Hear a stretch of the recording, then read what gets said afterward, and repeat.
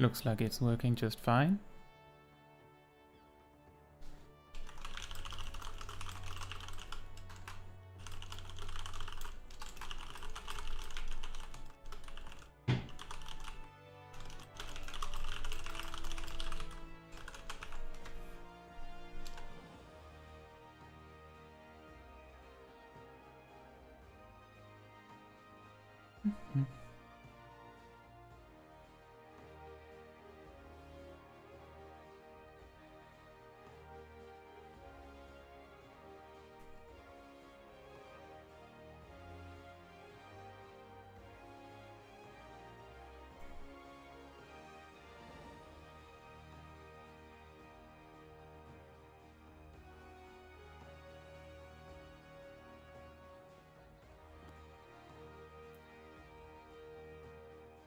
Oh, that's great.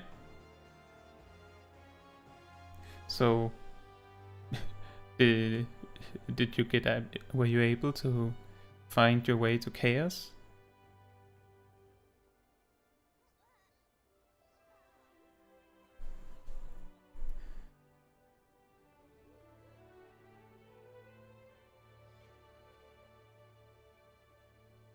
Or are you just hanging out in the stream?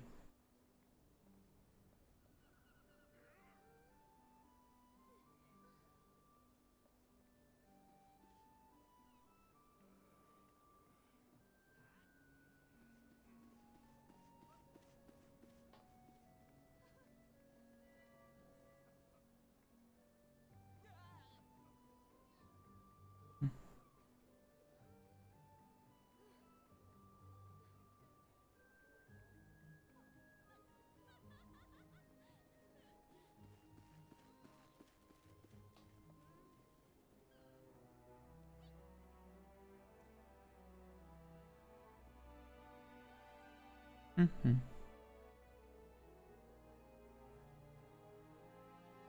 So I have not really anything specific planned. I'm kind of giving it a little bit of time for people to have an opportunity to actually come in first, and then I'll see what we can get up to, if anything.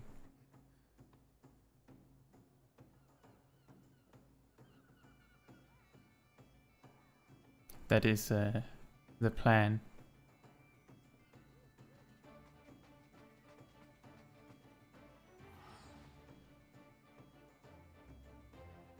Mm-hmm.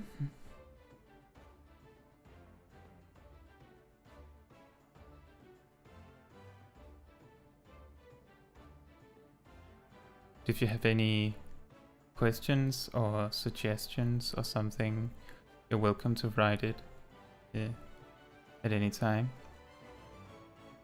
And then we'll see what we can do about that.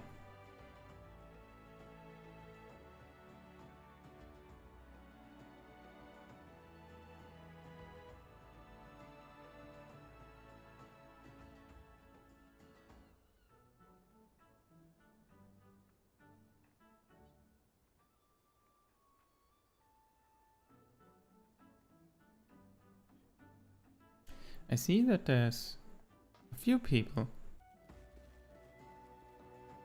Oh yeah, yeah, I was talking with a friend the other day, and we were pretty unanimously agreeing that we can probably expect the weekly limitation on the Savage Raid tier to be lifted, so that you can just go to town on doing every single boss that you want to do, if you prefer to do it like that. So that's I think that's like the best time in a raid tier to play if you really enjoy raiding. Based on the things that were said in the live letter, there was a lot of focus on the patch coming in a month rather than the one coming on Tuesday. So it's hard to say exactly how exciting it's gonna be.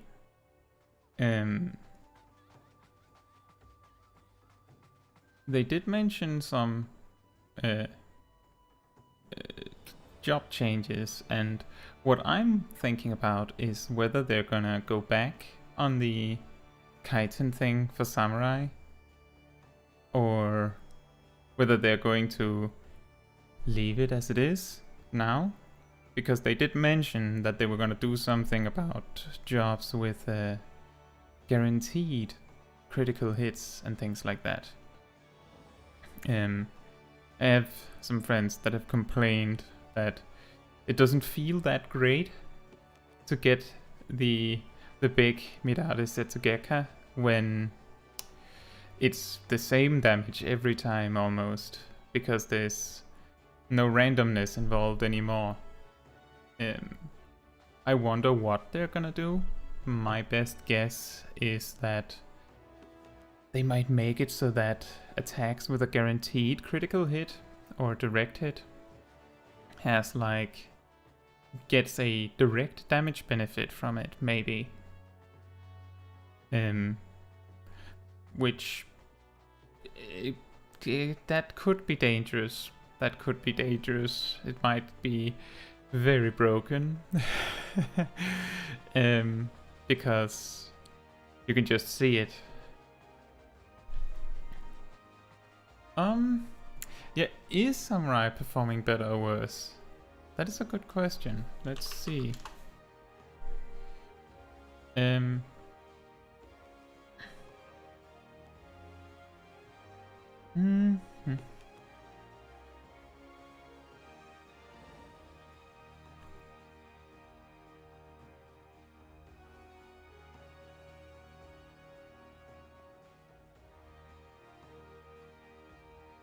Well,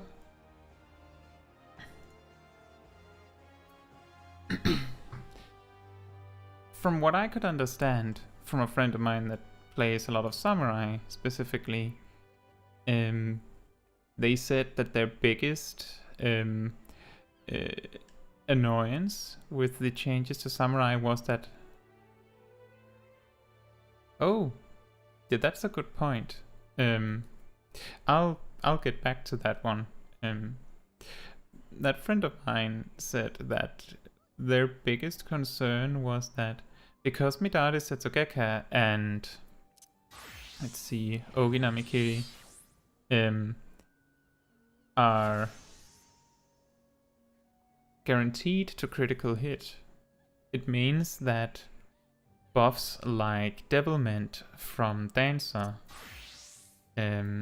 giving 20% more crit chance, is wasted on the Samurai. So raid teams are much less likely to actually focus these kinds of buffs on the Samurai, and that can have a big impact on the general damage potential of the Samurai, or how it feels, at least, based on that video I made on openers. If you lose many of those single target buffs that were pointed directly at the Samurai and they're suddenly pointed at someone else, then you might lose a very, very visible damage on your attacks that are not guaranteed to critical hit. So I think people that are looking specifically at the damage numbers might feel like it's not so great because they don't get the extremely big damage numbers. I think that friend of mine talked about 100,000 or something on Midare Setsugeka, but that might have been slightly exaggerated.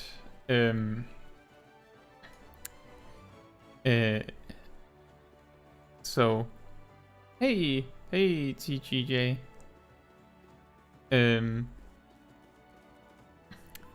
I'll just answer Green Yoshiek's point about their wife. I think by far the biggest benefit to Samurai in removing chitin is that it completely removed the really janky level 50 to 60 range where, like, you needed 20 Kenki every time you wanted to use a Yaijutsu. But at the same time, you hardly had the ability to generate that amount of Kenki. And then you reach like level 62, and suddenly it's no longer an issue. Like, not at all. You're never worried about having enough Kenki for your Kaiten anymore at level 62. Completely removing Kaiten removes this problem. But on the other hand, every single player that is used to playing Samurai with Kaiten, let's say I played Samurai with this button empty for a few days because I couldn't not click it.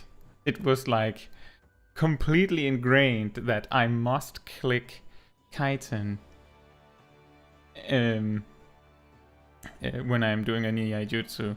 So just to prevent myself from doing a mistake, I just left the button empty. I've gotten over it. Still, that animation was good. I really liked the Kenki and the Kaiten animation. Yeah. I'm also a little bit sad about the fact that I spent so much time in my samurai guides on teaching how to use Kaiten, only for it to be completely removed. The guides are still mostly accurate. I wouldn't say that they're not correct. It's just that every time it says Kaiten, it's just, then you don't. Maybe you use Shinten instead. Sometimes. But overall, this change makes the samurai a much easier job to approach. There's just some other things that become difficult instead.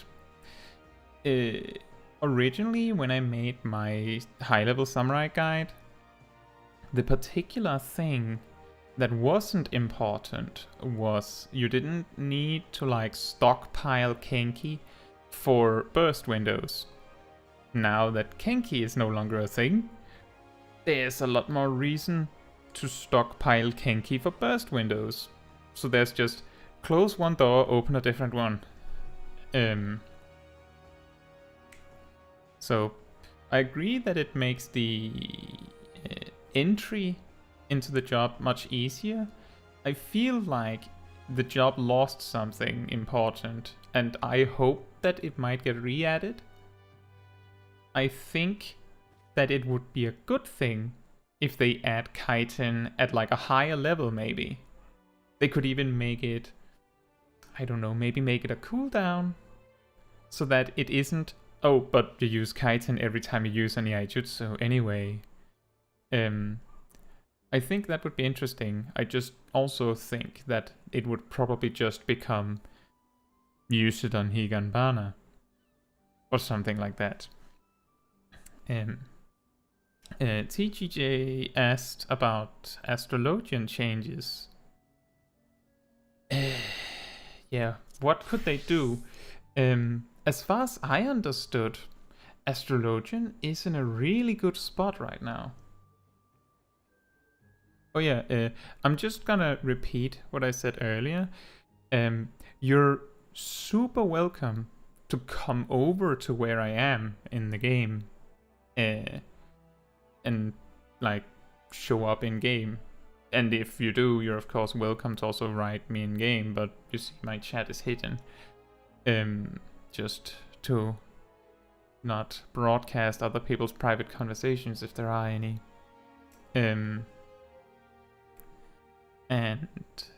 right, the Astrologian thing. Are you still here, TGJ? And does it make sense when I pronounce it like that? TGJ.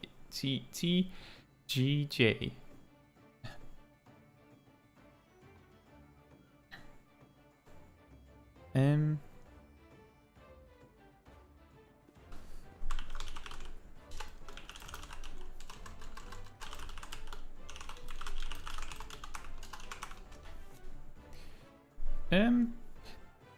In that case, I can just quickly answer Radu while I make sure that TGJ actually gets an opportunity to hear the answer to their question. My most played PvP class, hands down, has been Red Mage. Just pretty much only Red Mage. And that was despite it getting nerfed multiple times. I only played I played like Paladin for 2 or 3 matches ranked while I figured things out and quickly found out that I had no idea what I was doing. So I switched to Red Mage, and when it got nerfed the first time, I took a break from ranked to try other jobs, and that didn't work out so well. So eventually I tried Red Mage in casual and found out that I did better with Red Mage despite the nerfs, and went back to do more ranked. And I pretty much played Red Mage from unranked to Crystal. I have played some Bard and tried different jobs in Crystal and in like casual, but I keep going back to Red Mage. It just the way that I like to play PvP, it works really well. And that of course means if you have a different way of playing PvP or how you like to play, then that works differently for you. What class do you play in PvP, Ralu?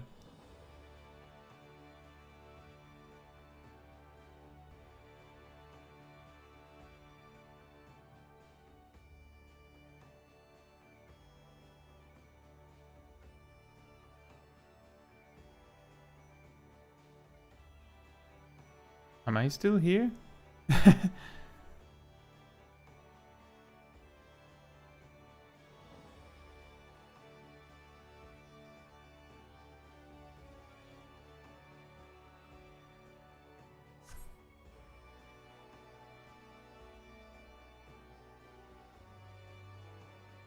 Oh, that's a long list. I see that you mainly like to play tanks.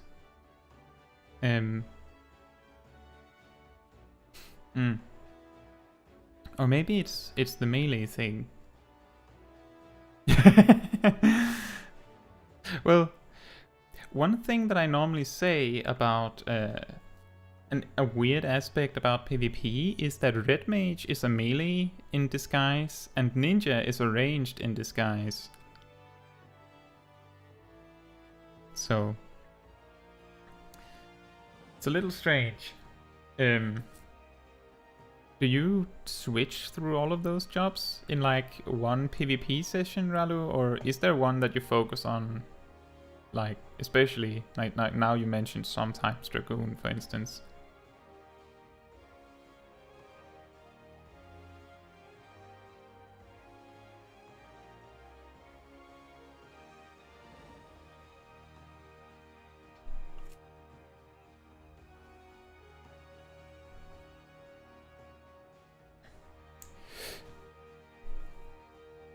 What's interesting is that when I was playing, like doing my work at getting into PvP, I was mainly playing tanks in PvE, and I didn't really play Red Mage that much at the time.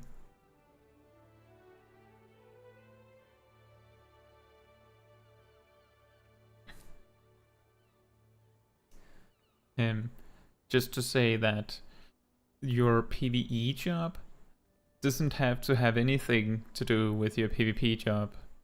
The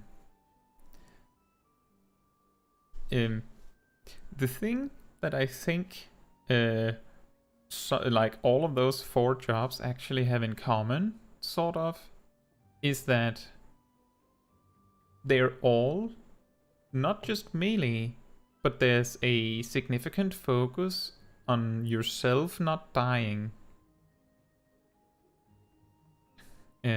With Ninja being able to just eject themselves from combat, and Dark Knight's limit break, and the simple fact that they don't do that much crowd control makes it very easy in PvP for people to forget that they're there, and people might ignore the Dark Knight because they're uncertain whether the limit break has been used or is over yet, depending on what rank you're at.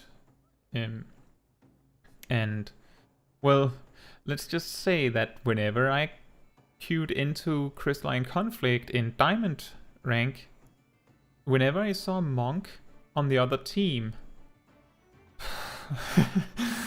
that was my worst enemy for the entire match. Oh. With good planning and timing, a Monk can almost instantly like delete a Mage, any ranged almost, immediately from the battlefield. Just delete them.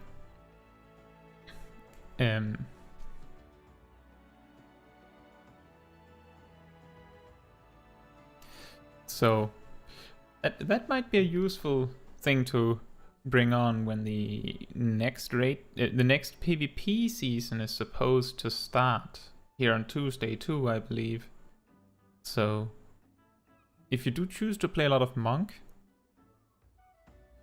see if you can snipe some of the squishier players in the back. But just be careful. Yeah. The Monk kit is... it's also kind of like little difficult to read.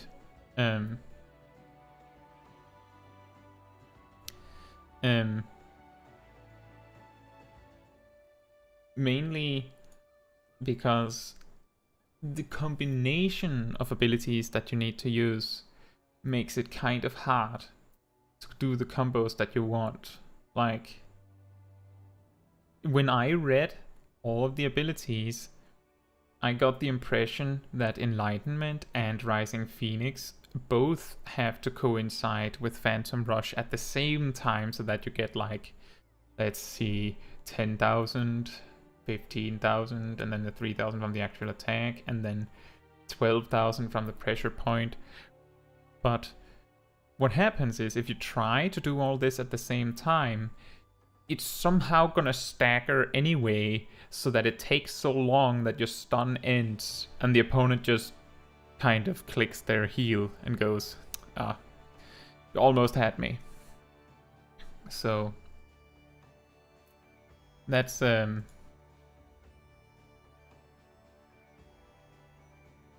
think an important point. I think most monks use Enlightenment and Meteor Drive together.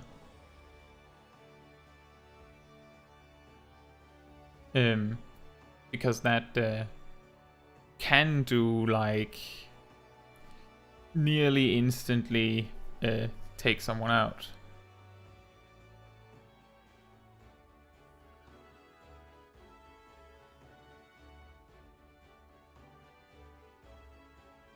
Now, I guess no one wanted to show up in person.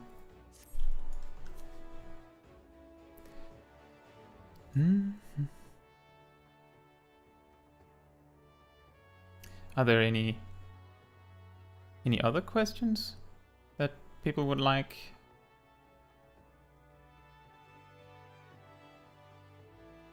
Then we can look at that.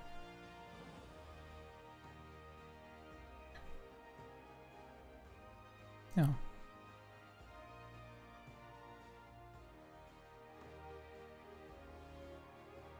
Well, instead of just standing here in some random place, I'll just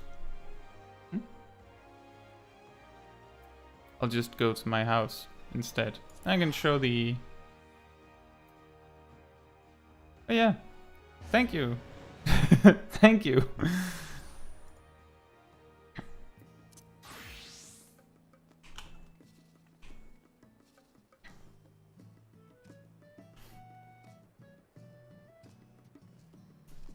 So, in lieu of something else to show or talk about, here's the recording studio in game.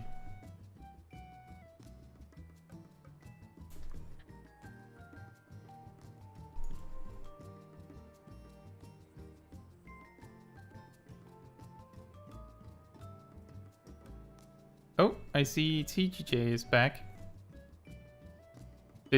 Did you have some issues earlier, TGJ? Oh, okay. Well, I didn't answer your question because I got the impression you weren't here. So how about I just show a little bit of the studio so you can see it, and then I'll answer the question. Also, Ralo, I don't know if I'm rich in the game.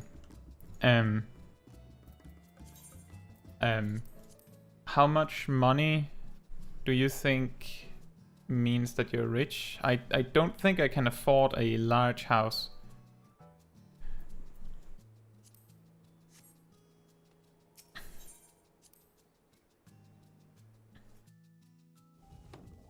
So this bit claustrophobic part of the house, one of my friends that is in my free company made for me, because I previously just had something in the cellar and just an empty main floor, so I got some things added. Not a lot of people pass by because I live at the end of a road in the goblet. So, you know, I think people usually get stuck on the Seventh Heaven inspired large house next to mine. So I don't get that much attention to my house. So this is where I take most of the pictures for my thumbnails.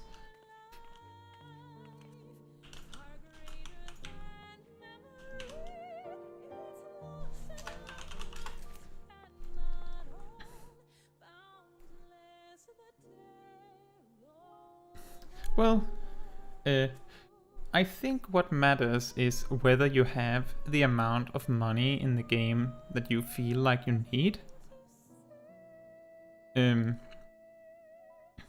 If you can get like enough money to like make it work for you, that's that's all it really takes. If you have like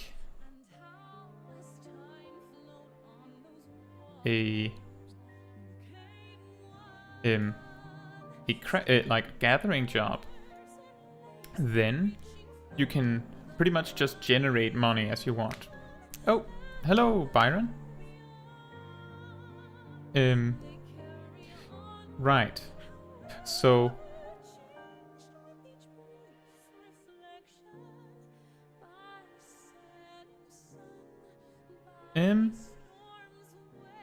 right. So I didn't choose to live in the goblet.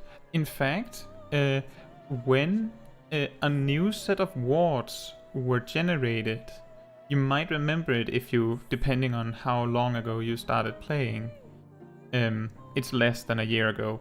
The free company that I was in had this brilliant idea. Everyone's going to try and get houses in Shirogane, the Mist, and I guess the Lavender Beds. No one wants to live in the goblet.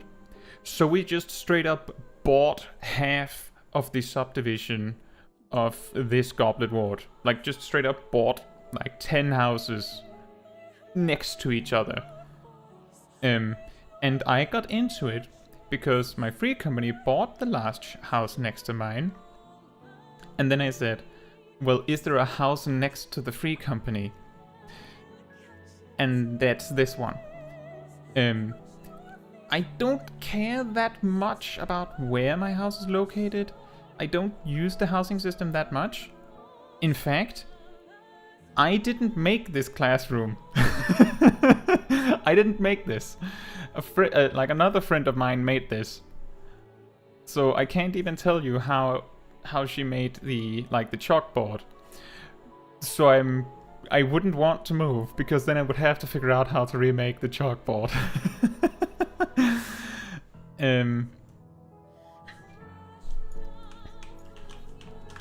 My house is on Louisoix, of course. I don't think you can own a house on a different server than your own.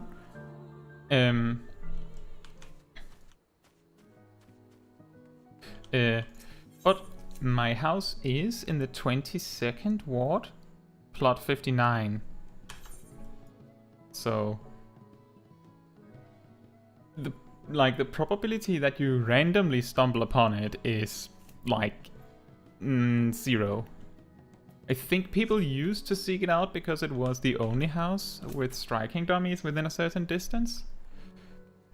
But many of the houses in the area actually have striking dummies now.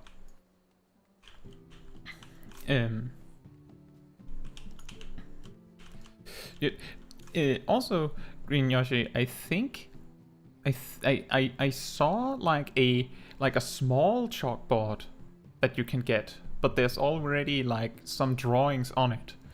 So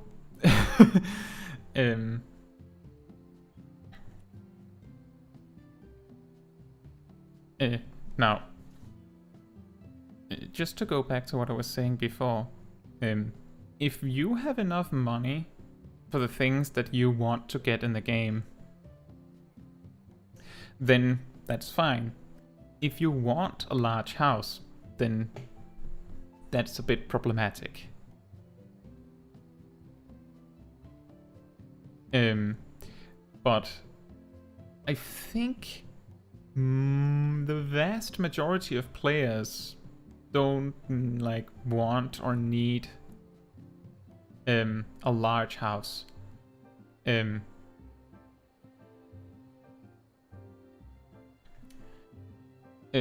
But that doesn't mean that you can't want one, of course. But that's where it becomes problematic.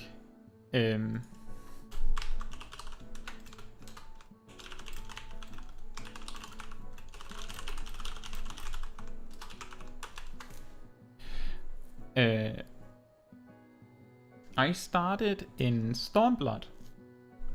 What actually got me to want to play the game was the Red Mage. So I played Summoner until level 50. I also played Scholar, but mainly Summoner. And then I reached level 50 and immediately switched to Red Mage. And played Red Mage all the way up to level 70. And then I was met with the fact that back in Stormblood, Q times for DPS were really obnoxious. Like, if you think that they can be bad sometimes today, even on like the good times of the day to queue for things, that like sometimes you would queue for daily roulette and it wouldn't happen, I felt like. So I ended up leveling Paladin, and played that mostly instead.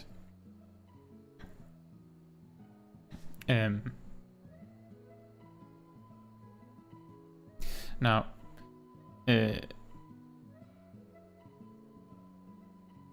it's, I think, like, I guess another question that follows from what expansion I started in Stormblood would be like, whether it's better or worse, things that could have been kept, things like that.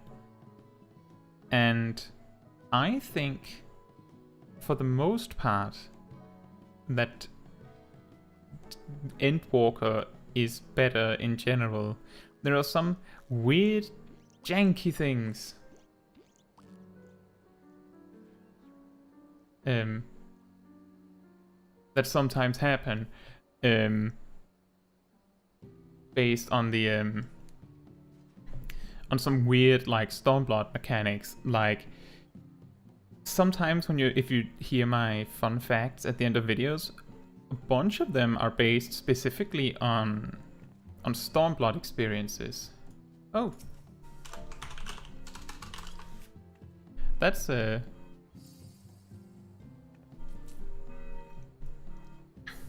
was TGJ, right?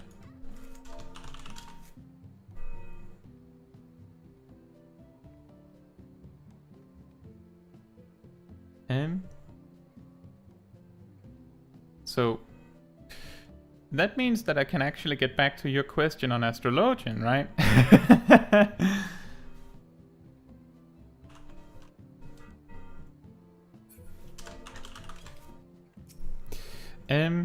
So like 20 minutes ago or something, you asked what I think is gonna happen with the Astrologian changes.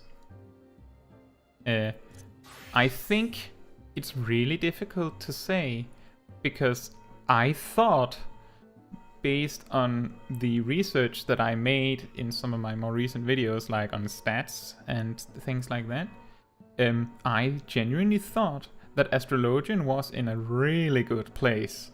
Like, that was my impression, that they were doing great, and maybe the other healers needed a little something.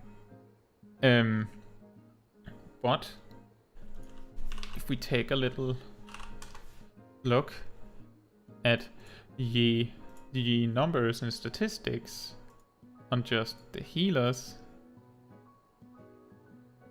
Astrologian is the least played of the healers in rating. It's the least played of the 4 healers in rating. So that means, based on how Yoshi P has previously stated that they make their adjustments on jobs in PvP, that because Astrologian is doing really poorly in play rate, it means that something needs to be done. Some of the interesting things that Astrologian has going for it right now is that it has so much mana to work with, or MP, that you can pretty much completely ignore the piety stat if you play appropriately. Completely ignore it. In fact, Astrologian has so much MP that apparently stacking spell speed is a thing on Astrologian. It's not a thing on Sage. It's not really a thing on Scholar. You can do it a little bit with White Mage now that their mana issues have come in order. But Astrologian, there are gear sets that are recommended where you will take a crafted ring over an augmented raid piece. You will drop 20 item levels so that you can have like fully melded, like pentamelded, just spell speed on your rings. And that's I mean, a common issue on certain roles is that you have, like, if you like playing Black Mage, great. But the optimal builds on Black Mage is heavy spell speed. Summoner can do heavy spell speed. I tried it for a while. But it means that your summons are gonna like drift away further and further and further from your Searing Light as the fight progresses, and eventually you're also gonna miss everyone else's 2-minute raid buffs and stuff. So you need to do it for a reason. On the other hand, Red Mage like hates spell speed so much that if you can, you want that recast to say 2.5 exactly. If you can get it, that would be great, but don't lose item levels over it.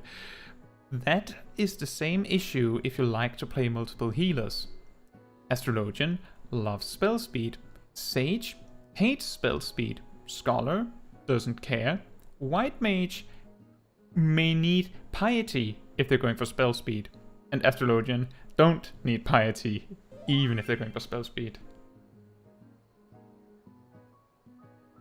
Is the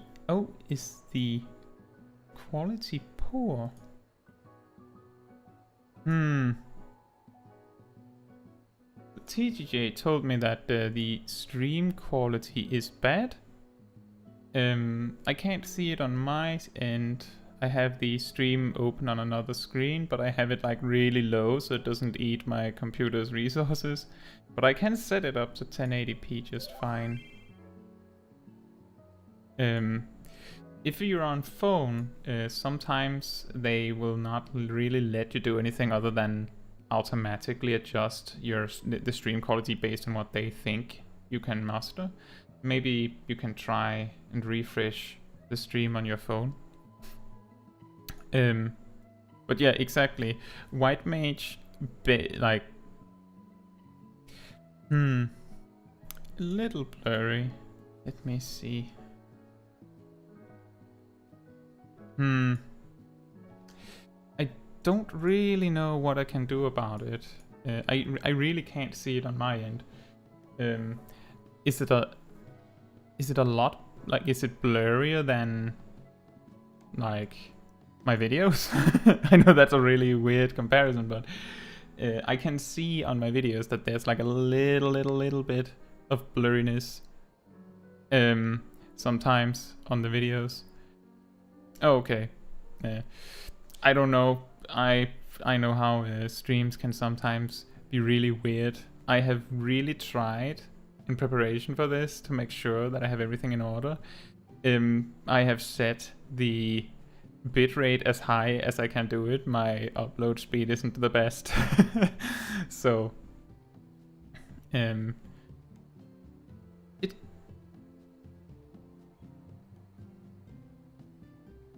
it could be a phone thing, but I don't know. What?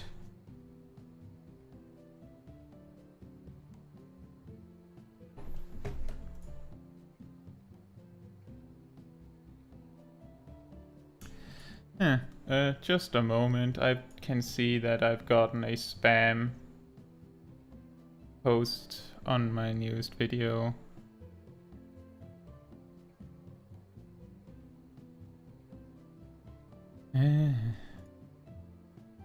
There we are. Okay. I hope that it is good, that it is somewhat readable.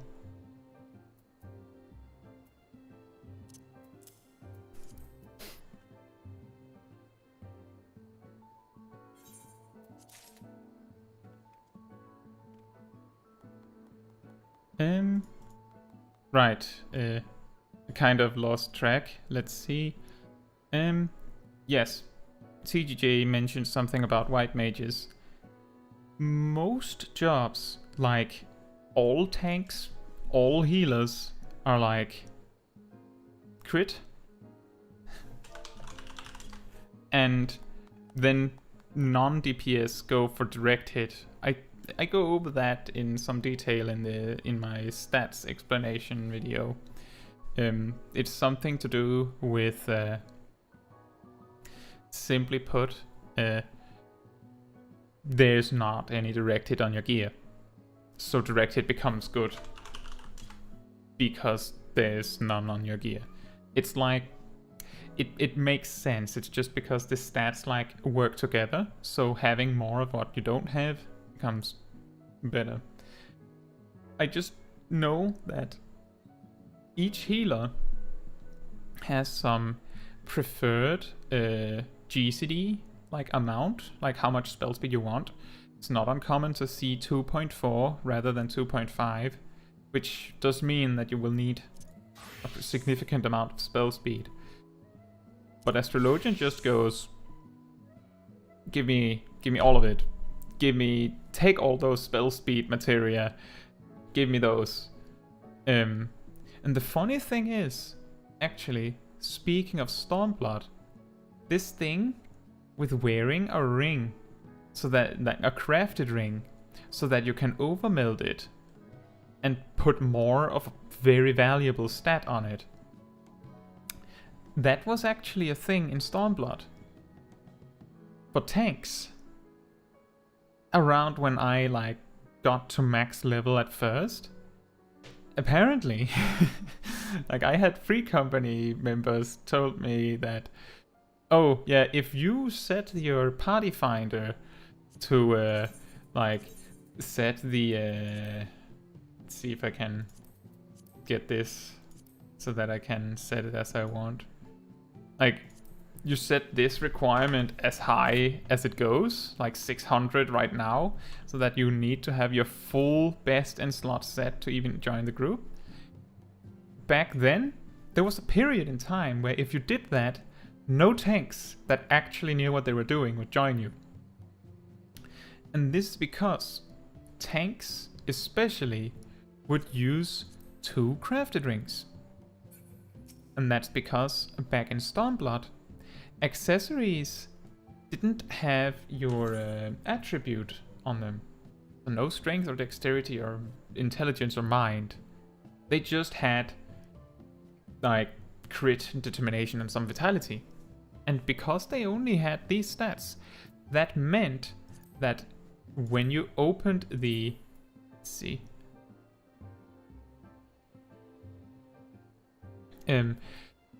Like when you... Let me... Do I not have any crafted... Oh, there we go.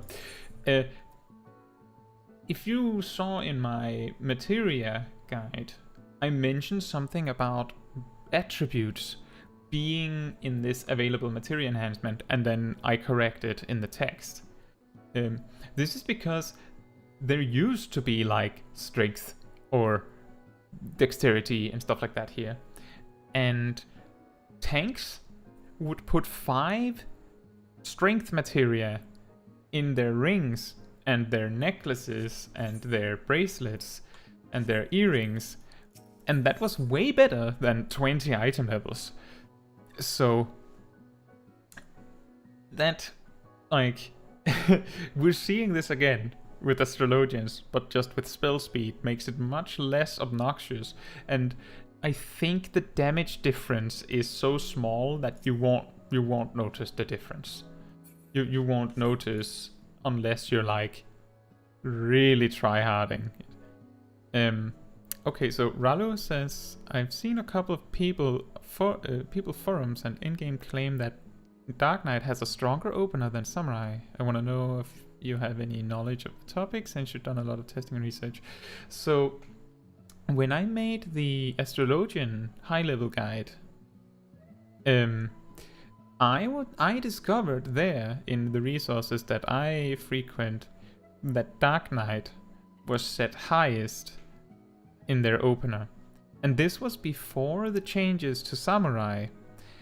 As far as I know, just for the record, I think Samurai's opener got weakened by the chitin removal changes.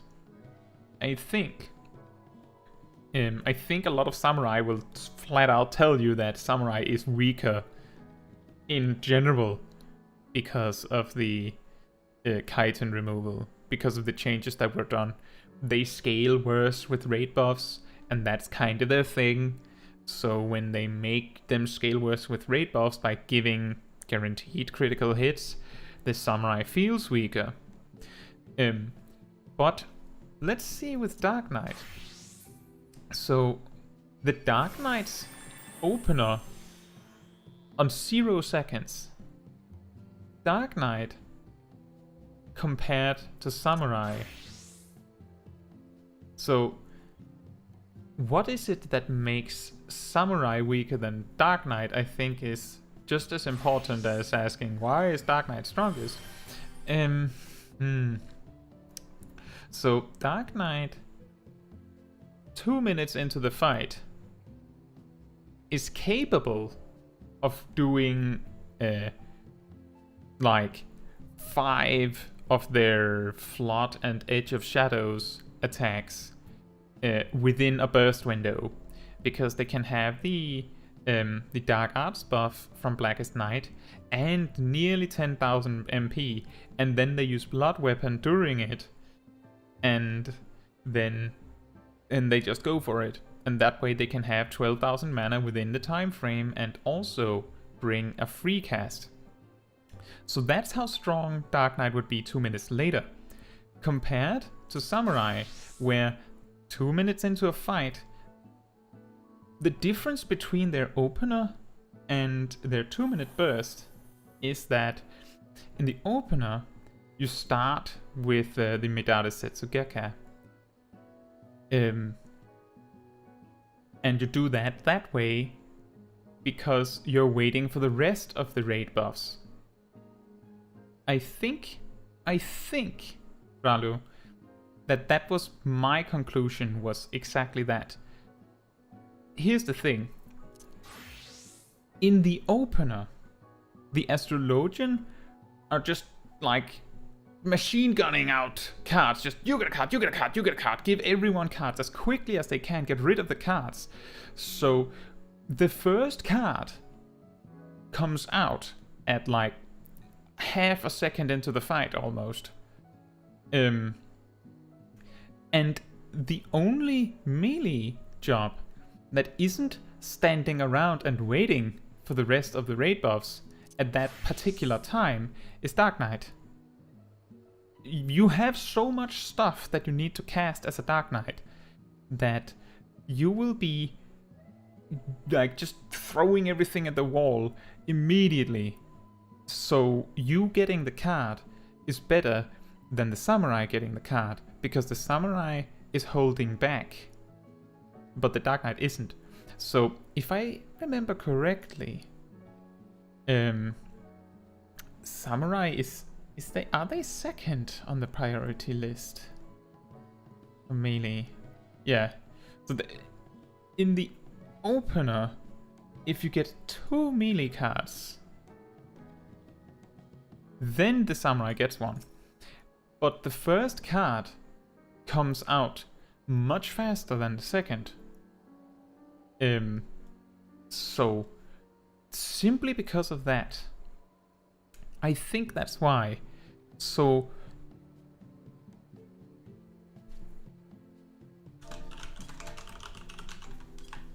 so TGJ is saying that they haven't done the Hildebrand quest.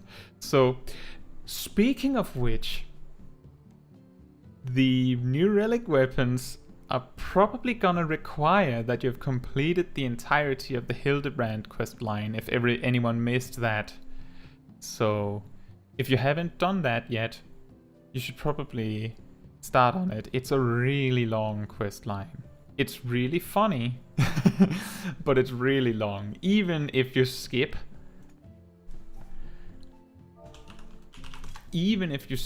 all of the like cutscenes and dialogue, just mash through it all. Even if you do that, the Hildebrand questline will be extremely long. Thank you, TGJ. So just to make sure that I concluded on that correctly, so Ralu asked on the Dark Knights having a stronger opener than Samurai. In my opinion, I think people are seeing that the recommendations for Astrologians are to buff the Dark Knight first in the opener, and are concluding because of that Dark Knight has a stronger opener. I think that there might be something more to it than that. I think it's, or not even, I think it's just your opener opener as a Dark Knight gets going faster, and the Samurai opener waits. So instead of the Astrologian having to wait like 5 seconds for the Samurai to do something, you just give the card to someone else. You just hand it off to someone else that are using it. I think that's my conclusion. What do you think about that, Ralu?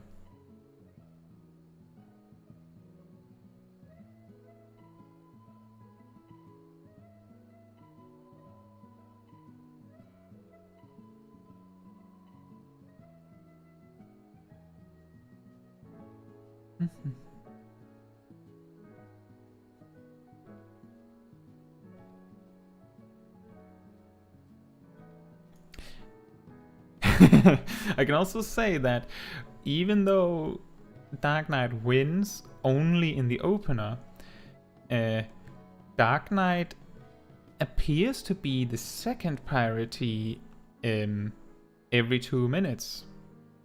And that again boils down to the fact that Dark Knight's rotation is like, there's not like, if you're trying to optimize as a Dark Knight, it means that you're not going to be doing that much every for a minute and a half, and then like it just goes crazy with you get 2 Shadowbringers, and you have the, well, Salted Earth is gonna drift a little bit, I guess. Sometimes it's gonna be available, and you have the Carven Spit and a bunch of Edge of Shadow and all your Blood Spillers and Blood Weapon and Delirium and Plunge. Like every 2 minutes you have like 20 things that you need to get done. The interesting thing to me is more the fact that Dark Knight is on the priority list. Because as TGJ said, Dark Knight and Gunbreaker, they have good damage, right? They both have good damage. Like, if I told you that Gunbreaker was like 3rd priority, it would be a little strange, because that means all the other melee DPS are not. But it wouldn't be like impossible. But Gunbreaker isn't really on the list, from what I can see. It's not even like considered. And that's, as far as I understand, not because Gunbreaker does bad damage. It's just that their burst is not nearly as concentrated as the other melee jobs.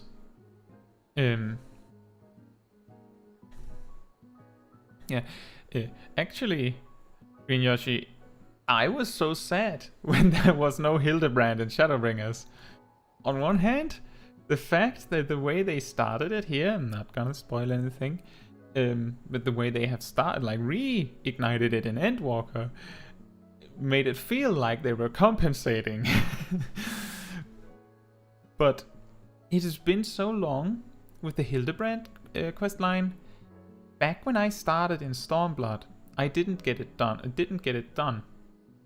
So this is the first time I experience a Hildebrand questline being added as I'm playing. That's how long ago it is since they've added anything to the Hildebrand story. But they did say that they wouldn't make Hildebrand quests just to make Hildebrand quests. So usually it's good because of that. But that also means, since we're going to be looking at Hildebrand for relic weapons, probably. I feel like, I don't know if he explicitly said that is how much it's gonna be Hildebrand, or if it's just, oh, you need to do it first.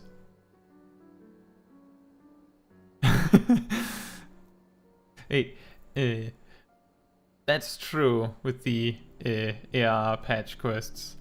You know, a lot of players completely burn out on the game during the A Realm Reborn patch quest line. I'm guessing you guys all got, like, I know TGJ got through it because I saw TGJ here, but I don't know if you guys are all in the end game or if you're still somewhere in the main quest.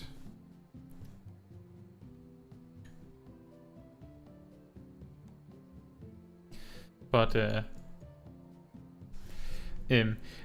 good news is that throughout, like, okay, you're also an endgame. That also makes sense with the things you mentioned earlier, Alu. That makes sense.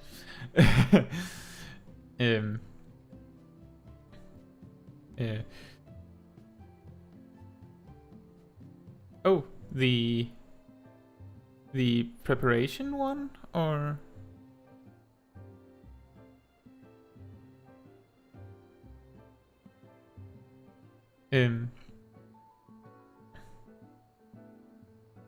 oh, okay. I'm glad to hear that the videos help with rating. Is it like? Yeah, of course. Yeah, that is probably the more important part, especially if you were already rating.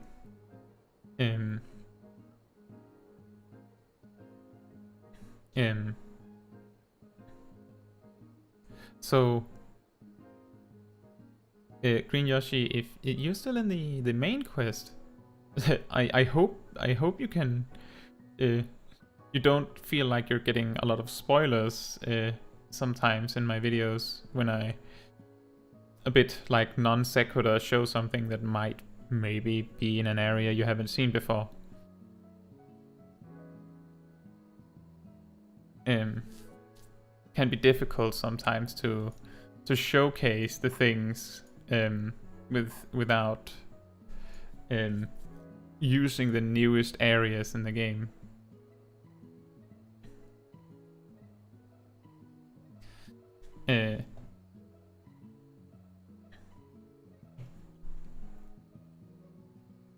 But I wonder what they would like. Now I just realized I never actually answered TGJ's question on Astrologian. Like,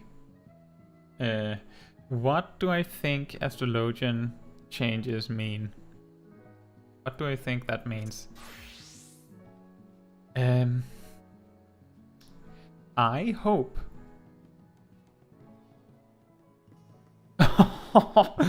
3 hours.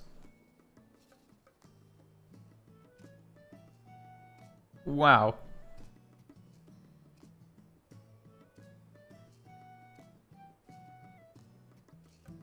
So I does that I take it that that you've gotten really good at the rotation then, Ralu.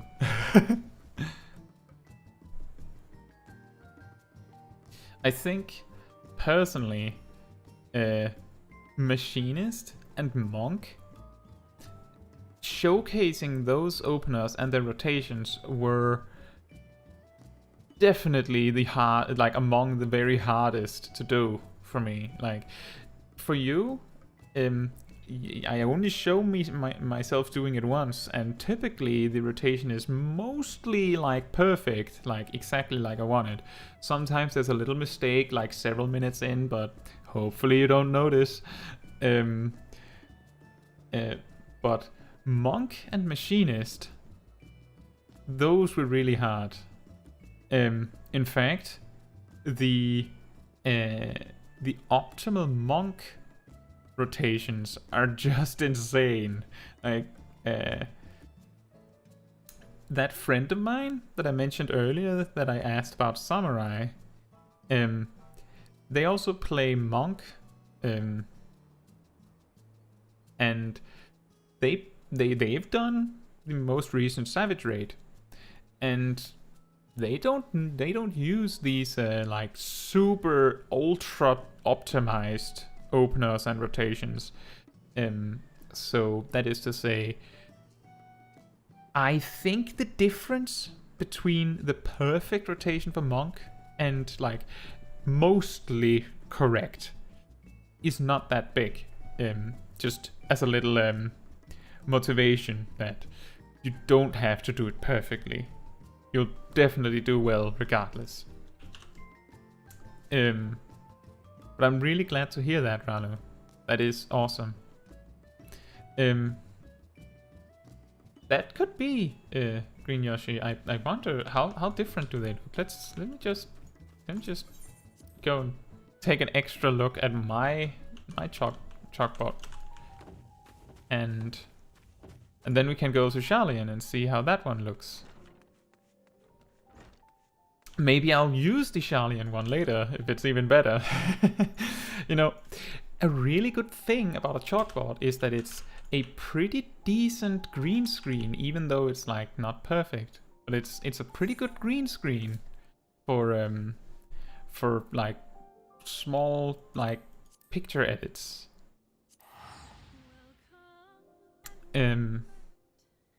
While I'm going there,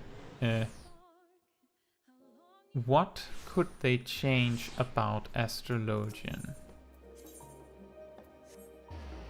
What could they change about Astrologian? Well, I think, in my opinion, that Synastry is almost like a waste of a button. That's really mean, but it's dire. So, but I don't think that would be the only change they would make. You know, this chalkboard could work really well. I'm too short. I'm too short.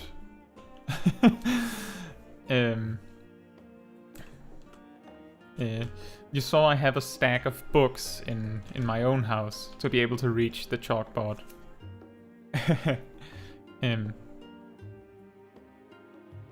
This could work. A little backup chalkboard.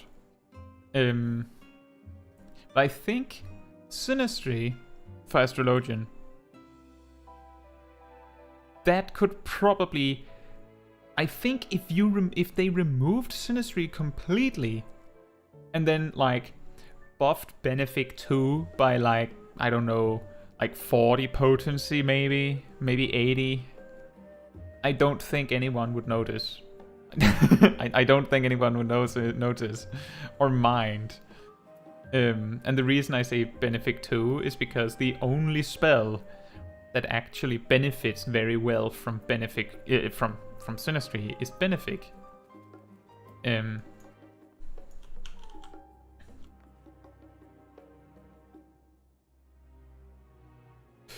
Yeah, that's an interesting point, TGJ.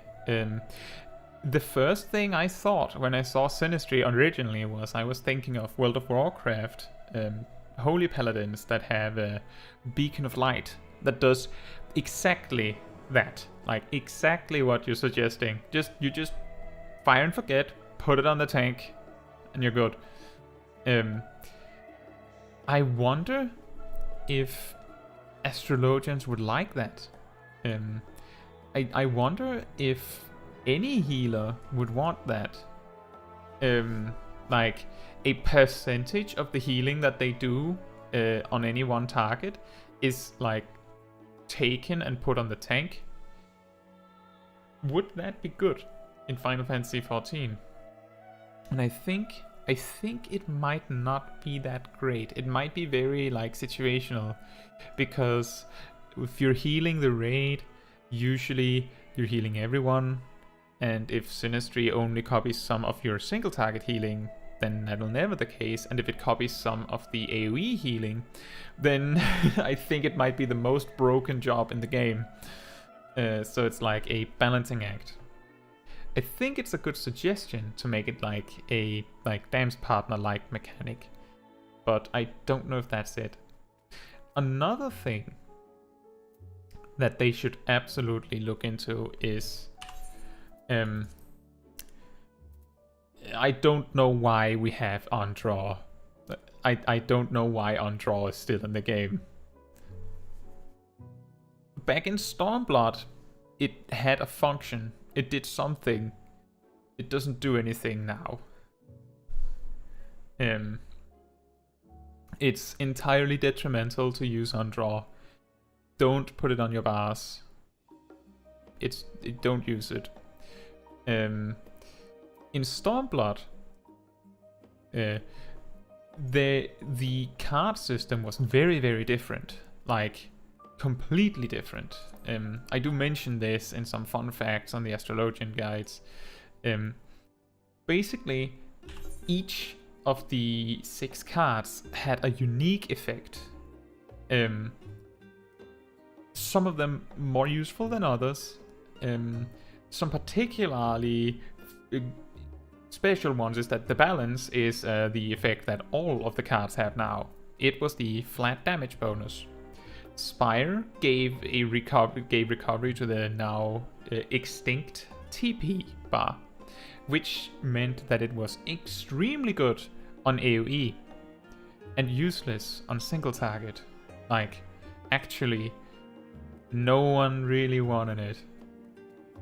And the bowl, you could, with the mechanics of the Astrologian in Stormblood, you could make a 30% damage reduction cooldown or a 20% damage reduction cooldown for 30 seconds as an Astrologian and give it to the tank. You could make a better rampart than the tank could. That was a thing. Why would you use that? It's not a DPS game, right?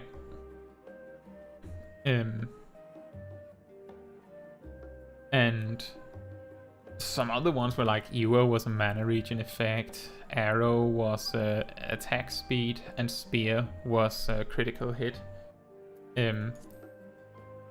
But the reason why Undraw made sense was because back then you had other abilities. You had other abilities that could like translate the card, like you sacrificed the card and made it into like, oh, your next card has double duration, or oh, your next card is more powerful, or your next card is AoE. But that meant that you could draw a card you did not want to waste that on. And then you could just drop it. And you had to drop it for the cooldown to resume, if I remember correctly. Hello, Sisix. Thank you so much. I really appreciate it. If you have any questions or anything you would like me to, my opinion on, you're welcome to like leave a comment. And that's what we've been doing here, just discussing things like job changes, how things work in the game, and things like that. But yeah, I think that the Astrologian Changes coming up, I would not be surprised if they removed Sinistry. I would not be surprised if they removed Undraw. And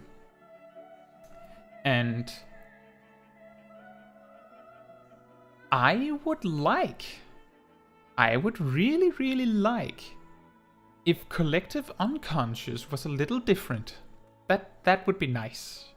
I don't know what they need to do, but the channel makes it a little problematic. And Collective Unconscious is supposed to be the Astrologian's answer to Caracol or Sacred Soil or Asylum. So that makes it a little tough. Like, if there's a job like a healer where I feel like I'm using my cooldowns in unorthodox ways, like using an AoE cooldown just for the tank, Astrologian would absolutely be the job I'm thinking of. It's weird. But what exactly they're gonna do, I'm interested to see it. I'm also interested to see what they're gonna do about Dragoon. I thought that one was working well, but maybe not. How do you feel about Ninja having like 2 trick attacks? Right, so I started work on my Ninja guide. Like, we're talking, I postponed writing the script for my ninja guide because I had a feeling something would happen. And then Trick Attack and Mug got this change. That Trick Attack just gives you yourself a damage bonus, and Mug gives everyone a damage bonus. So that instead of having a 1 minute raid cooldown, you have a 2 minute raid cooldown. Personally, I think the ninja player itself, for them, it feels not that different, I hope. Like, in my opinion, the only really big difference is that you care a little bit more about when in your burst Mug comes out, where before you wanted to make sure it came after Trick Attack, now maybe you want it before. Because Trick Attack is the bigger one of the hits. So it benefits more from getting the Mug bonus than Mug gets the Trick Attack bonus.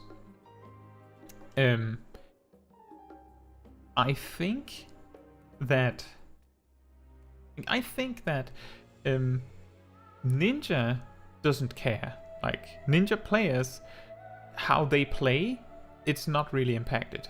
It's more how they feel, because they were the only, like, they were the big, amazing single minute raid cooldown. That was what they brought. And now they don't. On one hand, it makes it a lot easier to plan your burst, because most raid cooldowns come out every 2 minutes. Even Astrologians with their super burst can choose to, like, stockpile most of their burst in every 2 minutes rather than every minute. So with all of the changes in Endwalker, all those changes that they made, that changed nearly every single raid cooldown, if not actually, I think every single raid cooldown in the game, to be a 2 minute cooldown. Ninja was the weird one. The one that didn't have that. So I think that I don't mind. I don't have any issues with this Trick Attack change, but I don't main Ninja. So I shouldn't. If Yoshi P came to me and asked if, on my opinion, I would say don't ask me, man. Ask someone else. I don't think that I am the authority on how the job should be played. I like teaching how it can be played, but I'm not going to say that I know best for the job.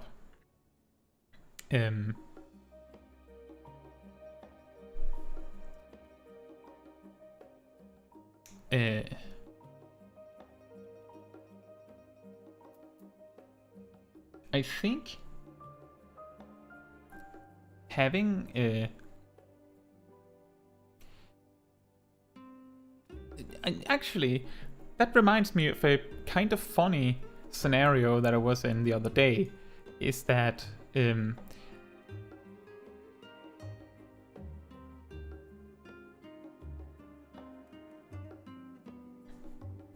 thank you so much, Ghost Howler. I really appreciate that. I've actually I've heard that one a few times. It's interesting. It's mostly I wonder why the with Black Mage, but I'm really glad that that my Black Mage guide is good, that people appreciate it. That really makes me happy.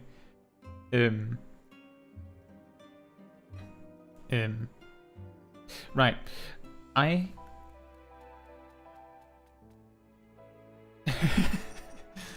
Well, perfect. I appreciate the support. That's awesome. I ran into the other day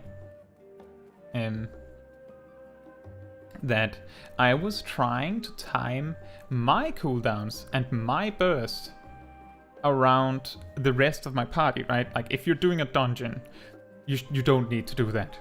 You don't need to like be so hyper focused on making sure your cooldowns go out at the same time as everyone else. You don't have to do that in an alliance raid either. You don't have to do that in a normal raid. You will probably benefit greatly, but it's also really difficult because a lot of people just, you know, do it a little randomly. I do touch on that in the opener guide or opener discussion, that sometimes it's better to just click your buttons because you don't know if everyone else is gonna do their thing on time. But I went out of my way to try and make sure I was playing Red Mage.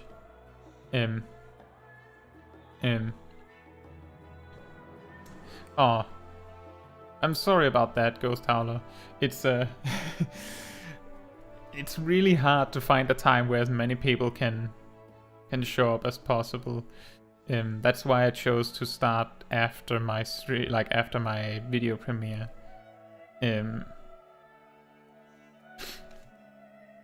I might leave the stream so that you can look at it later if you want to. I think I can do that if you think that would be interesting. I don't think that a lot of people would find listening to me just talking about nothing in particular for 1.5 hours or more very interesting. But so I'm Red Mage in this expert roulette, so level 90 dungeon, and I'm with a ninja, and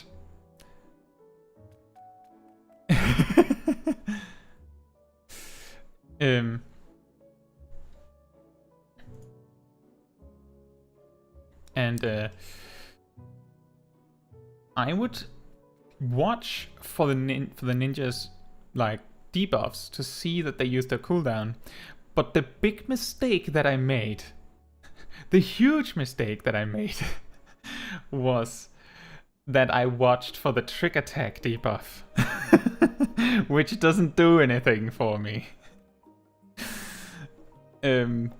So somehow, even though I knew that trick attack didn't do anything for me, the difference between, and this goes back to Rallo's question about ninja having 2 trick attacks, is that I feel like trick attacks icon stands out a lot more than Mug.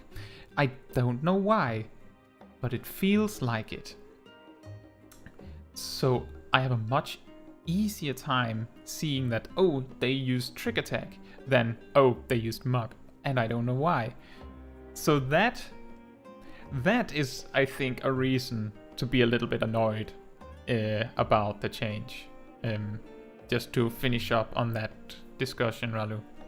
Yeah, I'm usually pretty good at talking and reading at the same time, but I want to make sure that I say the thing right. What do you mean by that, Sesix? Have you just noticed recently, or was it or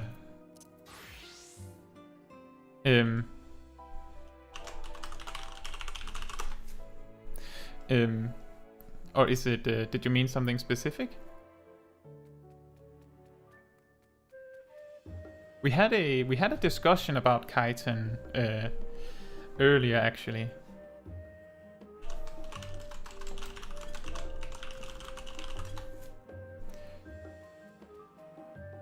Oh, well, from what I could hear, they had like job changes.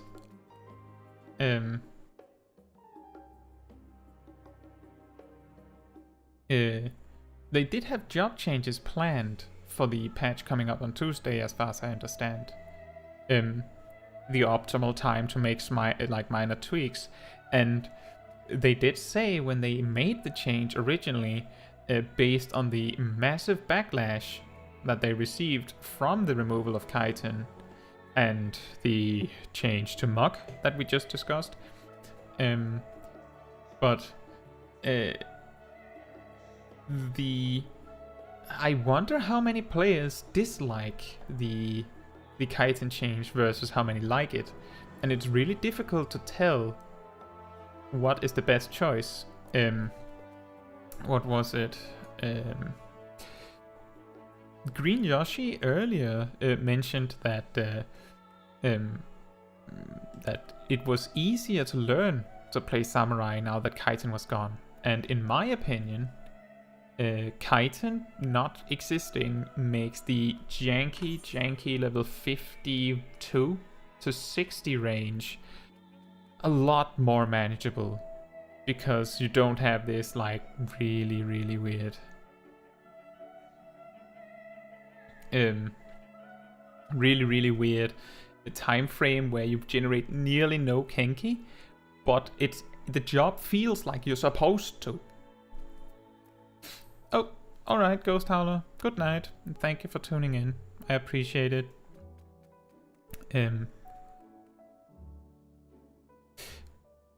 You're welcome, TGJ. Yeah, so if anyone's wondering about what they mean about this toolbars thing, on my Twitter,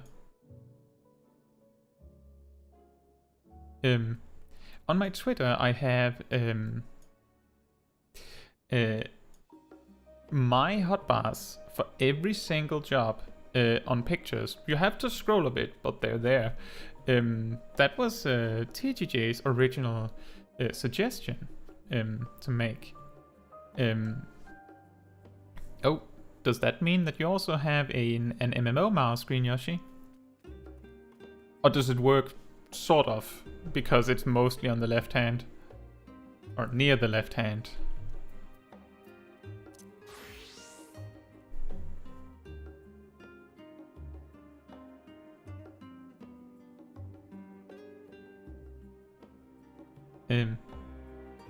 Oh, okay, great.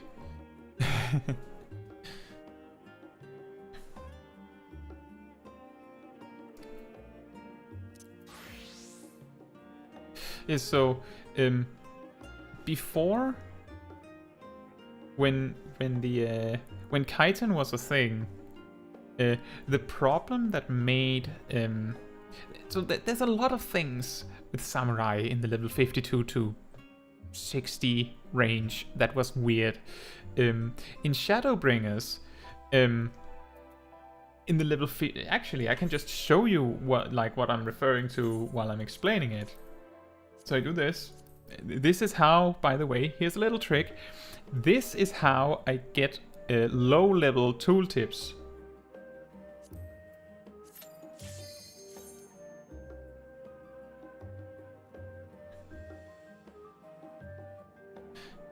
So now I'm level 52.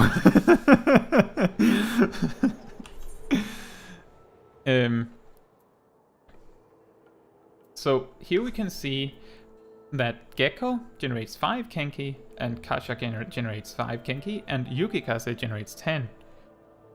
In Shadowbringers, it worked a little different. Yukikase generated 10 Kenki, as it does now. Totally the same. Gecko did more damage, like by default. But the rear combo effect was the Kenki gauge thing. So if you missed the rear attack, you got 0 Kenki. None. And Kasha was the same.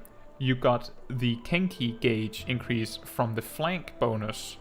So when you're out soloing, you get nearly no Kenki, because you can't do your positionals.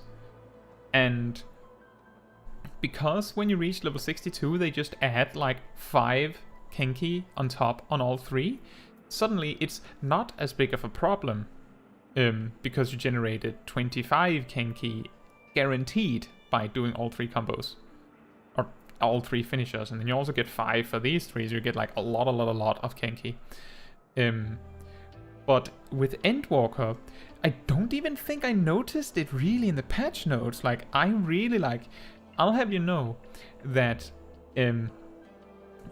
like over a week before Endwalker release, I was like when we got the previews and stuff, I was looking at the tooltips and spying out what I could, so like I could make those, like you saw those Endwalker patch notes on my old guides. I wrote those before Endwalker to make sure that they could come up quickly. But I don't think this thing with the Kenki generation being moved to the actual, like, just baseline was mentioned anywhere. Like, anywhere. So that was fixed. And so I didn't feel like Kenki was a massive issue anymore. And then they removed Kaiten. It's easier, like even easier now.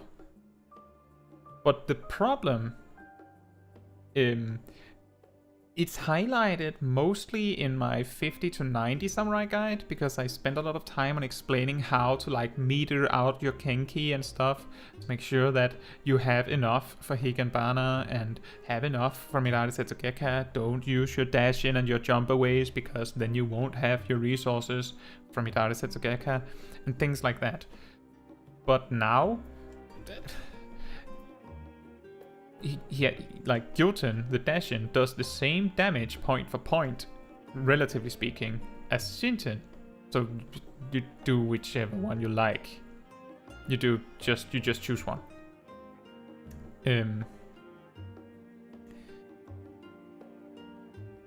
You know, TGJ, I think I have had 2 Razor Nagas. I just felt like they would break. But, I mean, this is my second Corsair mouse, so... And this one's mouse wheel has, is not doing so well, but I think that was a production error. And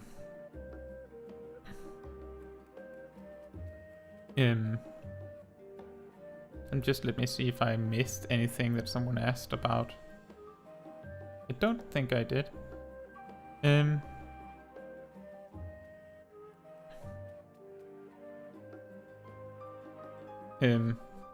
But I think I would hope, honestly, and I mentioned this earlier. I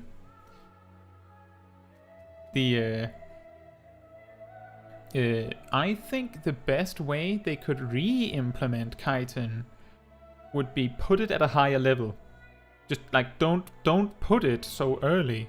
Because it feels like when you start Samurai, like almost you got cheated, because you get a job that works one way and then they introduce Kaiten afterwards. They should have started with it, or introduce it late. So it becomes a more interesting development to the job.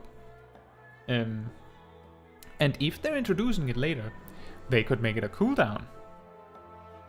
But then the problem becomes, are you just gonna use it on Higanbana every time then? Or are you just gonna use it on Ogi Namikiri every time then? Or are you just gonna use it on Midari Setsugeka every time then? Like, there's gonna be a best choice. So what do you do with a cooldown like that? And it doesn't help when you already have that Tsubame Gaishi. So it really gets like double, triple stacking of buffs and cooldowns in a single button press. It becomes a little silly. So I'm not sure what the best way to go about it would be. TGJ, I use the Corsair Scimitar. There used to be like a different variant, but they just like I think there was a pro and an elite variant, and one of them exists and easy to purchase now, and the other one is not available. And the difference is very, very small. I just had some issues with the mouse wheel, but they weren't big enough that I decided to return it. The benefit that I see in the Corsair Scimitar is that it is a larger mouse than the Razor Naga. So if you like a little bigger mouse, then that's an option. And you can customize it in mostly the same way. I'm guessing that you had no issues if you're using my toolbars. I'm guessing that you possibly also copied my mouse settings that I like put like on screen, or at least have highlighted more than once.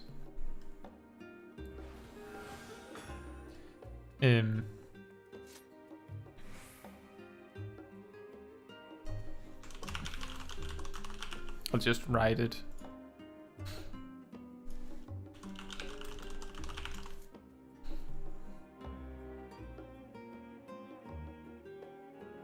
I believe it's called Corsair Scimitar Elite, but really any Corsair Scimitar, it's the only MMO mouse that they offer.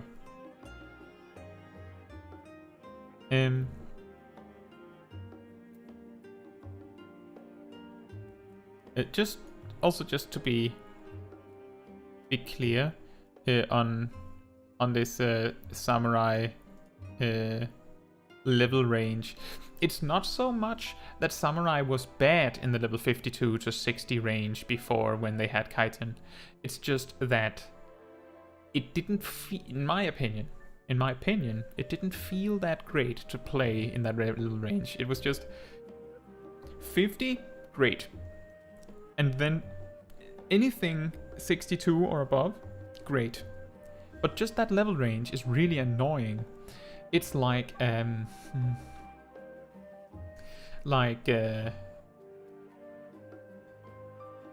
in the day when Dragoon had to cast their Blood of the Dragon. Like you use it and you get it for 20 seconds on a 30-second cooldown. And then you used your combos to like refresh it. At some point in Shadowbringers, I believe it was 78, actually. No, maybe it was 74. Doesn't matter. Some level range in Shadowbringers territory.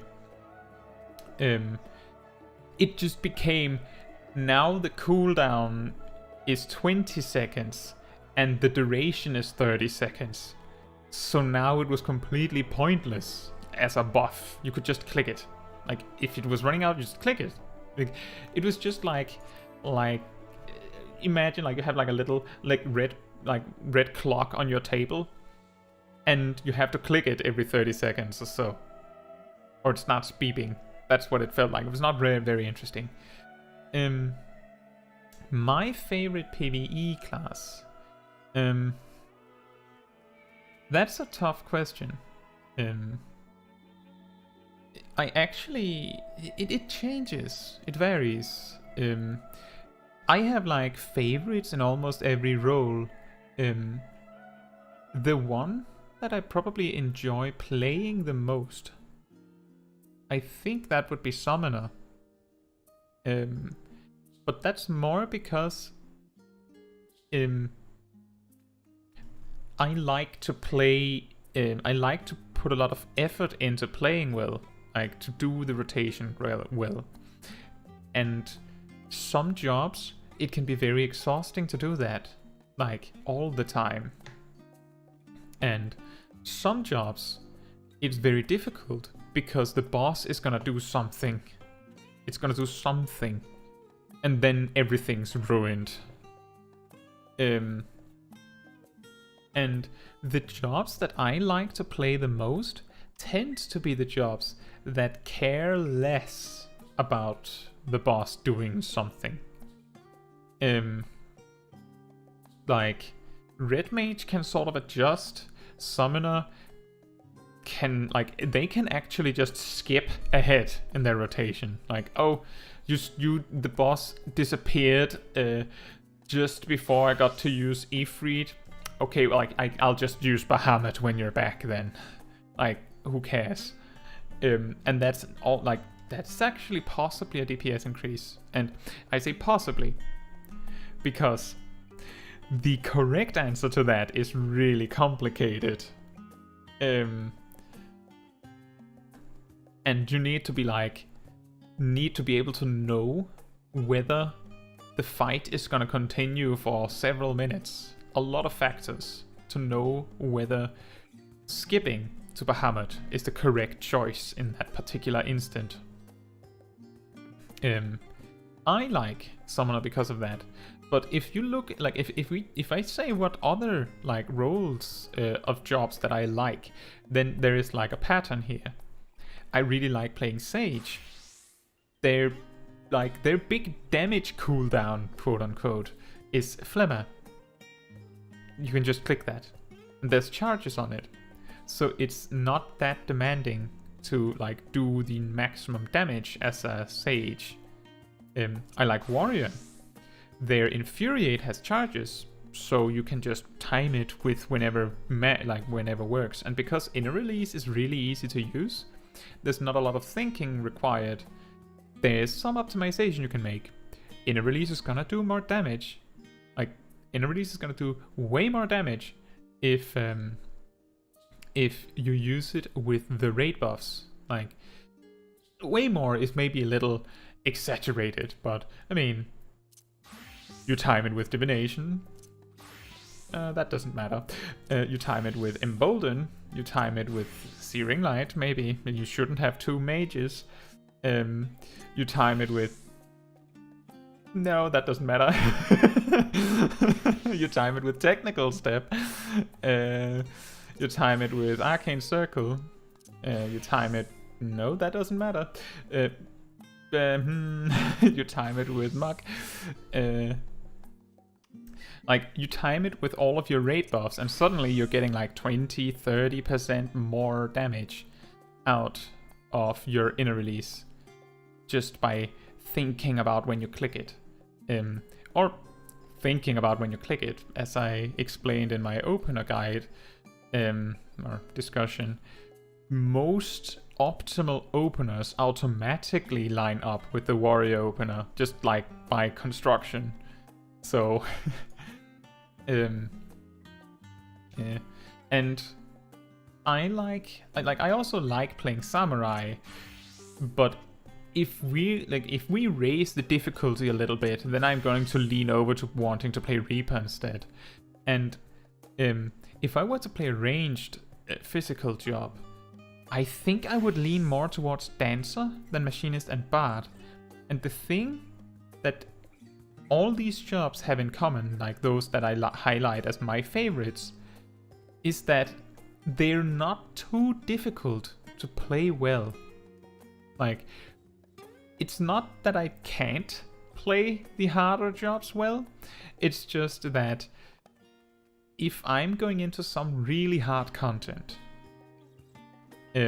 like a Savage Fight, Pandemonium, then I would probably prefer to have a job where I don't have to think very much about my rotation to play it well, so that I can focus on learning the boss. And then when I have learned the boss, maybe I'll go back and go, okay, well, now that I know how the boss works, maybe I would rather play Red Mage than Summoner, or maybe Black Mage. But that's really tough. There's nothing wrong with any of the jobs. The more mobile jobs like Summoner tend to score lower on the on their highest potential damage. But the utility in being able to be more flexible because of your mobility, also like Sage, as you say, Green Yoshi, that costs something. And the price is damage. That's why melee jobs tend to do more damage. I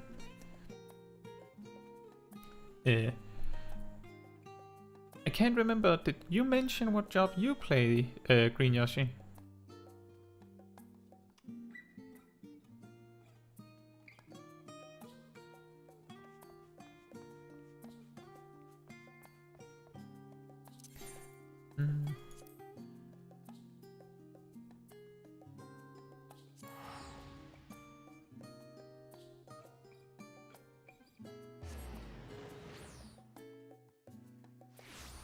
You play Bard.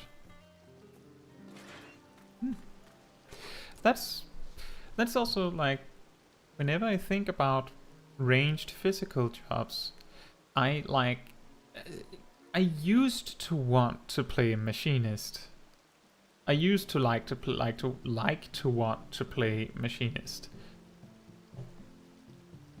And then I learned how to play Machinist optimally. And then I didn't want to play Machinist anymore. Not that it's scary or like bad. But Machinist is just like, if you click one of your cooldowns late, then it's gonna come back to bite you for like 2 minutes or more. Because it's automatically gonna stagger every single other button that you plan to click.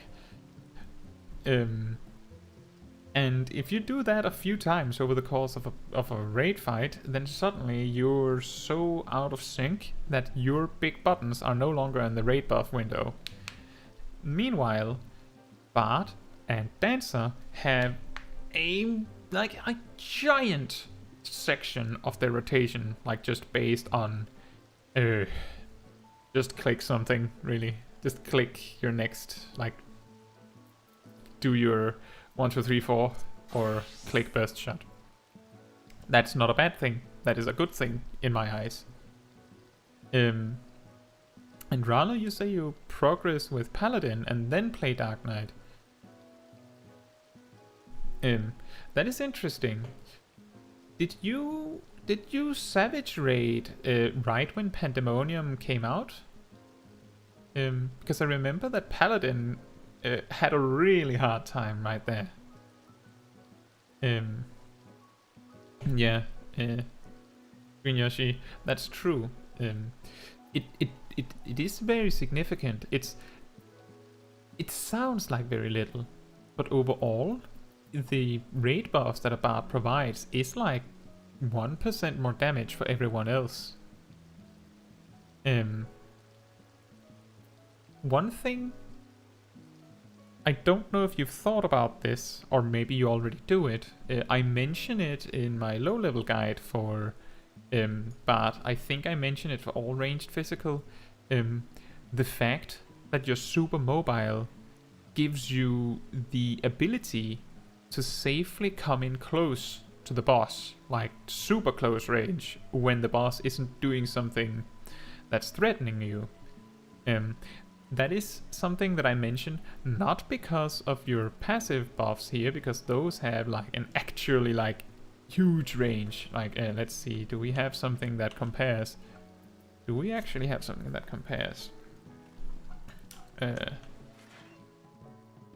don't even know if I can showcase it properly. 30 yawns.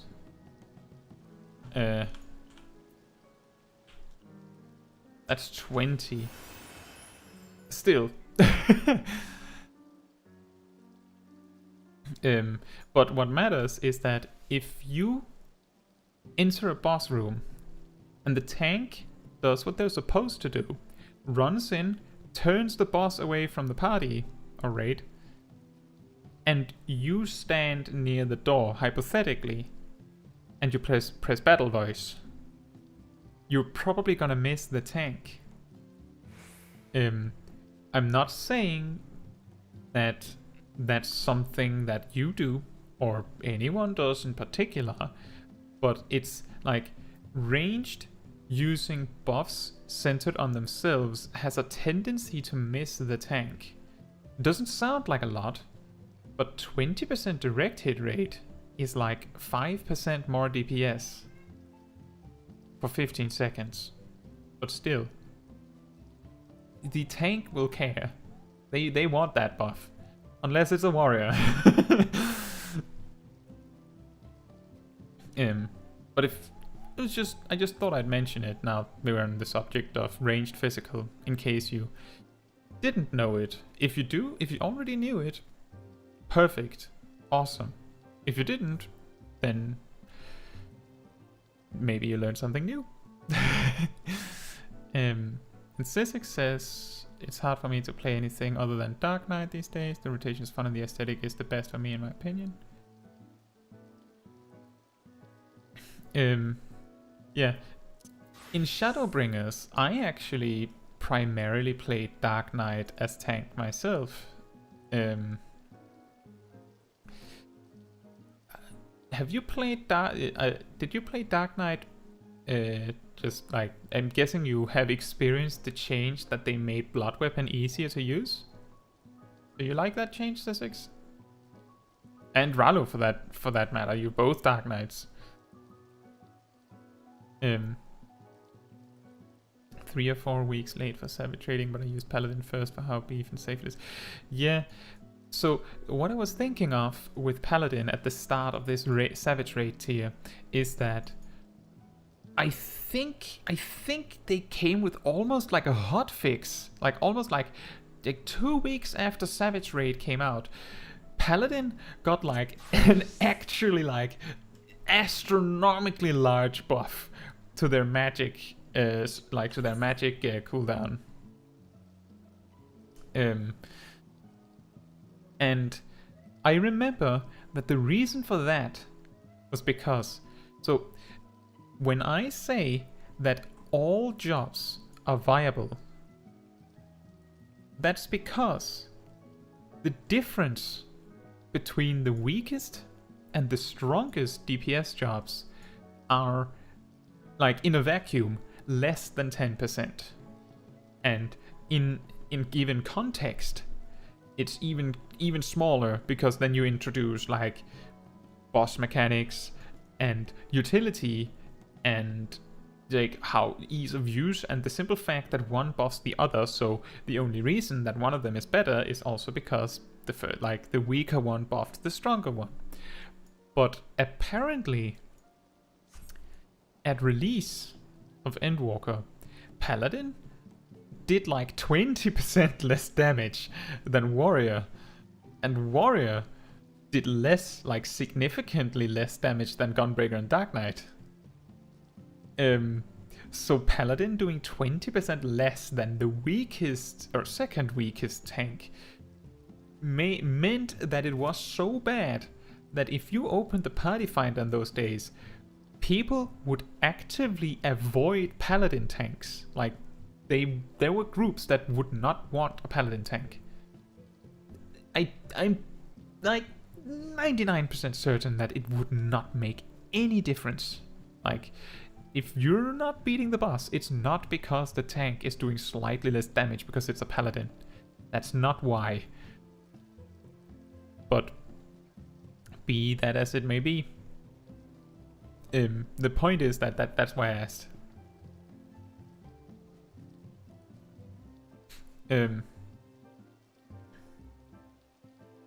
And look, Gunbreaker's more fun to proc with, Warrior's fun. Yeah, so if you like playing Dark Knight, like if you really like playing Dark Knight, the funny thing is that a lot of people have complained since Shadowbringers or so, and it's like a little bit with Endwalker, that they feel like Dark Knight was like Warrior but worse. Which was really funny when Dark Knight is the one that does the more damage, right? But the reason why people thought that was because Warrior had in a release to use 3 critical directed Fell Cleaves. Dark Knight had Delirium to use just 3 Blood Spillers with nothing added to it, right? So Warrior had better Delirium and Plunge. Oh, but Warrior gets 3 charges. So Warrior had better Plunge. And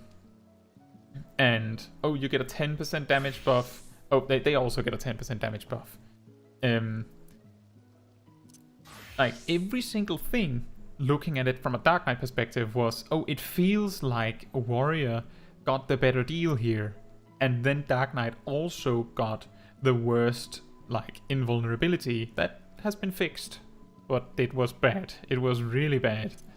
And then Warrior also got the best defensive cooldown, which used to be the Dark Knight thing.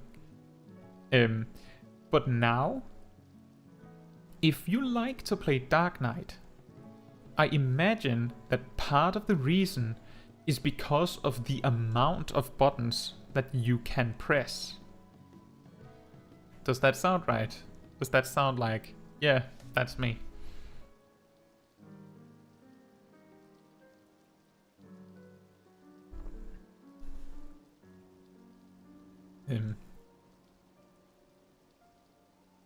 So, the thing that Warrior's missing,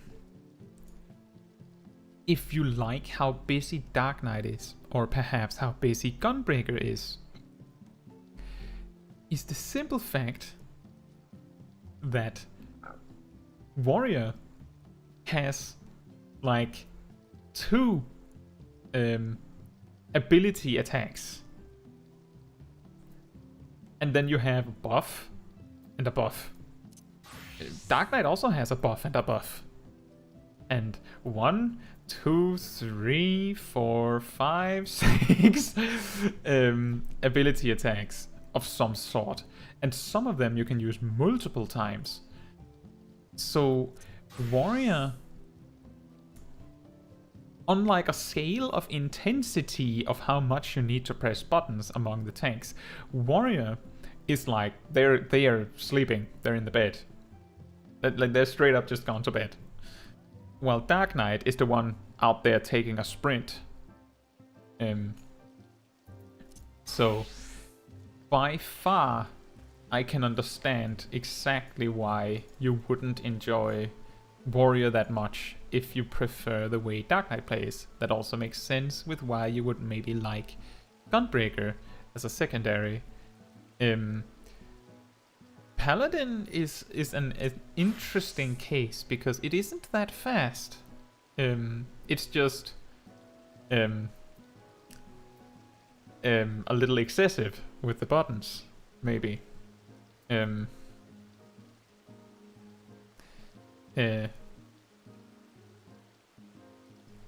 yeah, let's see. I usually, yeah. Oh, that's great, Green Yoshi. I did see that you mentioned that. You responded quite quickly with that. I was just on a different subject, but that was what I was hoping you would say. That is the perfect thing to do. It's a little difficult to just showcase really quickly, but that's like when I tank in dungeons and raids. If I'm like about to use something like Shake It Off or Dark Missionary, Heart of Light, I'll like run up under the boss and click it. Maybe it's easier if I go to my own house instead of my free company house because this doesn't have any striking dummies. So that instead of just like if you're fighting from this range, like the center of the boss is all the way over there, there's nothing that prevents you from like just walking up like this and casting it. And that is done for the exact same reason that if you center yourself under the boss, there's a higher chance that people will get hit. And I will prefer to stand under the boss to make sure that the ranged can reach me without going out of their way to do so. And I'm glad to hear that that the blood weapon changes were appreciated. You know, that one also hit me just like how it annoyed me that I make a guide on high-level samurai and put a lot of emphasis on Kaiten, and then they remove Kaiten. So I make a Dark Knight guide and put a lot of emphasis on teaching people how to get those 5 uses of blood weapon on AoE where it's tougher because you use spells in between and stuff. And then they remove that. So any other things you would like me to address so that Yoshi P can remove them, just let me know. I love jobs that keep me busy.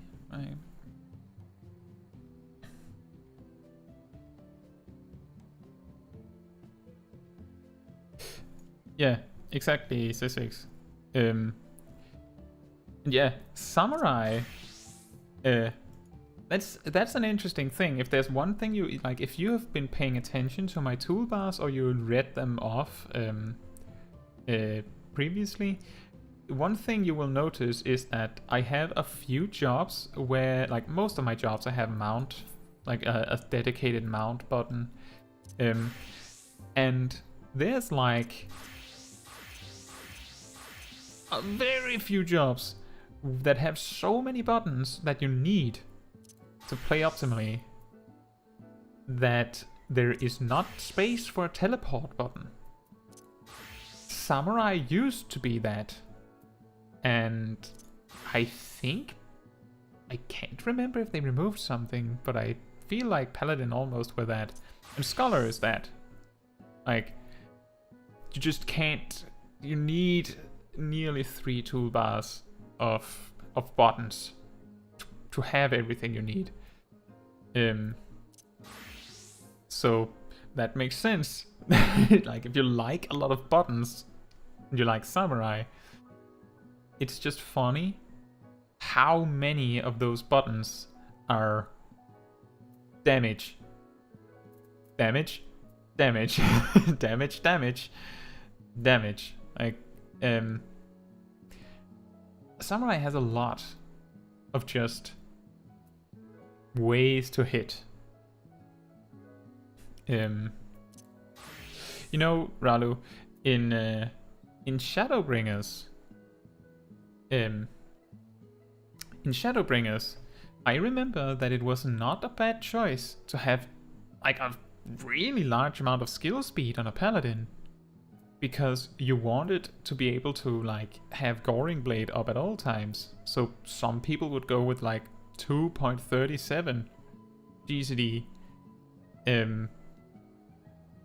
but due to how heavily the damage from your magic burst is emphasized and how many magic buttons you have now,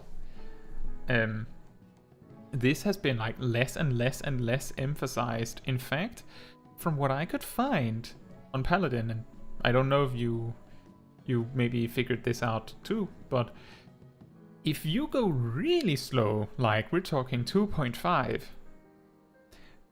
you can skip an atonement in your sleeping, like your resting phase, when you're waiting for fight or flight. You just skip one of your atonements. So you do 1, 2, 3, 5, 5 in this case, and then 1, 2, and then Goring Blade in fight or flight.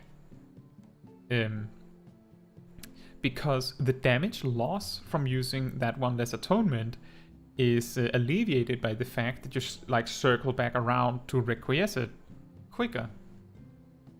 And because you don't have the skill speed, your Confiteor and blades will do way more damage. And so will your Goring Blade and your Royal Authority and the atonements that you do perform.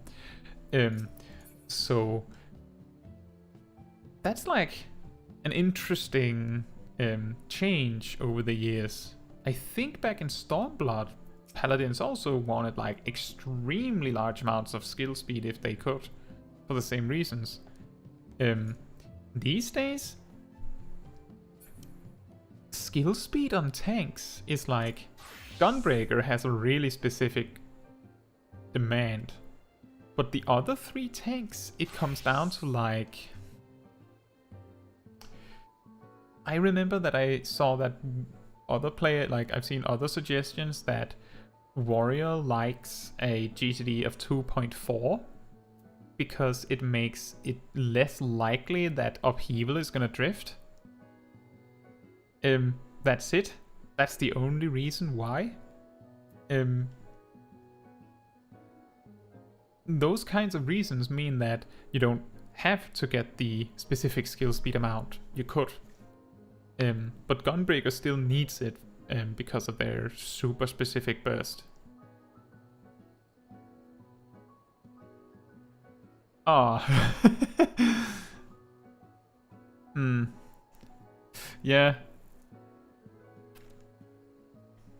So wait, you used to just stack skill speed, Ralu?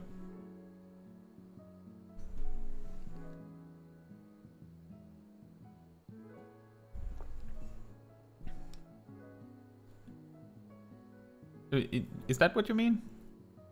just nuke it with skill speed? Or did you mean that you were trying to optimize for specific windows? Oh, you had more skill speed than crit. That's you know what? I completely understand that. The reason why I really like Black Mage, and now that's the thing, is because earlier, I believe Green Yoshi asked me, yeah, what's my favorite PvE class? And I said Summoner. I love playing Black Mage. I think I mentioned this in like my preparation guide for Savage Raiding. I love playing Black Mage, hypothetically. But the instant that my target does something back, it's not fun anymore, because I don't like dodging on Black Mage. It's really difficult to master boss mechanics. But the reason that I really like Black Mage is because Black Mage is the quintessential job that where it's a good thing to stack spell speed. Like, as you say, nuke it with spell speed. Just as much as you can muster. Just everything got in spell speed. Technically, there are some weird builds that I've seen sometimes in stacking. I think there's like a really deep skill speed breakpoint for Samurai. I think. Let me see if I can find it. Let's see. Okay, it's not that bad. There's a breakpoint on 1500 skill speed, which would mean that your GCD is 2 seconds. That's not so bad. Yeah, but generally, the reason why I really like the skill speed and spell speed is because, and see, I came from a lot of World of Warcraft. Like, I played World of Warcraft a lot before Final Fantasy XIV. And my most liked stats were like haste, which is like skill speed, and mastery, which was like a stat that was different depending on what you were playing. Like, oh, you're a mage, but you cast fire spells, so your mastery makes it so that enemies burn over time after you hit them. And then the mastery stat made it more potent. But the reason why I liked these stats was because you could feel the difference between having not much and having a lot of it. The only way you can feel the difference between a lot of crit and not a lot of crit is the number that is printed on your screen. Because critical hit, of course, also increases the critical damage. And direct hit and determination, well, direct hit just increases the probability that you're gonna get the big number, and determination makes the number slightly bigger. But the simple fact that these three stats don't feel different, like you don't play any different when you have more of them, is a little sad. So I completely understand why you would stack skill speed, because it feels more like some sort of progression as you get better gear, right? Like, you can feel like you're getting more powerful because you're getting faster. You get to attack more. And technically that is true. It's just that getting the other stats makes the attacks that you already did happen more.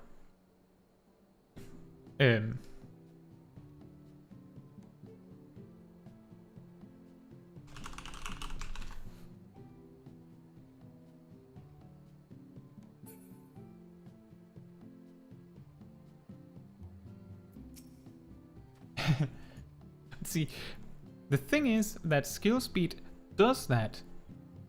The reason why skill speed is treated so strangely in Final Fantasy, whereas in, for example, World of Warcraft, the equivalent called haste is something that isn't so complicated. You just get a lot of it if you scale well with it.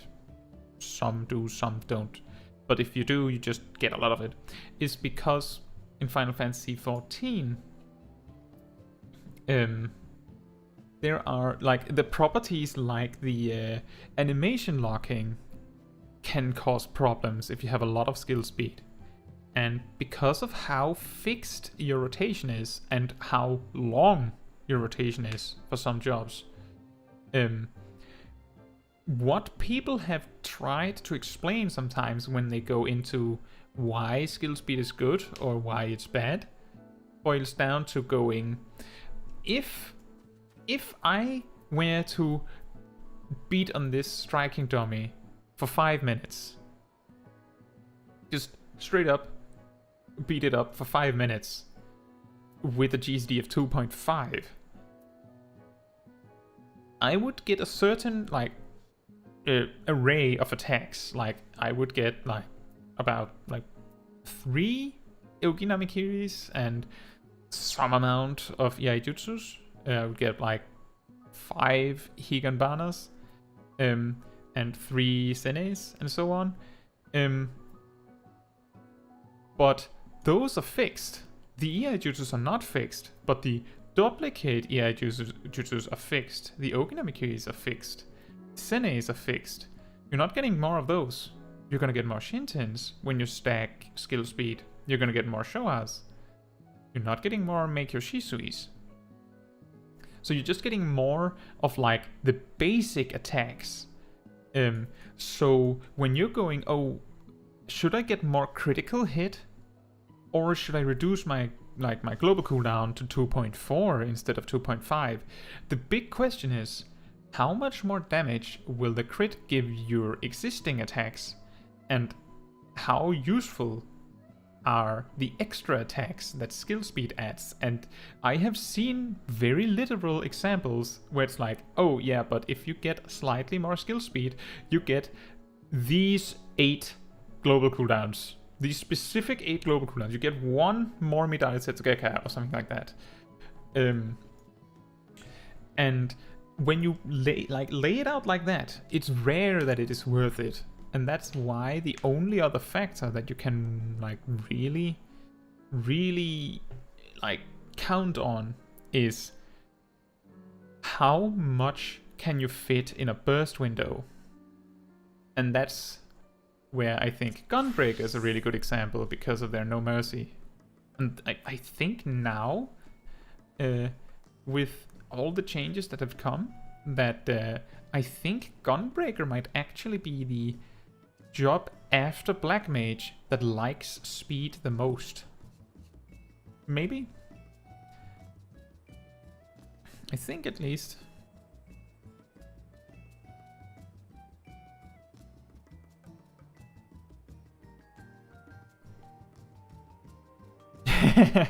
Yeah, I've heard about that. I heard about that, Green Yoshi. Like, speaking of like really old Final Fantasy XIV stuff, the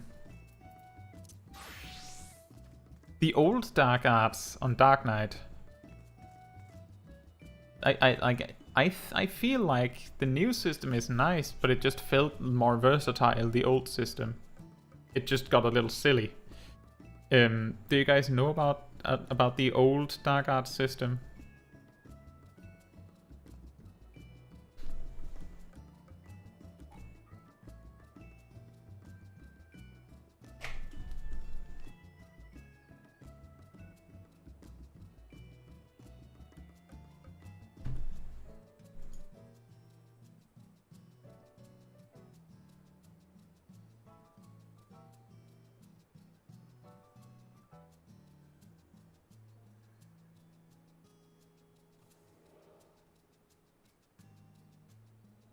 So, the old Stargardt system, I think I very, very briefly mentioned that it existed in one of my Dark Knight guides. So I wonder if I can find a tooltip on it.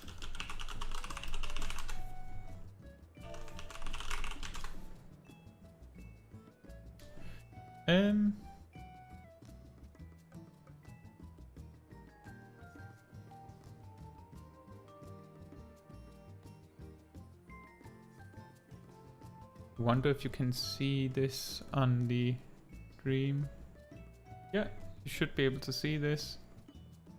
So, in the old days... Hey Sarah! Thank you. So the old system of dark arts was that you used it as an ability and it made your next ability, or weapon skill pretty much, on a list, on a select list of actions, do something more. And because it was the last time we saw it was in Stormblood, there are some interesting ones. Like back then you had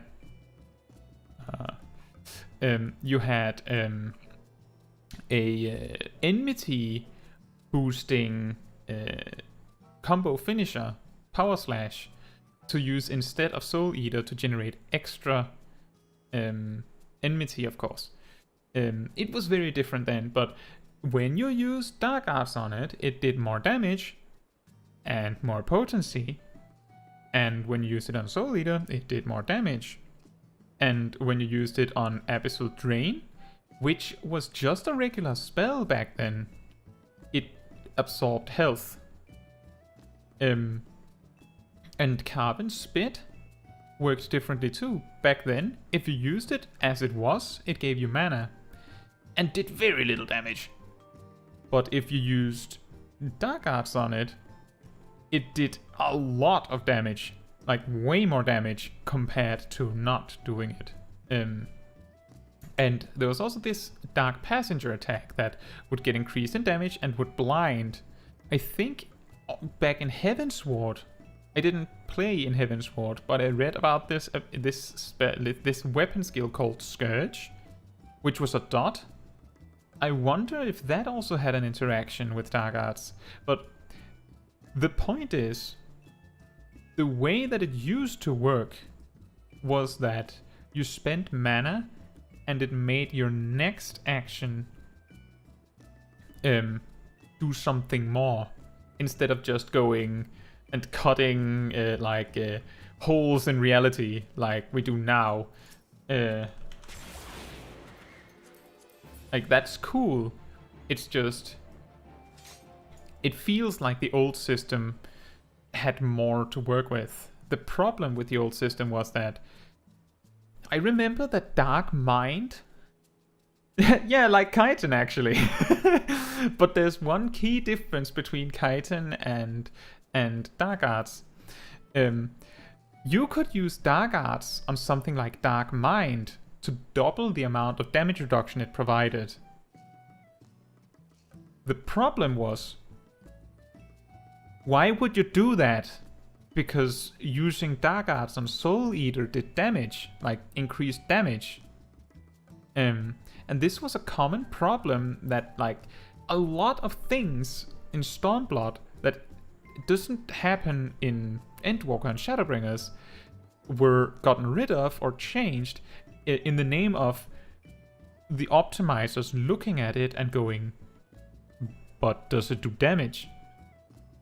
Like, if the Blackest Night worked exactly as it does now, but didn't refund the mana if the shield got broken, right?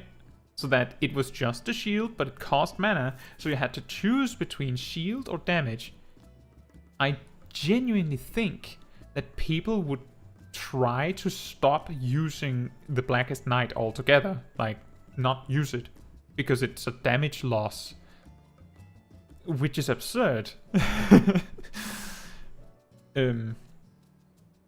The optimization for Dark Knights, outside of like super perfect play, in those cases, you want to use the Blackest Night if the dark side buff is fine. Like, the damage reduction that you get from using the Blackest Night means the healer has to heal less, which can mean that the healer will be able to attack more. And, okay, maybe you get your Edge of Shadow. That's 460, right? Great.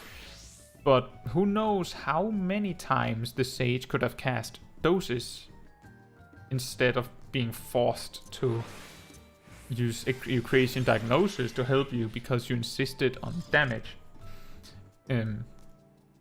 So what I'm trying to say with that is that the old system, the Dark Knight could choose to use Dark Arts on, like,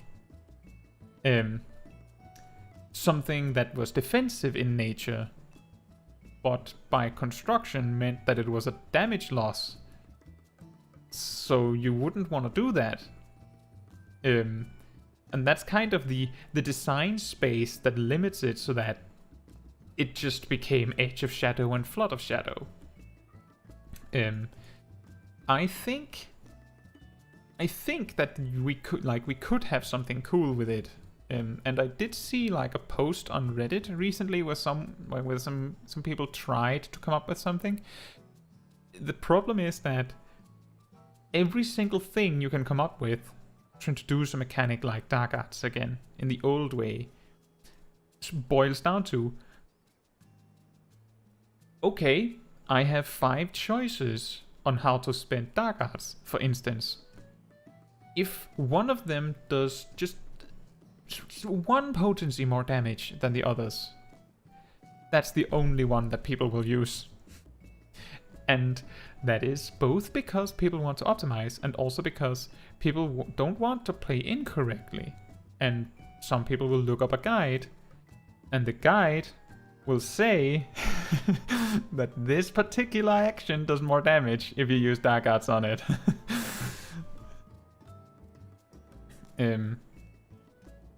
But the thing that happened with Dark Arts is that apparently in Heavensward, Dark Arts was like, you didn't have that much mana to work with as Dark Knight, so you would only use it sparingly.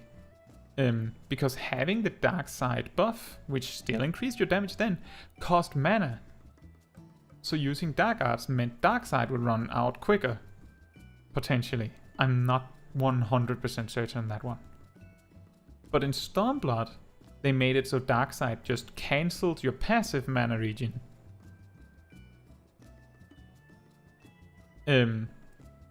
Which meant that I can't find like a really good clip of it, but let's just say that when cooldowns get thrown around as a Dark Knight in Stormblood, you would repeatedly do an animation of you getting like pulled up in the air by your chest. Like just slightly.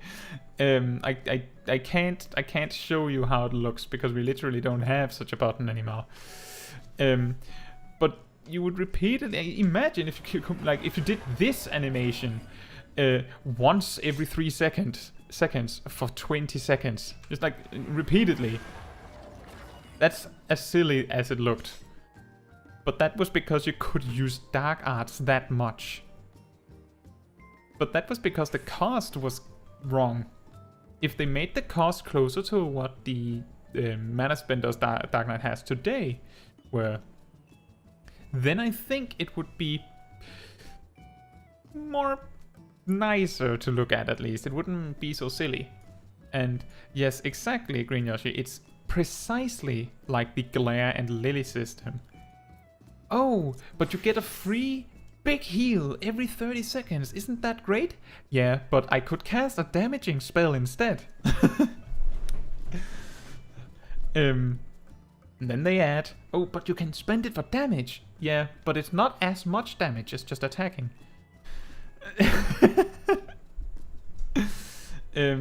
Fortunately, now the Lily, the Afflatus Misery does as much damage as 4 glares, which is the amount of damage it needs to do to not be a damage loss.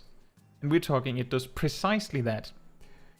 So, is anyone surprised when people went from don't use lilies, it's a DPS loss, to yeah, use lilies, but sit on your blood lily because it's better to use during cooldowns, it's a DPS gain. So we went from you can't use your instants because it's a DPS loss to don't use your instants, keep them for a rainy day because that's a DPS gain. You can't win. You just can't win.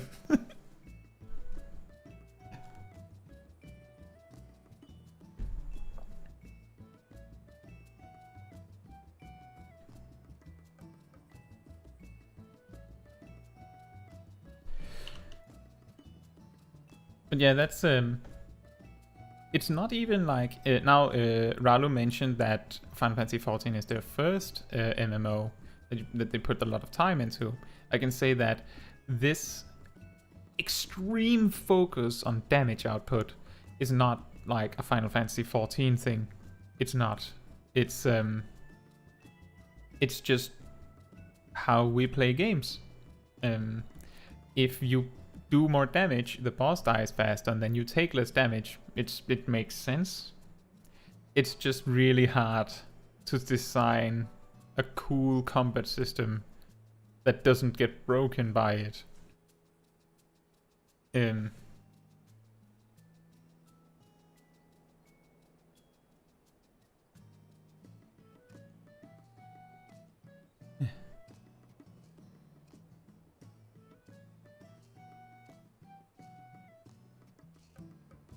Well,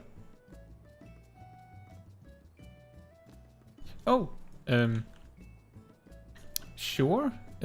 I haven't actually done that much crafting or gathering in Endwalker, but I can give a little little teaser that today I was in a little bit of a rush because I was working on working on some stuff for a gathering guide, which is coming up soon. Which is supposed to accompany the fact that beast tribes have some gathering and crafting exclusive beast tribes. I think that gathering was changed in Endwalker. I don't know if you heard about this, but Perception used to make it so that you could gather high quality materials. Now it's just it's like crit. It's like critical hit for gathering. Sometimes you just like get an extra piece of gathering material when you gather, and it's called Gatherer's Boon. And I think for fishing it directly affects how much your like how big the fish you capture are. That makes sense. Like it's a long story. That's a separate guide. But I like crafting and gathering. Back in Shadowbringers, I actually crafted the let's see.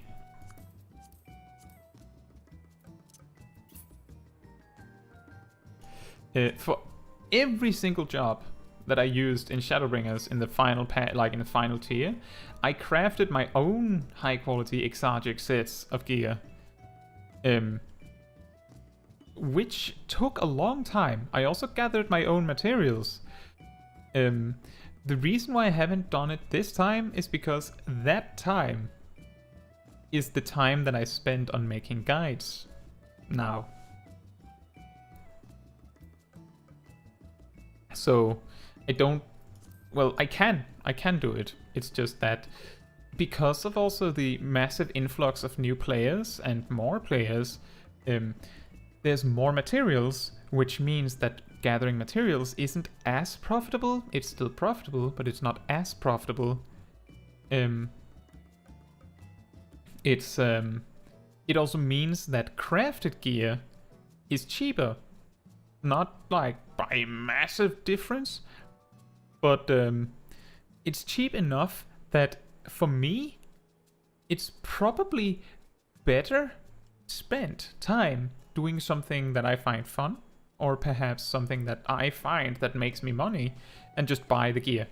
So I just end up not crafting that much. But it's fun. It's a lot of planning. Have you done crafting and gathering in Final Fantasy XIV, Ralu?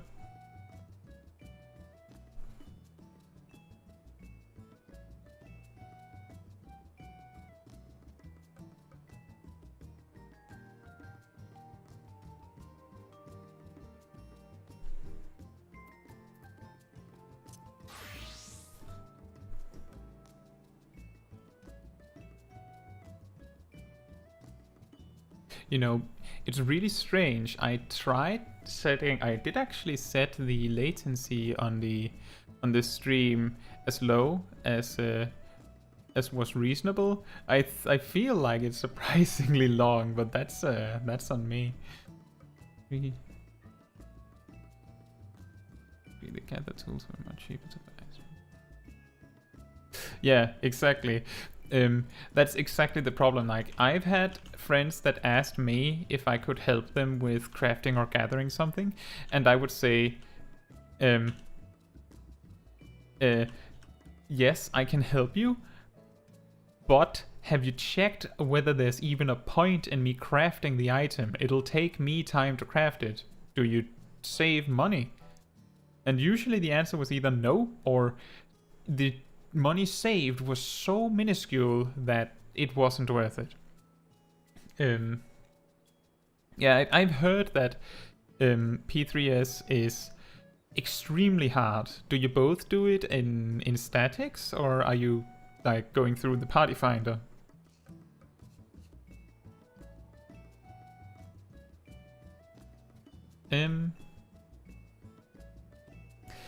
On the money thing, Sisix,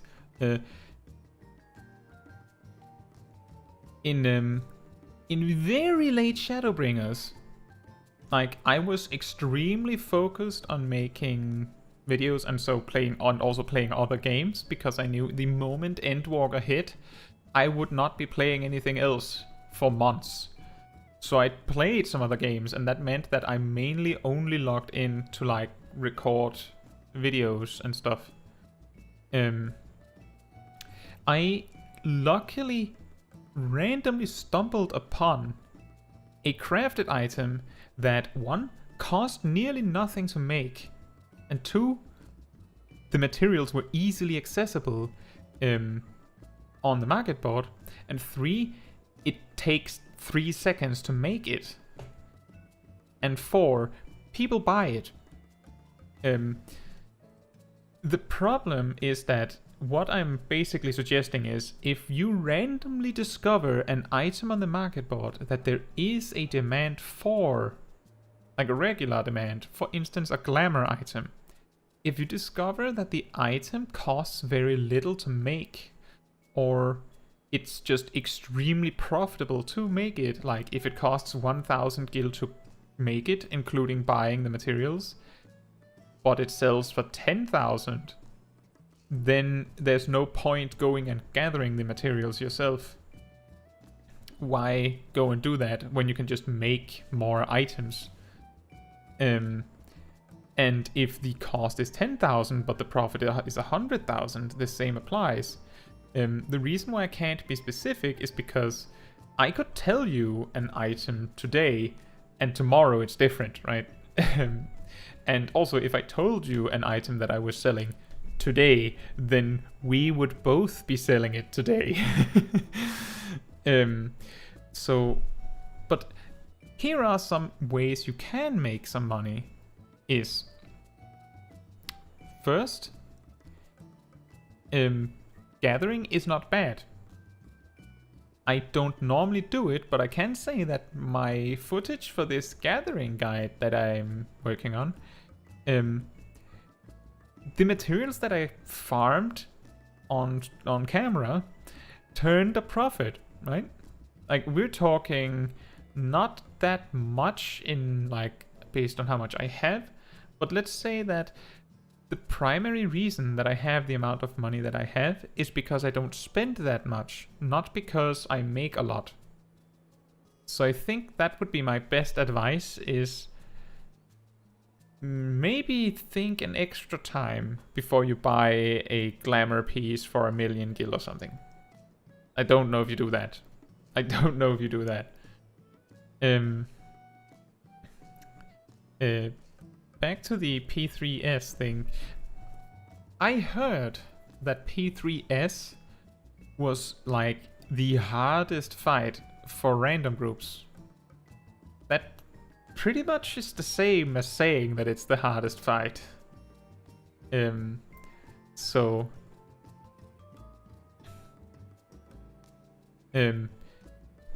basically, if you beat P3S, there's a good chance that you will get through P4S.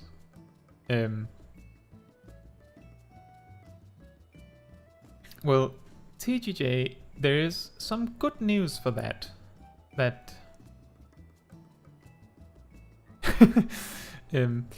good news, and I did mention that briefly right around the start of the stream. The good news are that I think me,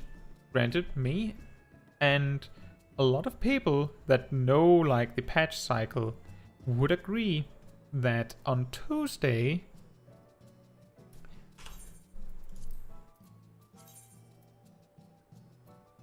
some of these restrictions are going to get deleted for this tier.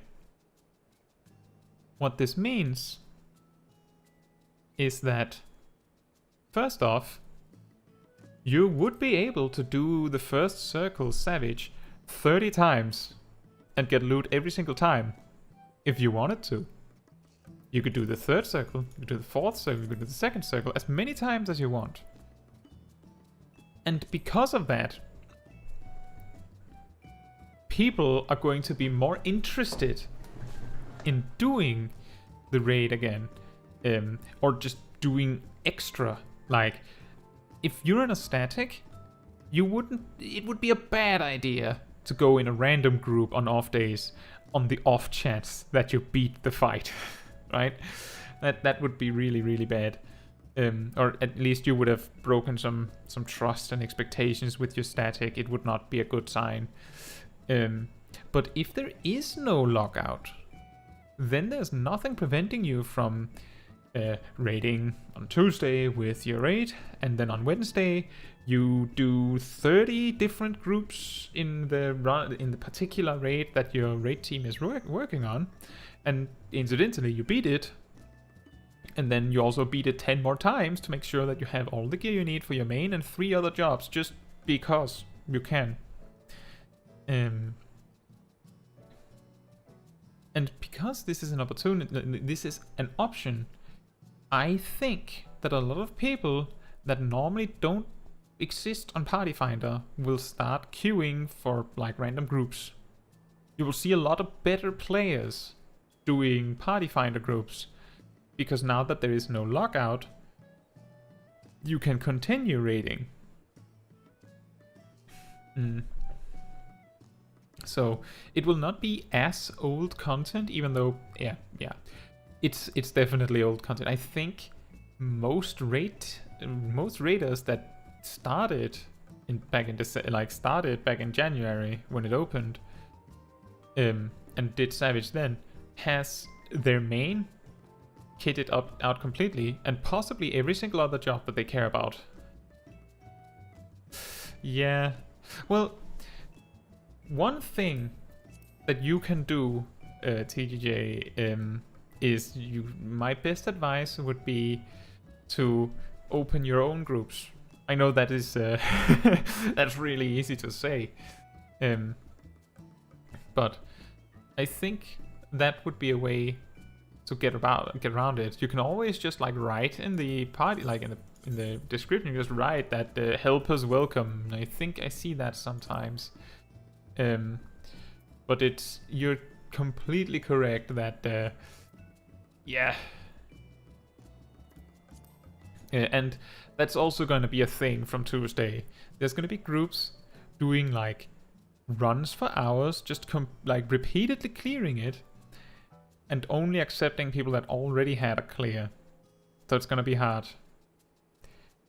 Let's see, Rollo says, I gotta invite it. Yeah, the fixed schedule of a static can be really difficult if you don't either are not used to it or don't like to have like every Thursday or every Sunday or whatever dedicated to playing Final Fantasy XIV in a specific environment. I completely understand that. That is also why I'm not like really in a static right now. Because the time commitment. But that doesn't mean that I don't know how to savage raid. Sisik says, yeah, the arena being completely orange and most of the mechanics being orange is it's an interesting design choice.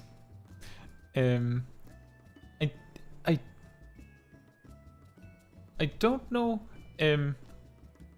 what they could do different. Like, they could have chosen a different color, of course. They could have made it a little less orange saturation in the arena. I think I saw people using something to adjust that, just to see how it looked. Thank you, Green Yoshi. Good night. I don't raid with my free company. My recommendation for statics would generally be to seek out a static sometimes in like a free company based static works out, but when you decide to do it with your free company, you're also greatly limiting the pool of players you can choose from. Sometimes it works to like make the skeleton of a static, like, oh, you have a tank, a healer, and a 2 DPS maybe, that really like to do roulette together, and they're pretty good players. But then you need the other half of the raid, and then you find those, and then you have a static. No, I don't. I actually, it's been a while since I've done a savage raid, but I keep myself informed on the things somewhat. That's also partly why the markers that I showed off in the Savage Raid preparation guide were from the second tier of Shadowbringers, was because that was when I raided in a static.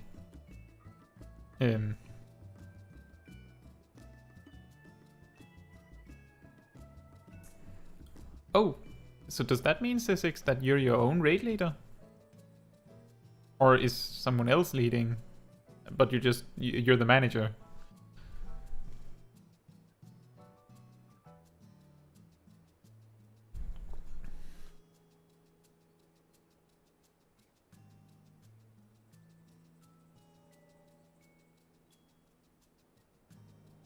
Speaking of my free company, I could show you the free company house. And that one is actually in Ishgard. We were very lucky to get a medium.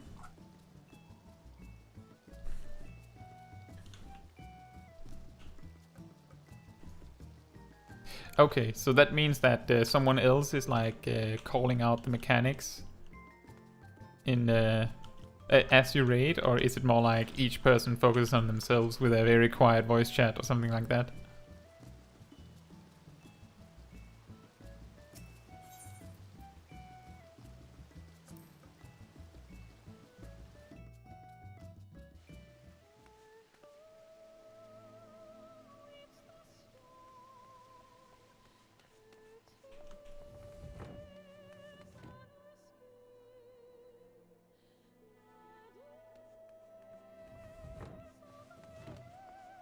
That was actually when I was savage raiding back in Shadowbringers.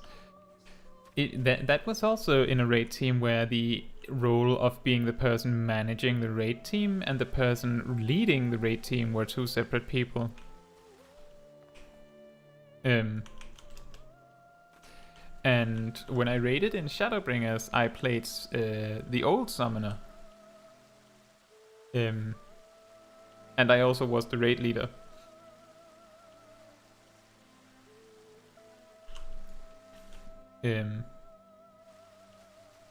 It's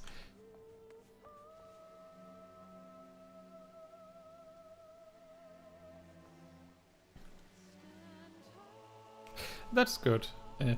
The only reason that I'm asking about the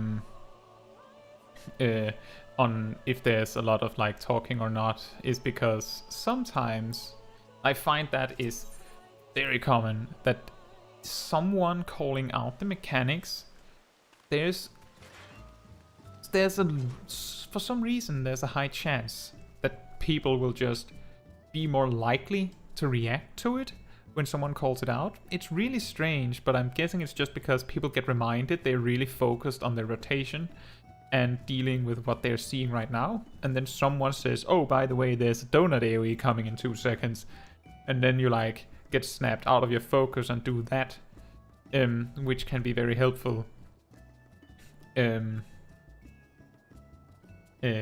if every single one in your static are really good players that don't need the guidance, that also means that no one has to like split their focus between doing their own thing and calling out for everyone else.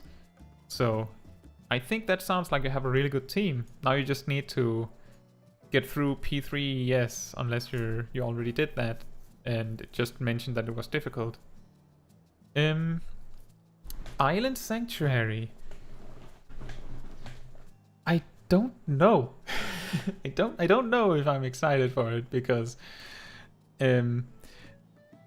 every time that we get information about the Island Sanctuary, it feels like they go, oh, it's really awesome, and then people go, wow, it's really awesome, and then they go, oh, okay, not that awesome, we didn't mean it like that. And then they show pictures like, if you saw the live letter, there was this picture of a Regadin on the island where they had pixelated like 95% of the island. I don't know what we were supposed to not see. There's like a tiny dot on the island. I wonder if I could find the picture, actually. It was really funny.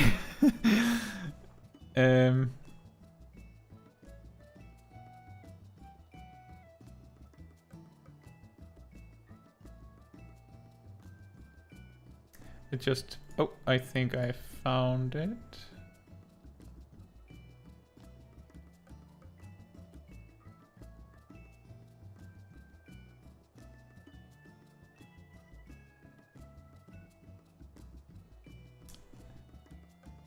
I'm not sure. Like... It looks like there's a lot.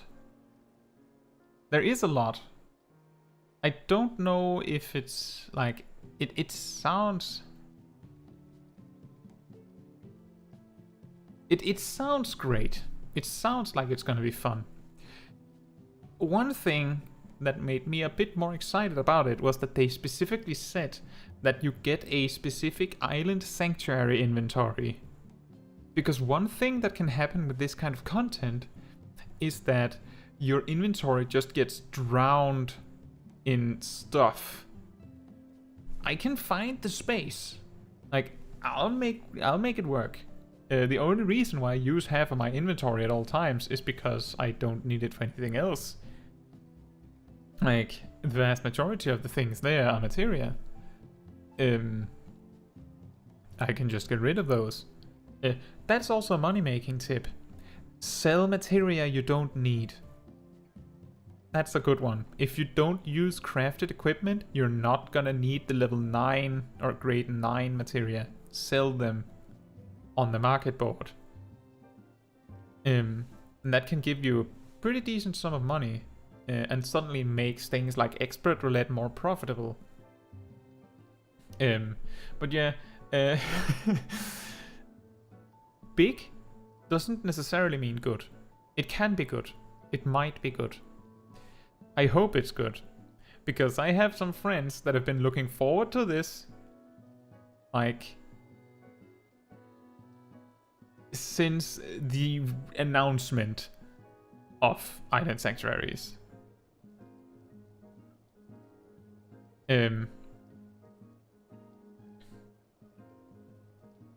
So I hope it's good. I don't know how much time I will invest in it. I'm very excited about the, did they call it Criterion dungeons? The hard mode dungeons or savage dungeons. That's something that that I have asked for.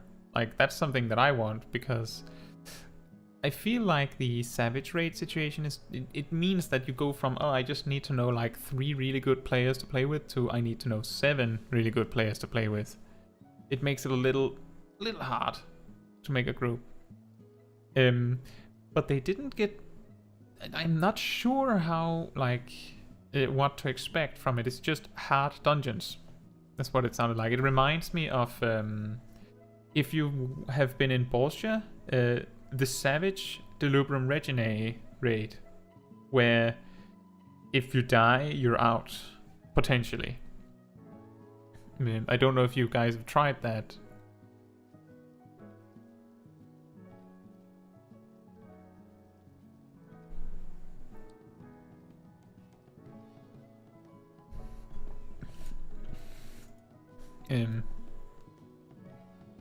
Yeah, it says it How many relics did you get, Ralo?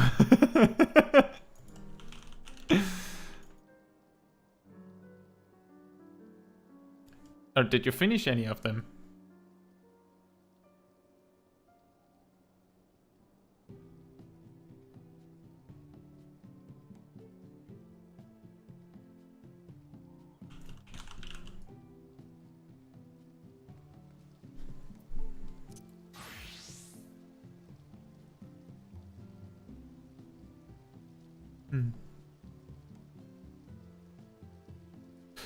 That's understandable. If you started on it like just before Endwalker or during Endwalker, it's the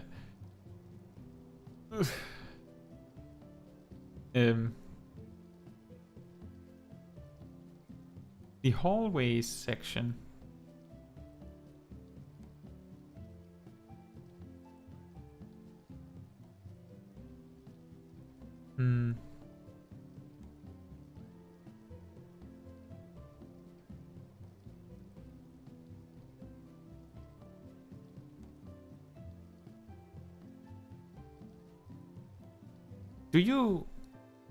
Do you mean in Castrum Legislatori, where you have to like split up the giant raid of randoms in like 6 corridors to save the hostages, or do you mean something in Delubrum? Oh yeah, okay. It was the Castrum Legislatori thing. I understand that. It's like, oh, you need to do this really, really complicated thing, and also there's a time limit, and also there's a random factor. Good luck. The Law and Order series is really nice. The main reason why I don't use any of them is just because I just like to use, like, oh, if I have the quote-unquote fancier version, then I'll use that, even if I maybe don't think it's the fanciest version. You know, while I was making videos back before Endwalker, I was actually I had this this project of finishing every single one of the Borgia weapons. I don't recommend it.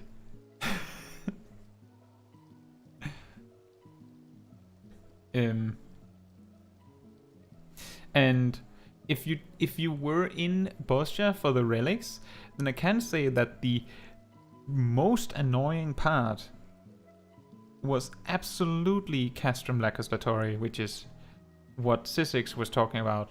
It wasn't so much the hallways, because that was not so hard. In my opinion, the most annoying part about Castrum Legislatory is the first fight, because there's 2 bosses, and even if you have an even number of raid teams that are all full, I guarantee you, people will not be capable of splitting evenly. It is not possible. It is impossible of a task to do that. And I don't know why. And the last boss, either there's a group that is instantly prepared to deal with the Beastmaster, or you're standing there trying to make the team and no one is volunteering. No one. So you're just standing there. And then when you finally get a group, someone that wasn't on the team clicks the portal. Like, there's so many opportunities for things to go wrong. And I think that is a little bit maybe the essence of what Sissix complaint was about Castrum Legislatory, is that it's a big scramble and there's so many opportunities for things to go wrong, and it just does not help that the time limit is kind of tight. But there's actually... my biggest issue was AFKers in Delubrum Reginae, the second raid. Maybe it makes more sense if I go there and show what I mean. Like, I'm not going to queue in, I'm just going to go show. That would be problematic. I think nearly no one queues for it. So which one? The one I mean is like Delubrum, which you can just queue for from here. The Savage version, if you die, you can only get rest by a special kind of resurrection spell that has limited uses. And you need Party Finder to make the group. But basically what that means is that you dying might mean that you're out, like completely out. Which is really not fun. And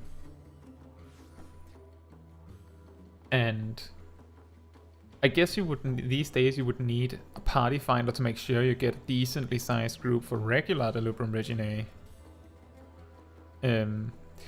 The problem with Delubrum Reginae and any dungeon or raid built on the same standard is that in Delubrum Reginae you cannot refill your party. So if someone leaves or gets disconnected or something, you're just one person less. And at the same time, you can't kick anyone. Because you can't kick anyone, I have experienced a few times where people would just act like they were AFK, like something happened, maybe they disconnected, but they would conveniently reconnect 2 minutes before the final boss dies. And you couldn't do anything about it. That is just for the record, you can report those kinds of players. You can do that, and support does care. They will do something about it. Based on what I know, it's just annoying. But yeah, what I was going to get at is that if you don't already have your posture weapons, it might get really difficult to get them now. Just because of how few people do it. But if you can find like a group like of maybe 8 people. I think 8 can do it. You could do all of the content, like both the Castrum Legislatori and the Delubrum Reginae and what's it called in Sat now? I can't even remember.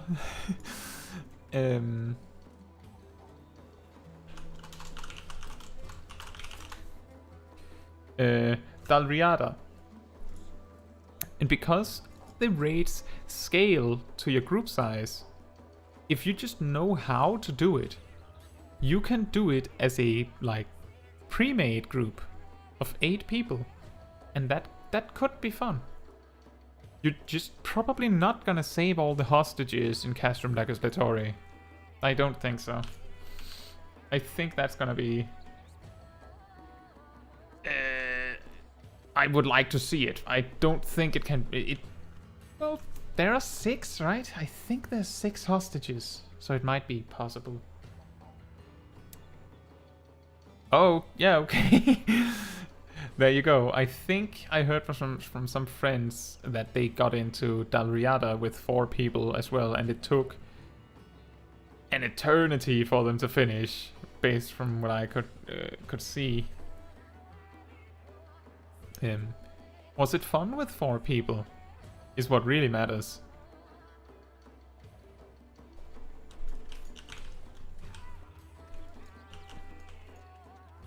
I think you can get the first part without getting too deep in it. Let's see. This one?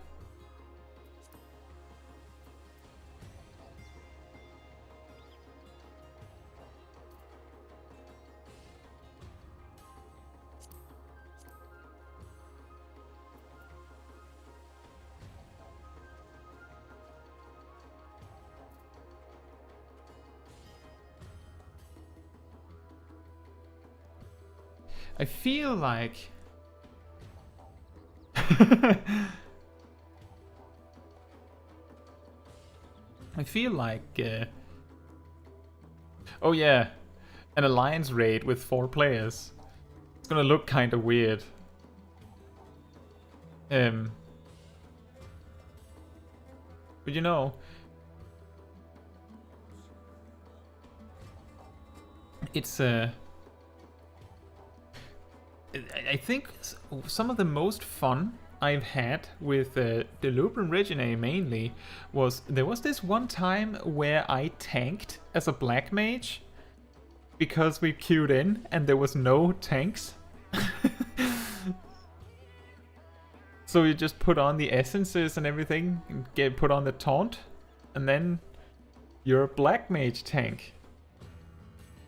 And I think I've also done some like support healing as a tank because my group had no healer and things like that. It's pretty funny. I did a lot of Delubrum Reginae as a black mage simply because there's this lost action that is completely busted, but for black mage. It's a lost flare star. It costs so much mana, but because it's black mage, you don't care. And only one person in the raid can apply it. Like, you know how you can't... 2 players can't apply the same raid buff at the same time. This is like that. It's a dot that only one person can apply at a time. And it does so much damage that if you have a black mage and they only do that and just like go AFK for a minute and then just do that again, they will do really respectable damage. And now you remember that you can do Lost Flare Star and your rotation at the same time. And it scales with raid buffs. So I would go Black Mage a lot, simply because if there was no other Black Mage, then the damage loss of not having Lost Flare Star was significant. And because you could just go, oh, we have no tank. Darn, guess I'll grab this and see where even is the Mage tank item. Not that. Here it is. You just put that on. And now you're a tank.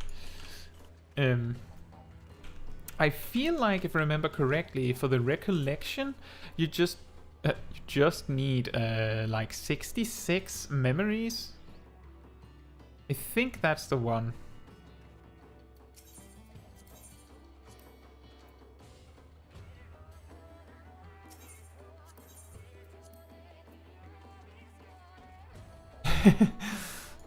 Well,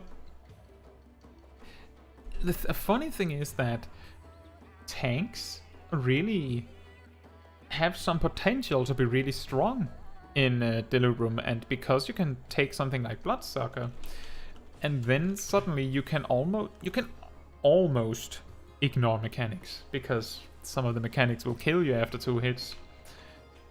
But you will not die because you're missing a healer.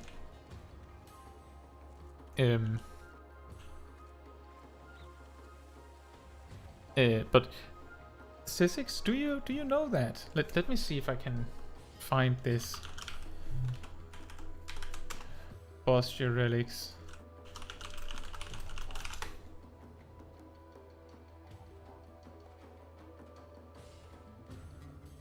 Recollection. Oh.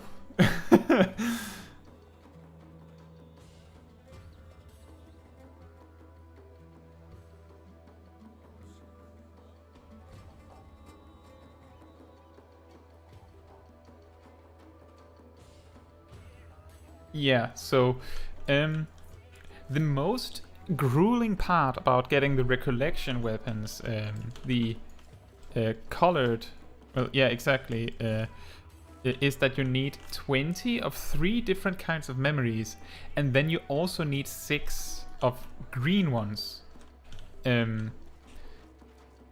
If you are doing multiple steps of the relic weapons at the same time, so like you have 5 different weapons at different stages of the storyline, then for instance it can be advantageous to go to Bosja and grind the memories while you're waiting for Castrum Lacus Vatori, because you need some other drop from that.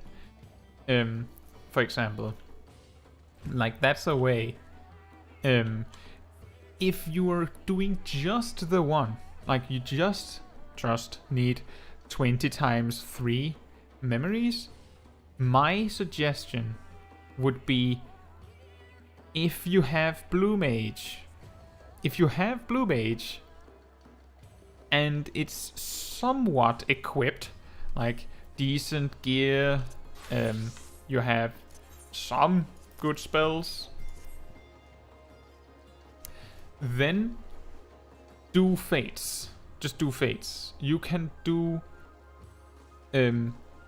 like, if you do the boss check grind perfectly and you find other players to join you, it can compete with a Blue Mage doing fates. But if you have Blue Mage to do fates with, it's reliable. You don't need anyone else. There are a few fates you can ignore because they're like big bosses. You won't make it. But otherwise you can pretty much just run in circles and do fates. And you can do 20 fates in a zone in less than an hour if you put your mind to it. And that means that you suddenly go from it's 60 items to being it's 3 hours and you're done. The advantage of doing it in boss chair is that the green memories also drop from grinding in boss chair. So if you're doing both parts at the same time, you will get both kinds of memories simultaneously. And if you choose to grind in Bosja, my recommendation is to use Warrior with Bloodsucker and Spellforge and if you want to be cheap, and I recommend that, use Lost Protect. And then you can pretty much just run in circles in one of 3 zones. I think there are like maps you can find for this if you Google a little bit around. I don't know what you would like, what you would search for, but I think it's not too like if you want it, it's not that. But I wouldn't recommend doing this grind like with multiple weapons at a time. That's what I did. I had a whole spreadsheet and planned out, okay, today I need to do this many of this content, this many of this content, to make sure that I kept having at least one job on each quest and things like that. It was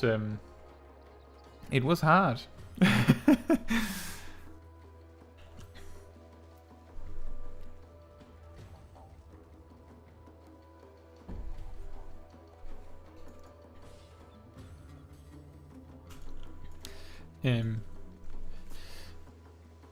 It is. It was a lot of work. The funny thing is that because of a weird decision they made, it was more efficient to never do Dalriada more than a single one time to unlock the quest where you were supposed to grind the material in Dalriada. Because Delubre and Regine also dropped them. Well,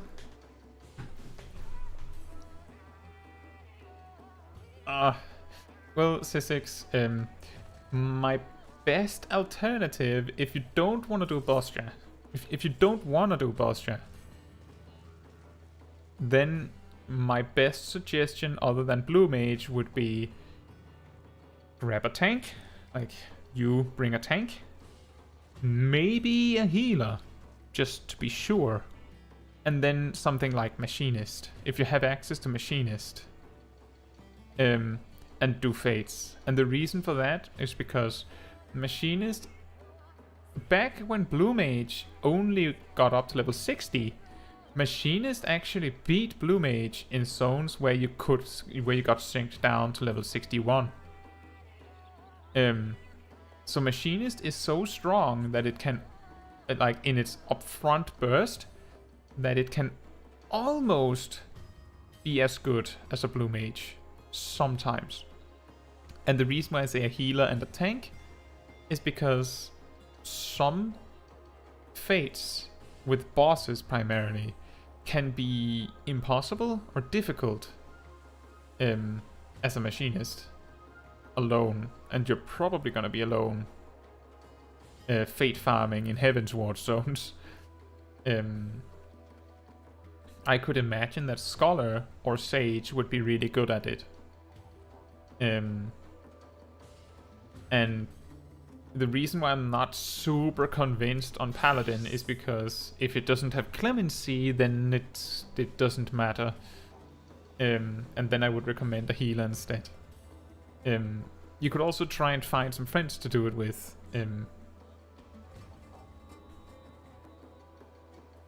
But I think the best you can do for yourself, if you want the weapon, like if you want this Dark Knight weapon for the glamour,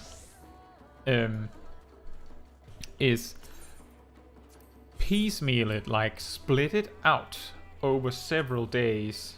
Don't do it all in one sitting. Do like just a few when you're bored.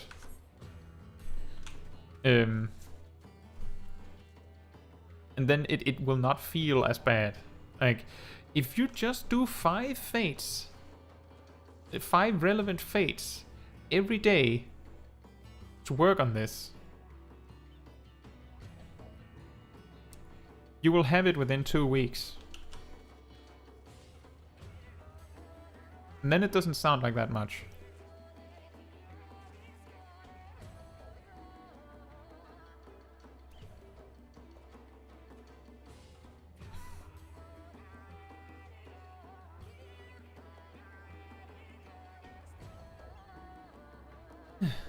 In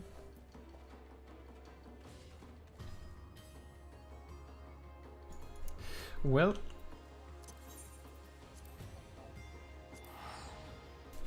I wonder, do you guys have any other like questions or anything you're curious about?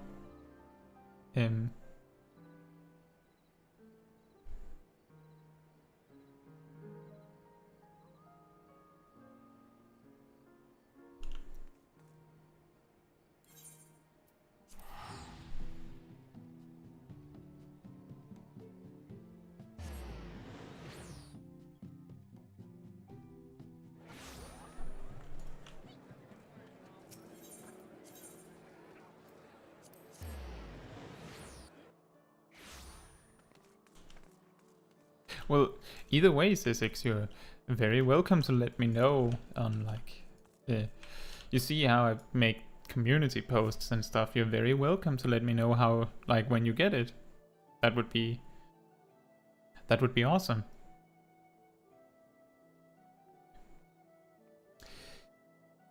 Oh yeah, that's an interesting story. Teleporting forward and back. So that friend of mine that made that put together the main floor of my house. So this one. I'm just gonna let them be anonymous.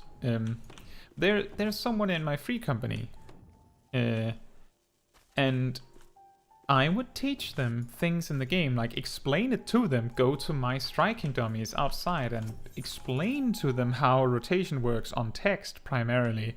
Just explain to them, okay, now you do this. I do remember that at one point I explained to them what's a global cooldown and things like that. Absolute bare basics, right? Because everyone needs to learn it at some point. And one day I was like, you could watch a guide on it. If I'm not available, you could watch a guide on YouTube. And that, like, surely that's better than me writing it to you on text. And that's when they said, no, actually, most of the guides are like going too fast. I don't understand it when they explain it. And that is why I don't know if I'm as focused on doing that now. I feel like I try, but that's why many of my first guides are extremely focused on like saying things slowly, explaining what it is simply, and explaining it so that everyone can follow. Because I was kind of making guides that made sense for my friend.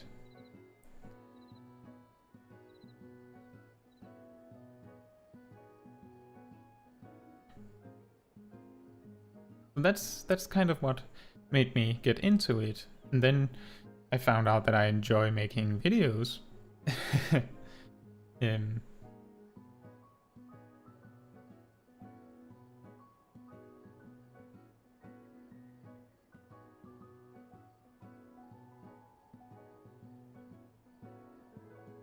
Yeah, I would just, like, I've actually, sometimes I still do that. Some of my friends will come by and ask me for advice, and I will show them here, like right here in my training grounds, how it is done.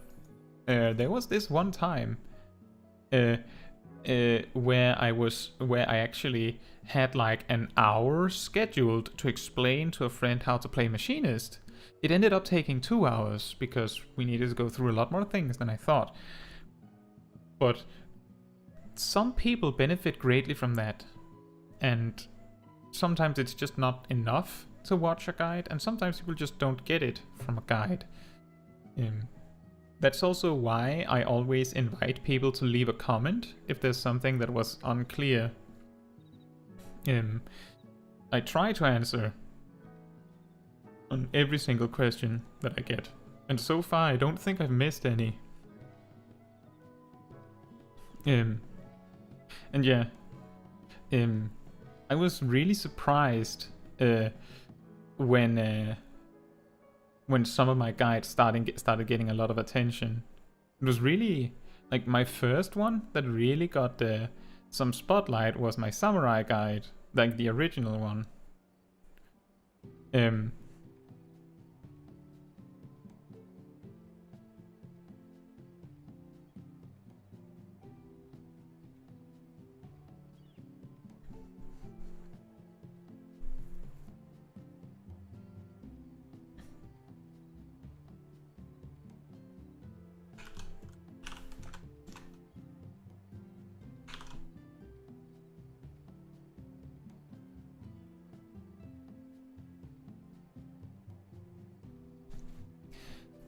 Thank you, Margotto.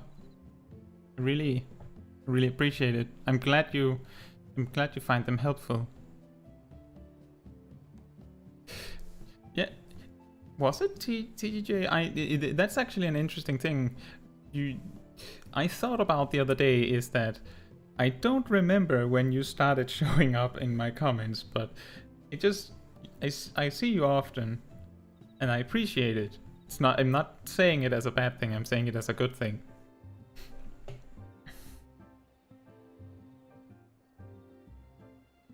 But that's a funny thing, actually, to think about, like how long how long people have been with, just like I'm like saying, oh yeah, we talk about something and I go, oh yeah, I talked about this in that guide from 2 months ago that you obviously saw, and just continue. I can't assume that you've seen every single video that I've made. In fact, I can't assume that you've seen half of the videos that I've made. All I can do is I can hope that you've seen those that you like. But I feel like I would imagine that a large majority of people that are subscribed to my channel, or at least watch my guides, started with either the Samurai guide or the Arcanist guide. Hey, well, Makoto, the fact that you think that you're not great at the game means that you realize that there's a large room for improvement. And knowing that gives you the ability to improve. Ralo said earlier that they started their big journey to master some jobs by beating the ever-loving daylights out of striking dummies for 3 hours. So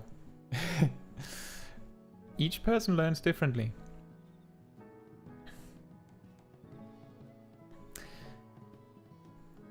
And you can also remember that if you have a question on one of my guides where you think that it would help you understand it better, like if you think that if there's just one thing that you feel like, oh, but if I could just get this clarified or advice on something for a job, you're always welcome to leave a comment for that.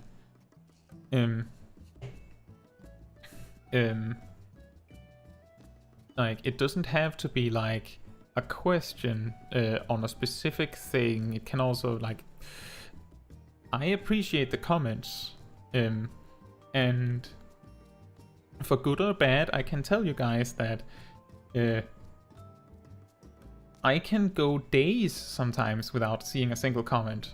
So it's not like you're pestering me if you leave a comment. Don't think that. And if I don't have time to answer because I'm getting drowned in questions or comments, then either I will get to you eventually, or I would probably make an announcement about that if I suddenly didn't have time to answer everyone. But yeah, I say in every single one of my videos that you're welcome to leave a comment or question because I want to answer it.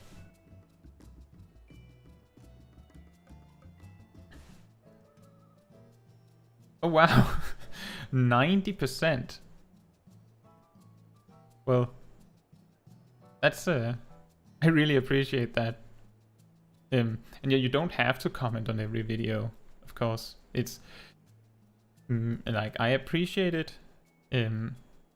but I'm mainly saying this thing about commenting because I want people to understand that I don't see it as annoying or anything like that. I see it as a good thing when people want to leave a comment, a question, or anything. Like, if there's something you didn't like in a video, that's of course also okay to leave as a comment. That's the only way for me to change it.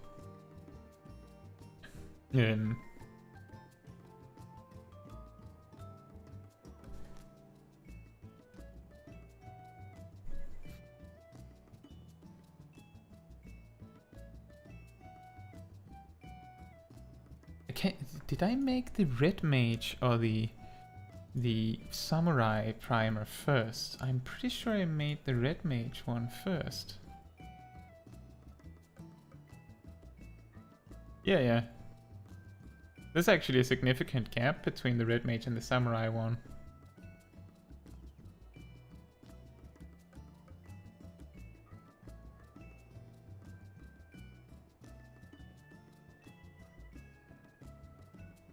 I'm really glad to hear that, Sisix. I hear that a lot. I personally, I don't go out of my way like to watch other content creators' guides because I don't want to feel like I'm stealing their idea.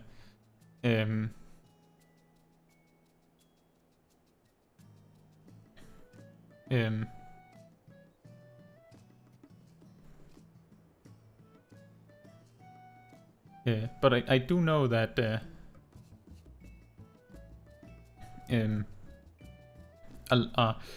lot of the kind of comments I have gotten suggests that the average YouTube guide is a bit louder. But that's what some people want.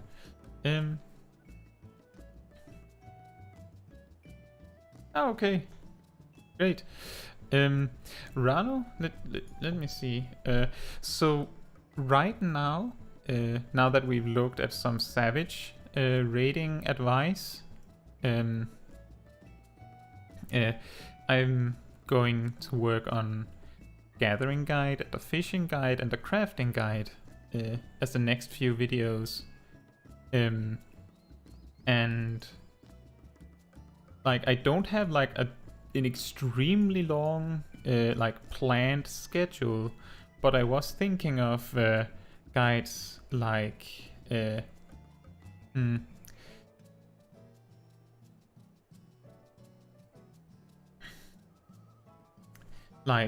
advice for new players for what job to start with. I know there's a bunch of those already, but I don't know. If you have a suggestion for a video, like on a topic, you're always welcome to write those.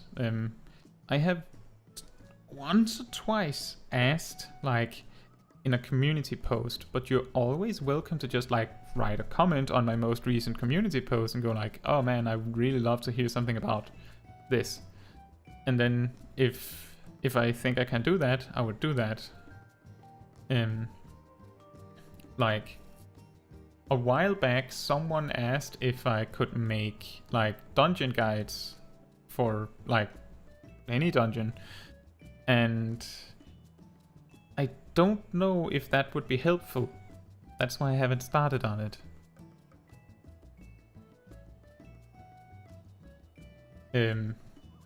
But you'll know if I start making, like, guides like, oh, 5 things.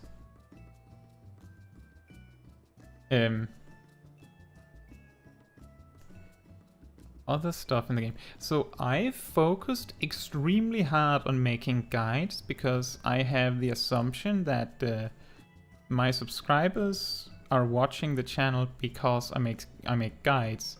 I have, like, this idea that I haven't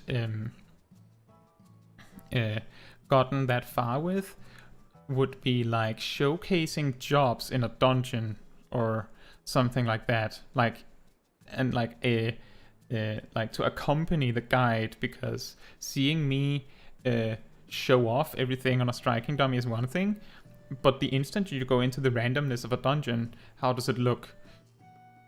And showing off like, yeah, it's okay, I made a mistake there, and then I recovered from it this way, like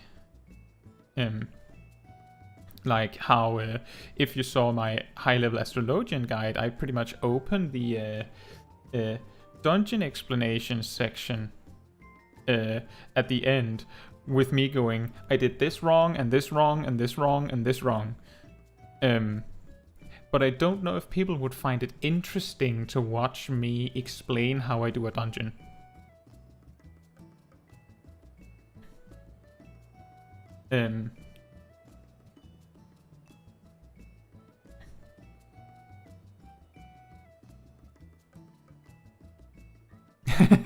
And the fun facts, yes. I can't remember when, like, well, how soon did I start on that?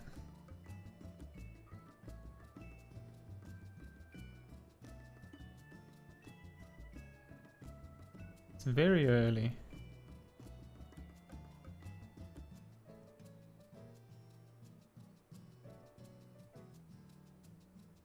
My second video had a fun fact.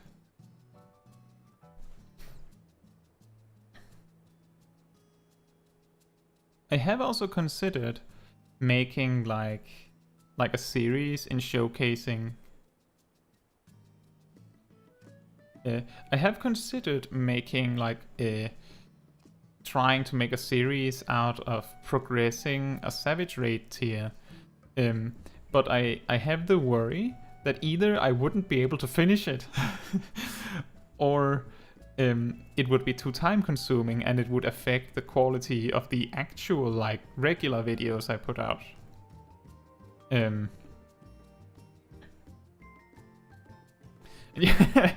Yeah, exactly, Rallo.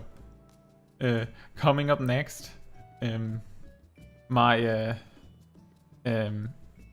Red Mage kill montage to excessively loud version of To the Edge playing in the background to make sure that I use music that I'm allowed to use and to keep it on theme with my music, Neath Dark Waters.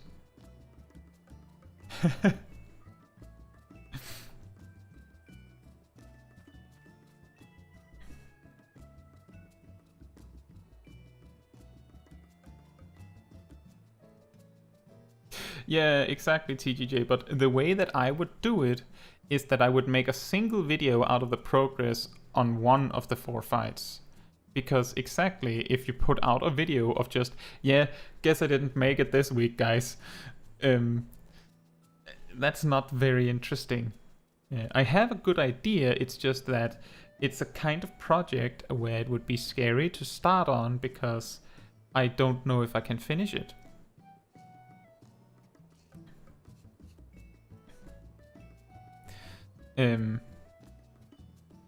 But yeah, exactly, like, if I were to do like quote-unquote savage prog like that, like where I just post every week of however long I got, I think it would work better if I just streamed it, to be honest.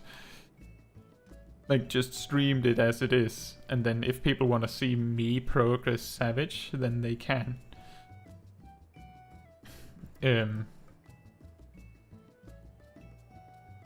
But there the problem arises because, from my knowledge, if you want the good players in Party Finder, you need to do it on a Tuesday. You need to do it on a Tuesday or a Wednesday.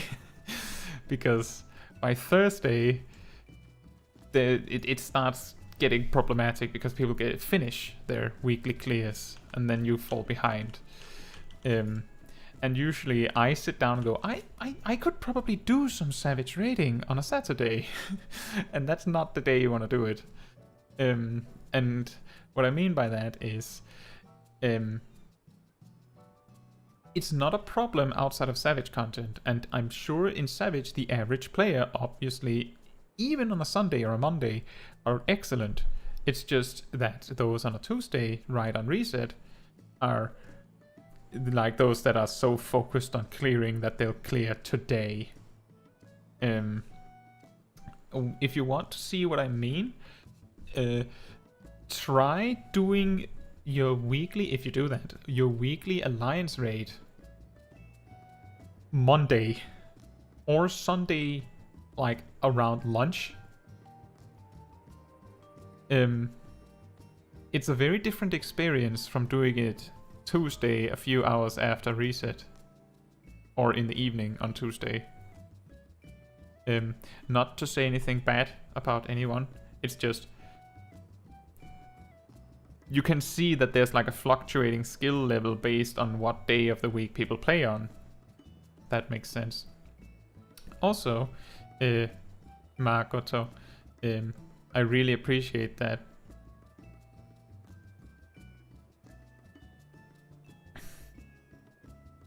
Thank you so much, TGJ. And while I remember, in case anyone is interested, I say my name in varying different ways, so don't worry about it. But I have never introduced myself by name. So my name is Kaitsuchaiji,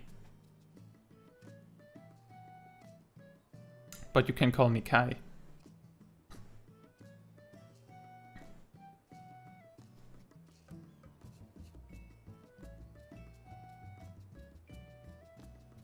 Exactly, Ralo. Exactly. And this can also happen like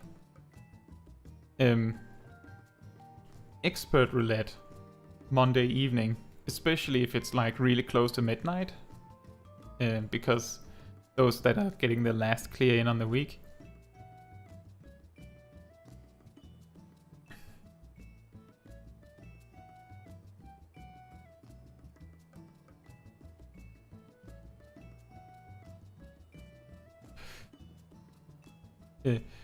Makoto, both work. I've seen both. I've heard both. And when I say seen, I have seen people that see my character's name and then write KAI or CAI. I would say like K or Kai are both okay. Like I could say both. And that's more because AE can become like an I sound. And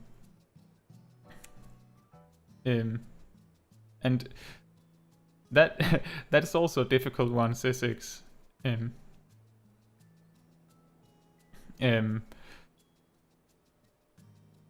I get the confusion also because like in mathematics, CHI is Kai. It's mathematics and statistics. I'm on Chaos. I'm on Chaos, and the home world is Louis Soir. So that also means that I play in Europe.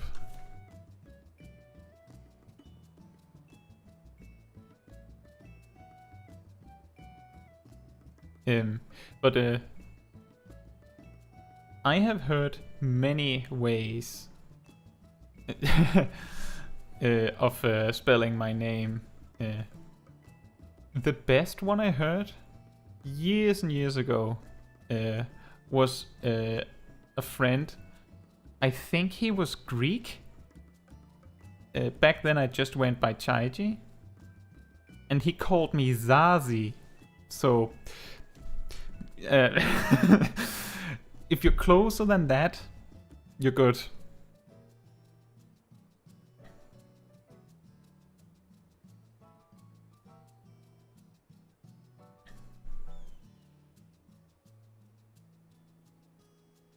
You can actually, Ralu, if you're interested, you will find that if you Google my character name,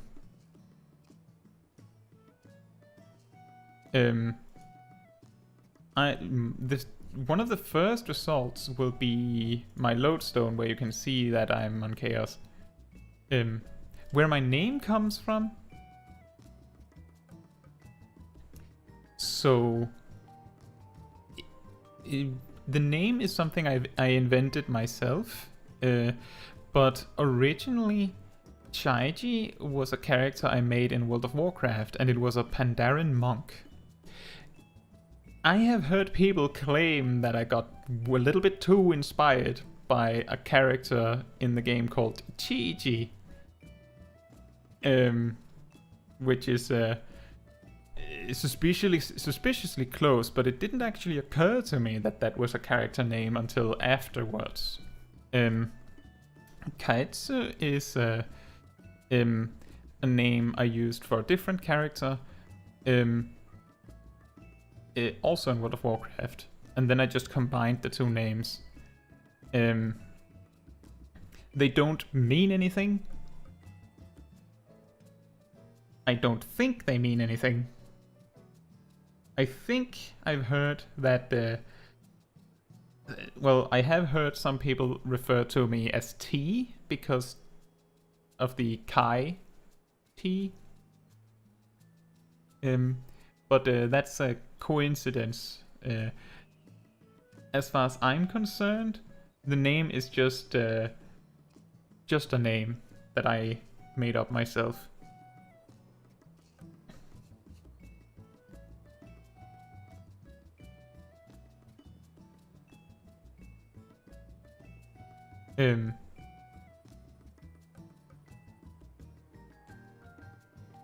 But it is interesting to know the background of people's names on the internet.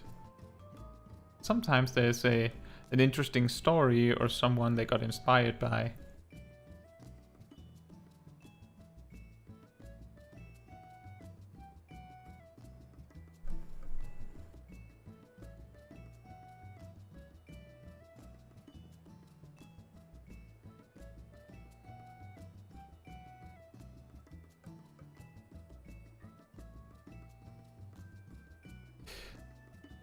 Yeah, that's true. I think when I was thinking of both names, I was making an active choice to make sure that it was readable in a Japanese accent, because I was very inspired by Japanese. I'm not the greatest at speaking or reading Japanese, but I try.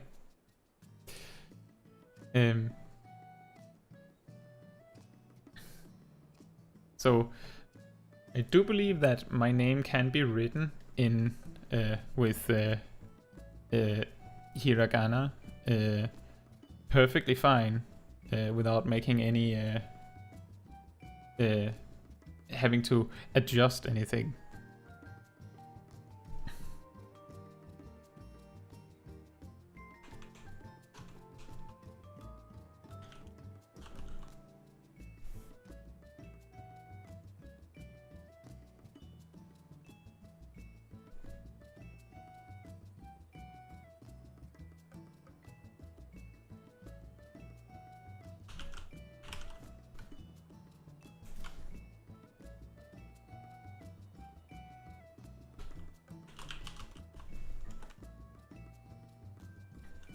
Yeah, exactly, Makoto. It is exactly it.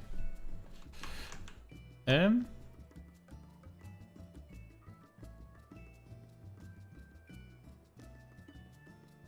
think Ralu is like suddenly the issue is in Japanese where R and L are like you could say it's the same letter. So you would be to like Araru. Depending on like how, like I believe some areas of Japan would lean closer to Raru and others would lean closer to Raru, and then somewhere in the middle. But I'm not an expert. It's just my anecdotal knowledge. Maybe Makoto knows better.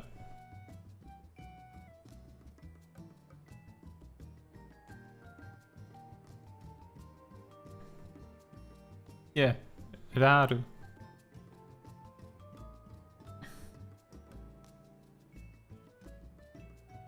But that's also exactly why a common thing I've seen on my samurai guides is the I have no idea what any of these words mean kinds of comments, because all of it is like,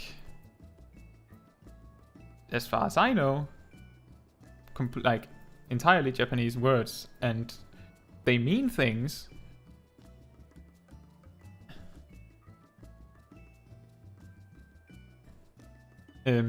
But as a samurai, you don't need to know what they mean, and if you referred to them by what they mean, you would have no idea which attack we were talking about. But I'll have you know that I made a conscious effort to say the attack names correctly. So I hope I got those right in those guides. I don't know how many Japanese viewers I have.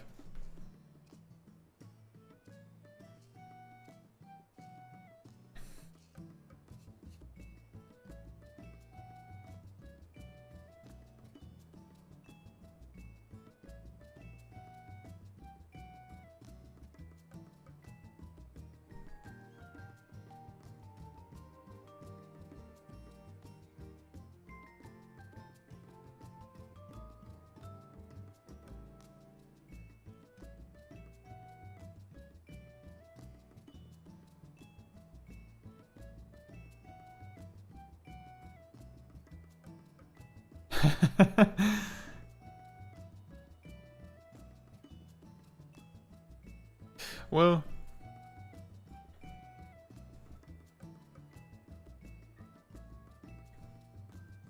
the exact reason why I didn't get too deep into PvP stuff was because I made a starter guide and people liked it, but I experienced it seemed that people weren't that interested, and I can make guides that I want to make, but I also care about making something that people find useful or interesting, and if PvP is kind of,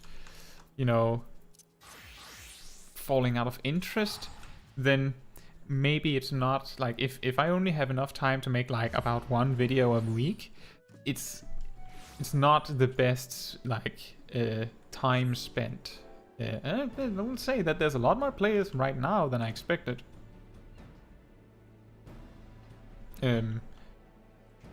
But compare that to when I made the guide, where I specifically went out up on the ship to make footage because there was like an actual sea of people down here. I'm glad to hear that, Makoto. I also asked a French friend of mine on some of the pronunciation on red mage attacks. So I do try. That's awesome that you've been studying. I do the grand total of a little bit of Duolingo every day, and that doesn't do much. You need to do more than that to get somewhere. So I get a little bit, learn a little bit, but it'll be a long time before I would say that I can read or speak Japanese fluently or decently.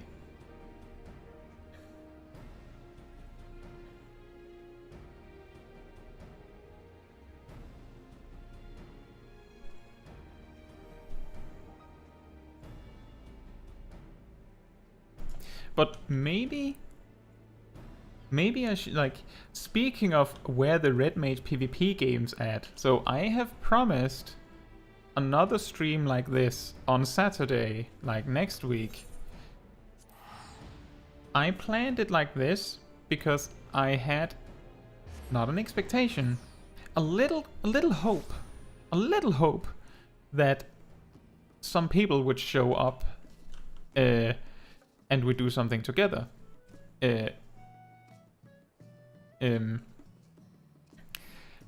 in game, I mean. I'm not disappointed that it didn't happen like that. I'm just really glad that some people showed up. You have to understand that when I turned on the stream and sat in awkward, almost silence for several minutes, wondering if anyone would show up, that was what I was scared about with making a stream. So I'm just really glad that you guys showed up. That means a lot.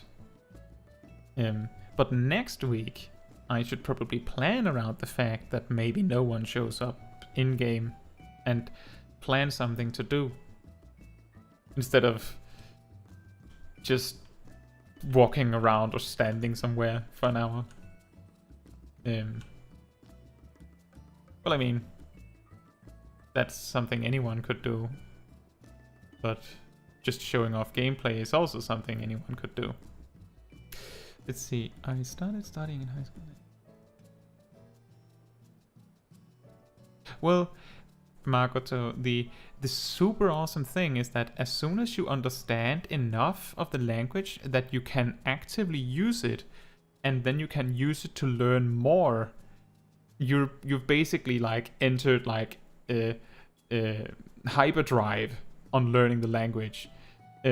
Originally, I learned English by playing Warcraft 3. Not by school. So, at some point, you learn enough that you can follow a conversation and respond consistently enough that you can start asking, oh, what does this mean in the language? Or you can, by context, infer what it means, and suddenly you learn much, much faster. Like, you can connect the dots without having to get a dictionary or look it up.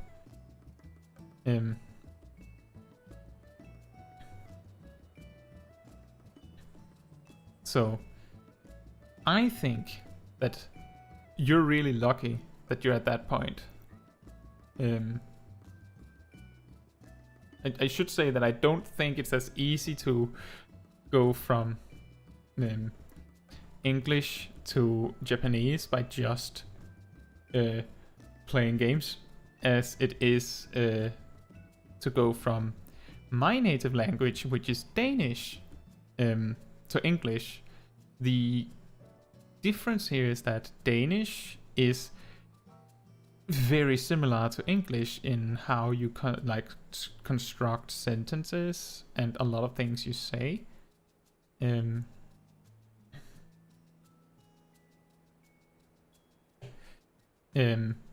So it's like if you know German, Danish, Norwegian, Swedish, like most of the languages actually around that part, maybe like further down in Europe, then English is not too difficult to learn. But Japanese is like a completely different universe. So you can't just connect the dots from what you do know.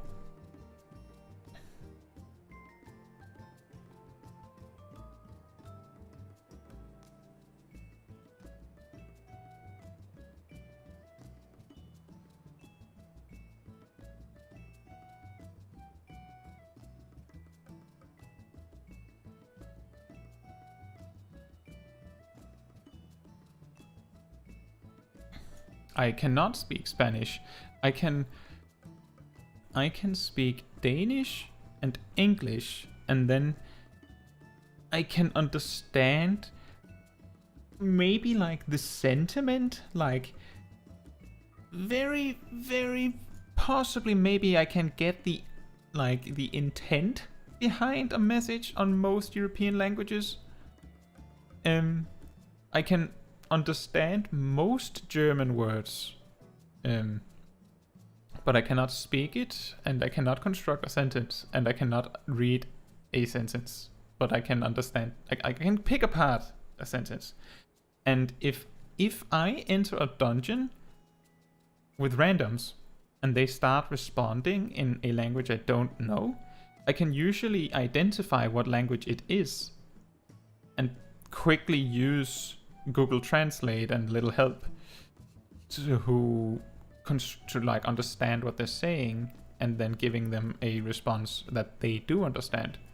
It's very rare that I need to do that, but I can do that.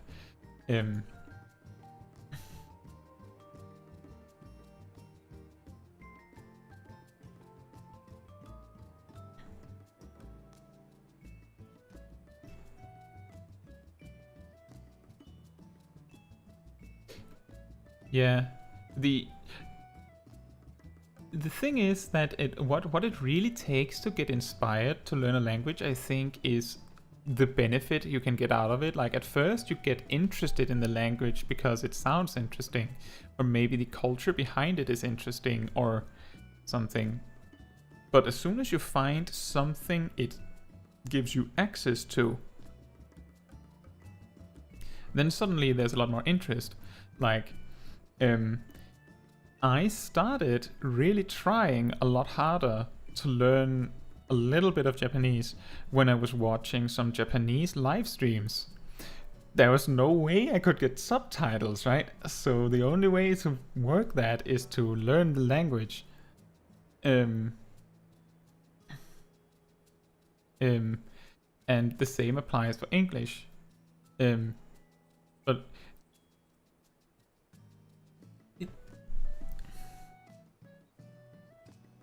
Makoto, are you also what is your native language? Like, being an English major doesn't necessarily mean that your native language is English.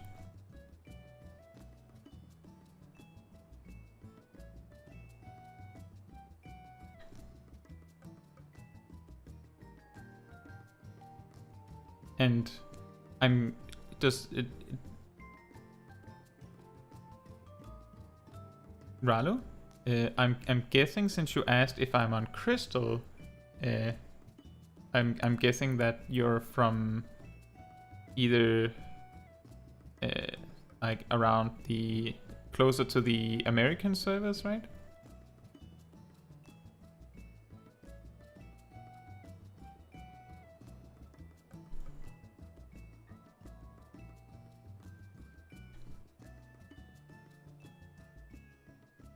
Crystal is one of the American servers, isn't it? I'm pretty sure it is.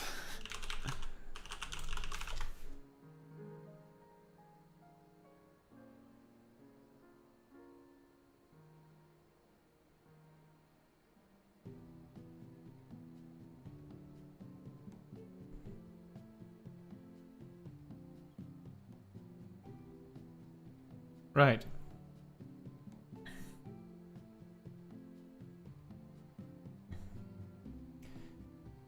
Well, Makoto, I mean, your English is perfectly fine. At least what I can see that you write perfectly fine. You both write perfectly fine.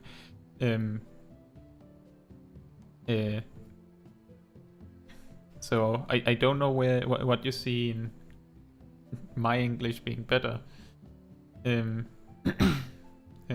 But I have an uncle from Canada that did say the same thing. So that is something that I pride myself on a bit, that my English is strong, and it's very useful.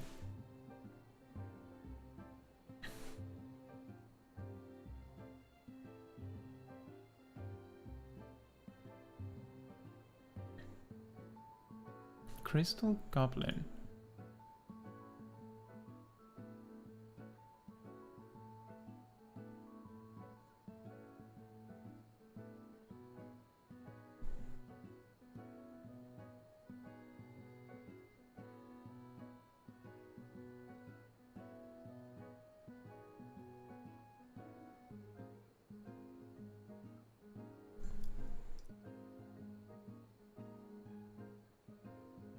Well, I mean, Rallo, that sounds like a little bit of an unfair fight. Oh yeah, I queued in for this level 90 boss encounter, but I'm level 80. I lost. You don't say.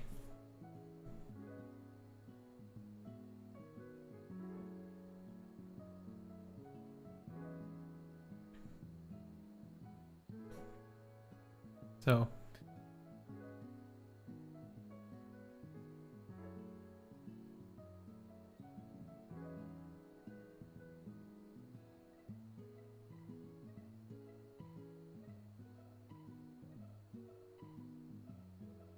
By the way, Makoto, does your name mean anything in Japanese, or is it also just a name?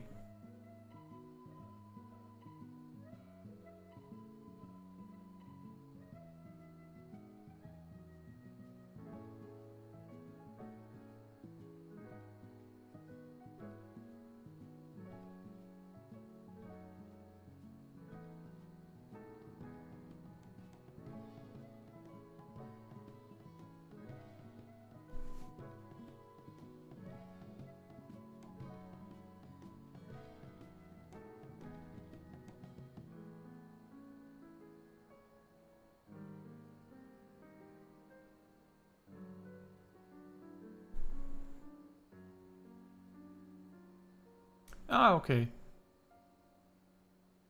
Yeah, that's typical with Japanese and names that end like on a consonant.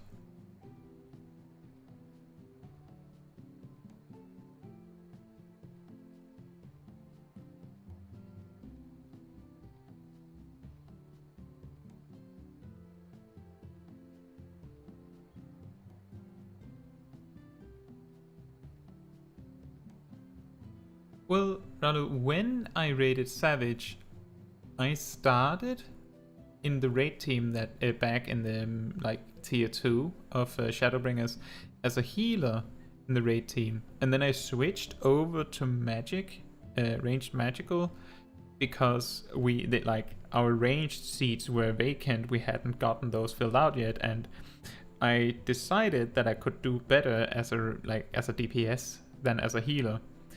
The interesting thing to me is that in Savage content, the DPS role is a lot harder than, I would say, both the tank and healer roles sometimes. Because the tank and healer roles, like, their damage rotations are simpler to compensate for the fact that they have other concerns than just attacking. But that means that the DPS has to deal with all these boss mechanics while dealing with a whole bunch of their own stuff as well. If I were to like join a Savage raid today, I would definitely, if I saw like raid teams listed, I would prefer one where a mage slot was open, and I would actively avoid ones where the only option left was melee DPS. I would be very like, I would consider maybe trying again later, if the only ones available were with a ranged physical DPS slot open. Because I prefer to play mage, and I like to play healer and tank, but I prefer to play mage. It's not that I can't play other jobs, it's more that I feel more confident in my ability to play correctly, and I would prefer to like perform well. Like, the thing is that when I go when I go into a raid encounter, like a Savage raid, if I perform very poorly and people know who I am, that would reflect very badly on me. Unless, of course, I can explain it. I think, yeah, I'm practicing. Like, that's the thing. That's why it's important to be nice. And then people don't like get mean with you because you're bad at something, maybe. But your question, I would probably prefer to play range magical in Savage or Ultimate content. But I wouldn't mind playing tank or healer.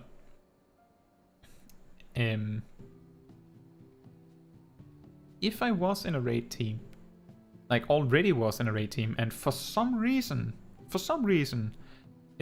some changes were made, and so I wasn't one of those 3 roles, I would probably get over it and play whatever role was necessary.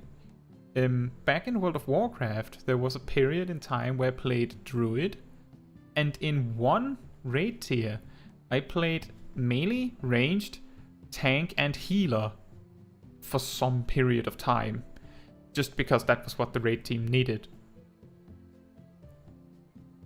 So if I'm already committed to a raid team, I would play whatever was necessary. But that's mainly because I am good enough to think I can do that. That's a very, very broad answer. I hope that kind of answers your question.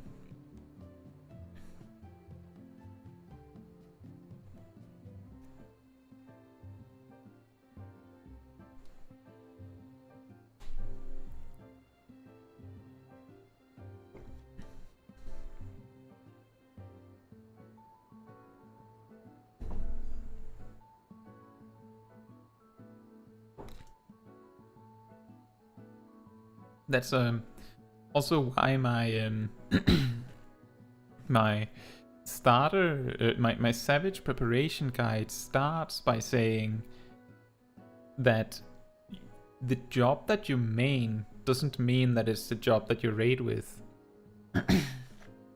Is because I would change on a dime based on what is necessary. Like, in Shadowbringers, as I think I mentioned, at the time where I joined the raid team, I primarily played Red Mage outside of raiding. Or, like, tanks, typically. Like, I would play Paladin, Dark Knight, and Scholar, I think, and then Red Mage. And then I joined a red team, a raid team, and suddenly I would switch to playing White Mage because I thought that was easier than Scholar, and I would play Summoner because at the time Summoner was objectively stronger than Red Mage. So if I'm going to play a Mage, why not play the best Mage?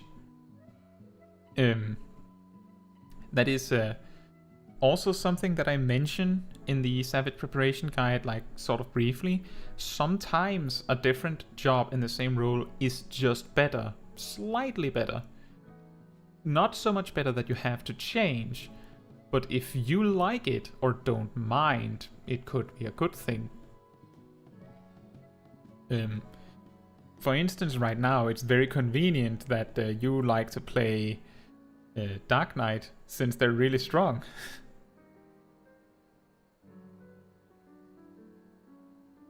And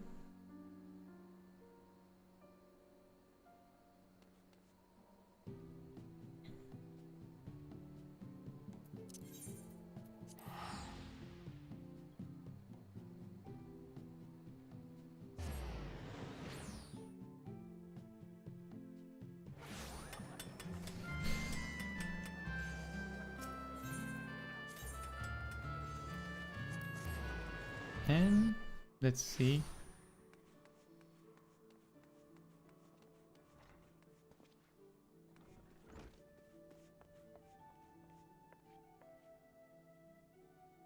I wonder if there's anything, like any more questions or things you guys want to talk about. Oh, okay, sorry. I tried playing other roles than tank and physical DPS, but I feel as though magical range and healer makes gameplay slow for me. Well, that is an interesting perspective. You know, a lot of the time I recommend new players to play mages, especially if they come from World of Warcraft. And this is because in World of Warcraft, mages play slower by design. Because you're casting something, it makes sense that there's the dead air between every GCD when you're low level. But as you get higher level and more buttons get introduced, eventually the melee DPS don't feel that slow anymore.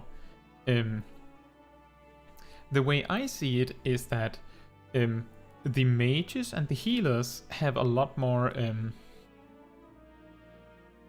they have a lot more to think about in terms of how they go about using their abilities. In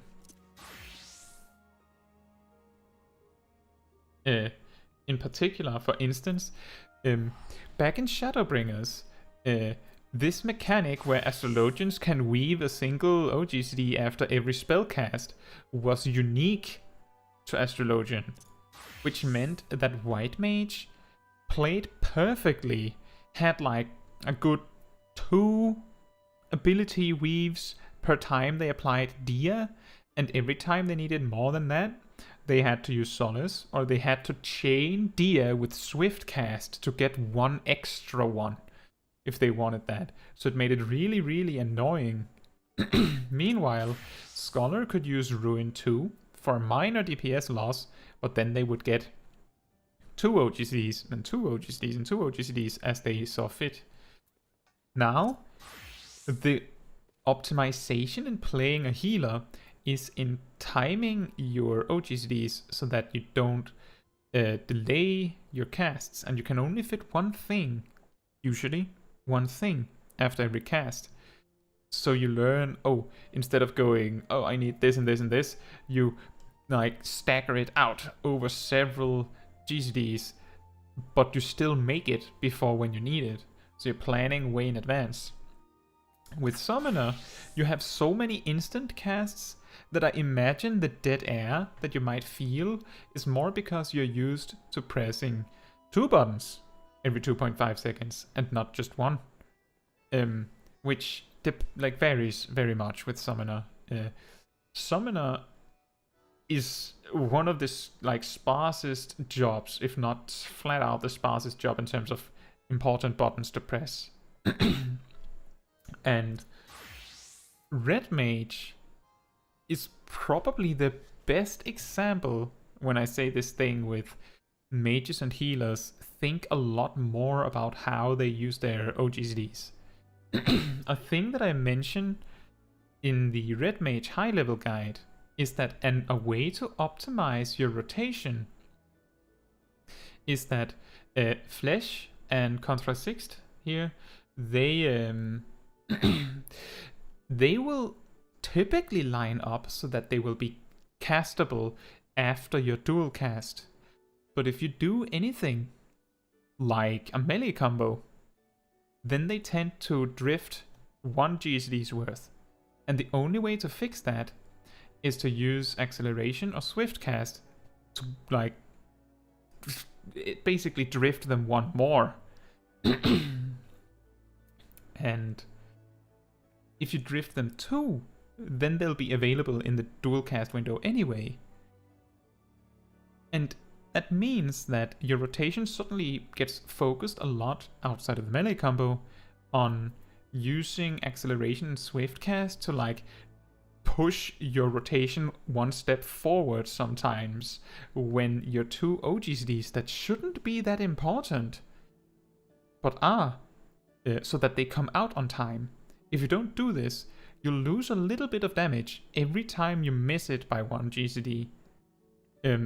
That means that, as you say, the mages play slower. They play a lot more brainy, you could say.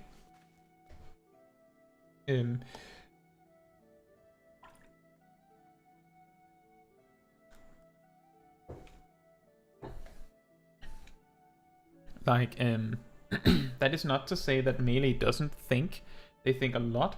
But an interesting thing that you might notice is that Monk played, like, some people discovered a viable question mark rotation with Monk that revolved around using Dragon Cake a lot. And when I say viable question mark, it's because they discovered that it was only a few % less damage than playing the optimal rotation, or doing the proper rotation at least. So as jobs get more fast paced, the damage loss from making a mistake is reduced so that it's less punishing to make a mistake, which I think is a really important thing. To compensate so that you get the time that you need to think, and then if you don't have enough time, it's fine. Margoto, you said something about legacy controls. I have tried legacy controls once. The thing is, I don't work well with them because of the way I handle my character. The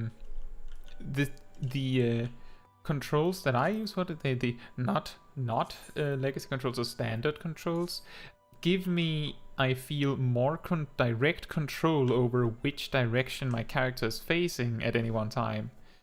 That means that has led to me discovering all sorts of, like, weird tricks to make it work. Like, for instance, if you want to use a GCD whilst facing away from the boss, or attack while running away from the boss, then with the legacy controls, you just point the way that you want to run, and then you just click the attack button, and then you just keep holding it, and you'll continue running.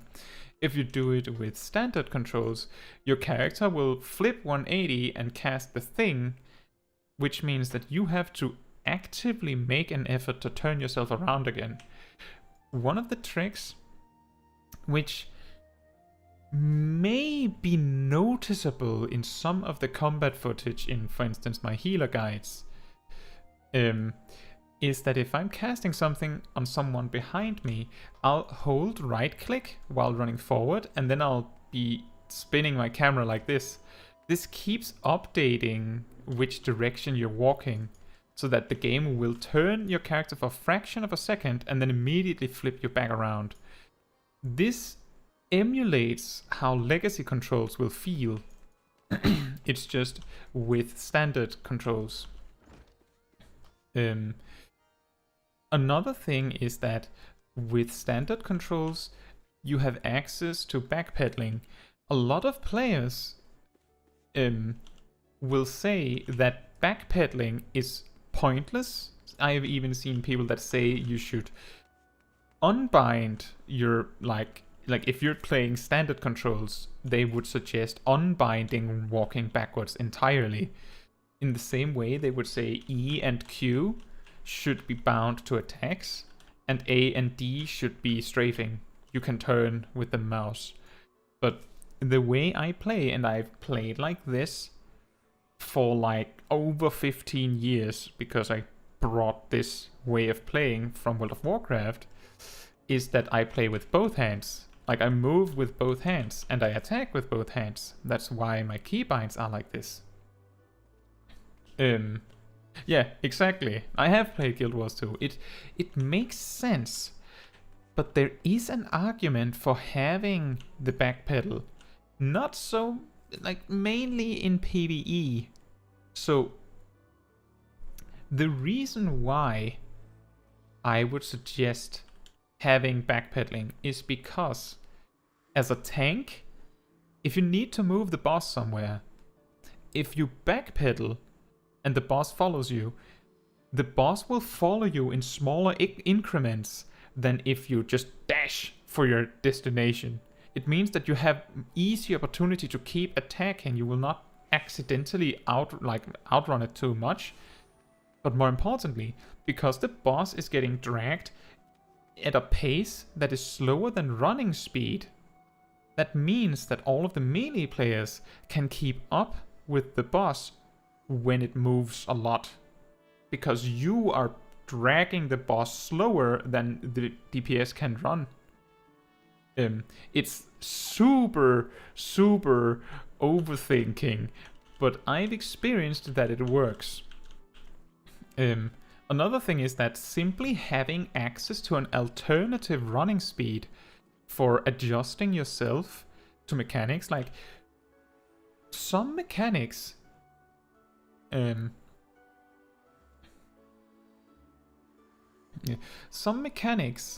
like chasing circle AoEs, you know, those where it like you get like an arrow marker over you, and then a few seconds later it'll do a circle AoE under you, and then you move away, and then another circle AoE happens, and then you move away, and then another circle AoE happens under you, or something like that. Sometimes they happen slowly enough that you can actually perfectly move out of them by backpedaling. So you don't waste too much space. This is less useful if you're Mage, because you would prefer to run to your destination quickly and start casting again. But the simple fact that it's an option can be helpful. And yeah, if you don't have S bound, like you can't move backwards, I feel like it's like, yeah, you usually never want to use it, but sometimes you might. Like, the primary reason why people say remove the turning keys and only use strafing and forward is primarily because you are in lack of keybinds. Like, if you don't have an MMO mouse, and I have an MMO mouse, then like I access everything on this side of my action bars with my mouse, with buttons on my mouse. If you don't have that access, then you will probably need to keybind 6 more things to buttons close to your left hand when you're moving, and being able to take, like, well, either A as and D or Q as and E or something like that. That gives you 3 of them, and that means that you don't have to get as far away from your like main movement option. But it can get really, really like overkill. Like, I've seen players that say, why would you need a strafing button? Just hold both mouse buttons. Look, I can run. I don't even need a keyboard to move. Why would you move with your keyboard? And like, that's also legitimate. Like, that's also technically a fine argument. Like, you could do that. I would say that's a bad idea to only move with your right hand on your mouse. I feel like it's limiting, but you can do that. And you have an MMO mouse. Well, as long as you do it, like, use keybinds that work for you. The reason why I'm not that interested in changing my keybinds, like, I literally have like these 12 are like pretty much what you might open Final Fantasy XIV with when you open it the first time, right? The only thing I would have changed is that I think the modifier was either nothing or control by default, and I changed that. And the reason why I won't change it is because, like, one thing is that it works. I've found a way to make it work with an MMO mouse. But I've done it like this with these kinds of keybinds. Like, I used these 12 keybinds when I played World of Warcraft, like vanilla, like the original World of Warcraft vanilla. and I added the MMO mouse and accessed these buttons over here with it in Cataclysm, which is like over a decade ago by now. And then I've just built on it.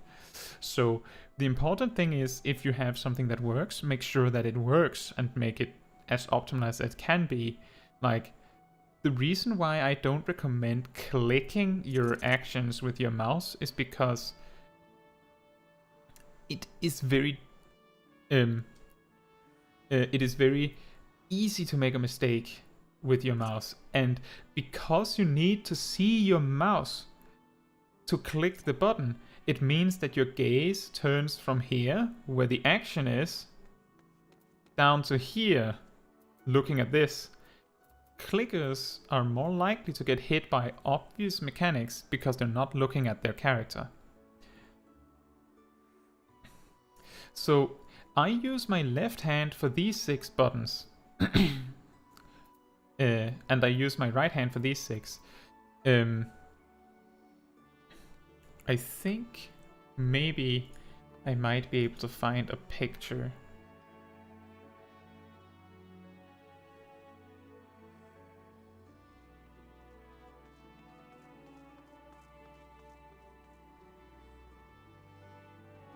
I have a couple pictures.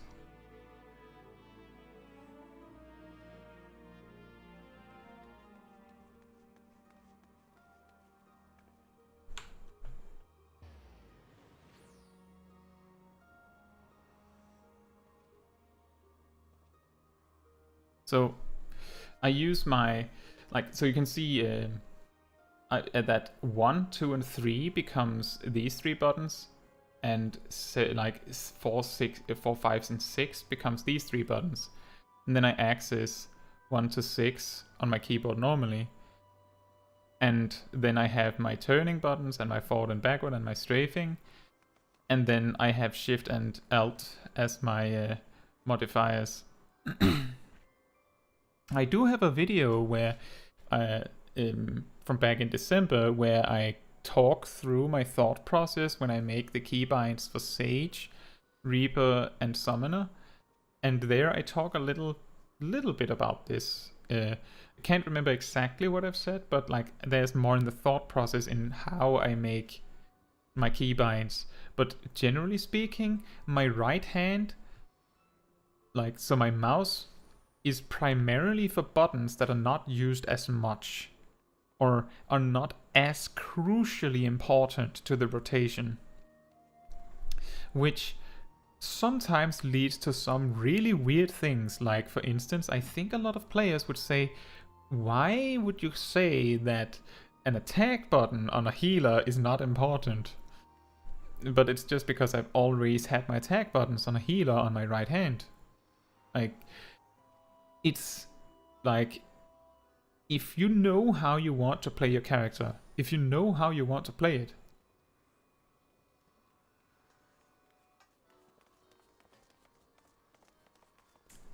Hey Leon. Wait, do you mean the keybind video? Did you just watch that?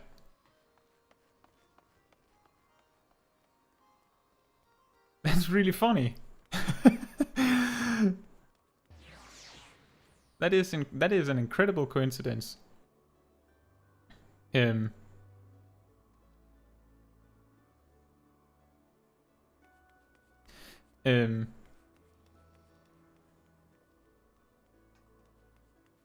But just to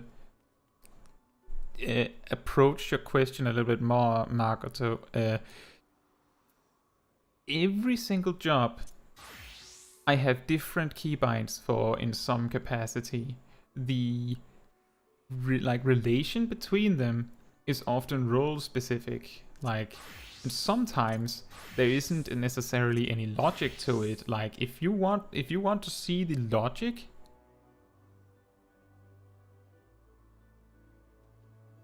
oh yeah, that was exactly the video we were talking about. We were talking about keybinds, and I mentioned my video on keybinds for Summoner, Reaper, and Sage. So yeah, I only have one video on keybinds, so you heard correctly. That is really funny. That is really funny. I hope you found it helpful. But yeah, for example, if I say that there's a system to keybinds, it's mostly like what makes sense. A really good example of where such a system breaks down is that my system that I brought over to Final Fantasy XIV always had taunt on Shift 4. But my system in Final Fantasy XIV has AoE attacks on 4 and Shift 4. So what happens is that my taunt button is homeless. So Warrior has it here, and Paladin has it here, Dark Knight has it here, and Gunbreaker has it here. And that makes it really difficult if I haven't played a specific tank in a while. Because I'll have muscle memory on a different tank where the taunt is on a different button. It's it's not perfect, but sometimes you have to like just go with something.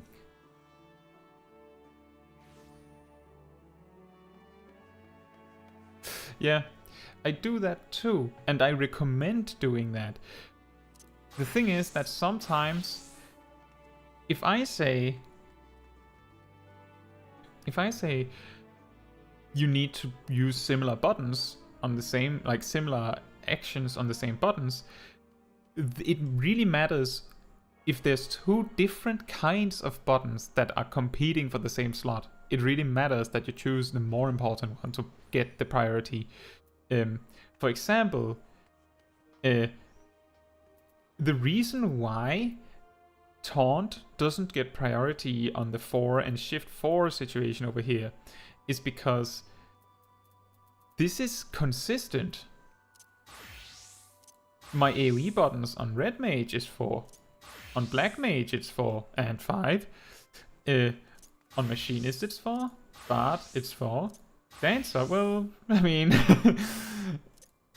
Reaper it's 4, Samurai it's 4. Like, the reason why the taunt doesn't get to have priority is because, like, 10 other jobs set dips on the Shift 4 button first before warriors came by to take it. But I highly recommend that you try and be consistent with your keybinds. Sometimes you just have to, like, choose one or the other. Well, I do hope you find it a little helpful or inspiring to your own keybinds, Leon. It's really difficult to find the keybinds that work for you. So the best I can do is give some pointers and a thought process for what you can do. I don't claim that I have the best keybinds in the world. Case in point, taunt.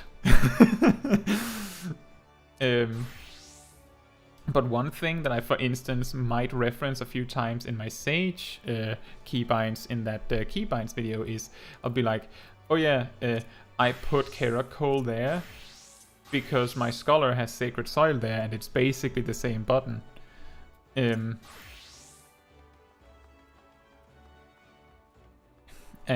you can do that sometimes. And that's also why most melee jobs get like the... I would think that the majority of players that play with keybinds in Final Fantasy XIV might have their 1-2-3 combos on 1-2-3.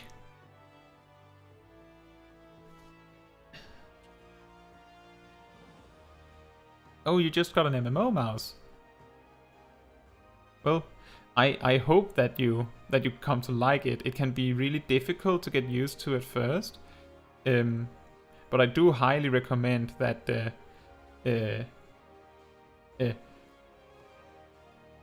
Like, my best advice for the MMO mouse is, like, now that we are on the subject, is the reason why I have the less frequently pressed buttons on the mouse, so 7 through to like 0 and minus and plus, is because every time you press a button on your mouse, you have to, you know, push back on the other side of your mouse, which means that you inhibit your ability to control your camera a little bit, just a little bit, every time you have to use your mouse. And your mouse is way better at clicking things and targeting things and turning the camera, and it's way more accurate with direction than using your keyboard. So handing like attack options to your mouse like that may be dangerous. You just have to like make sure that you aren't always preoccupied with pressing your attack buttons on your mouse.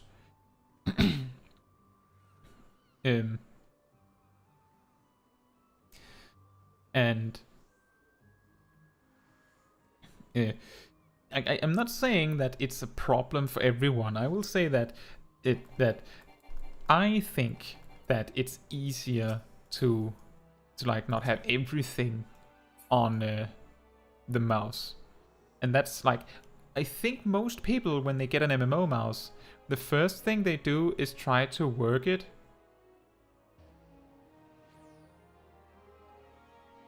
What the? Oh, it's light. Try to work it with 1 through 12. Like you just keybind your whole action bar to your mouse. And it doesn't really work, because you're suddenly saying that your keyboard gets no responsibility. And the whole point of getting a mouse was to just alleviate some of the responsibility. It's the backwards mentality, because a lot of players, as Margot and I talked about earlier, some players would suggest that you just use the, like a very small handful of players would suggest that you only use your mouse for movement, as in you don't need any movement keybinds on your keyboard. You can just run.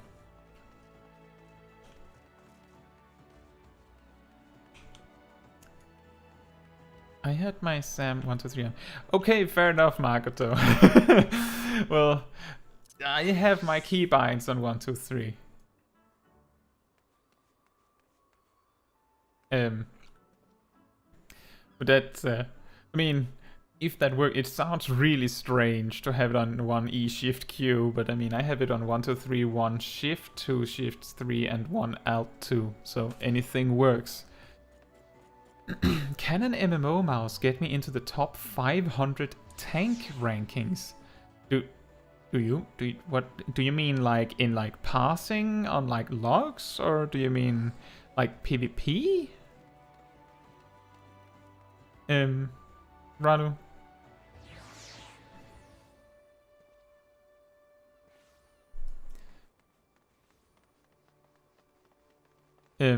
Because I know that when I was climbing PvP in Crystalline Conflict, one of the best healers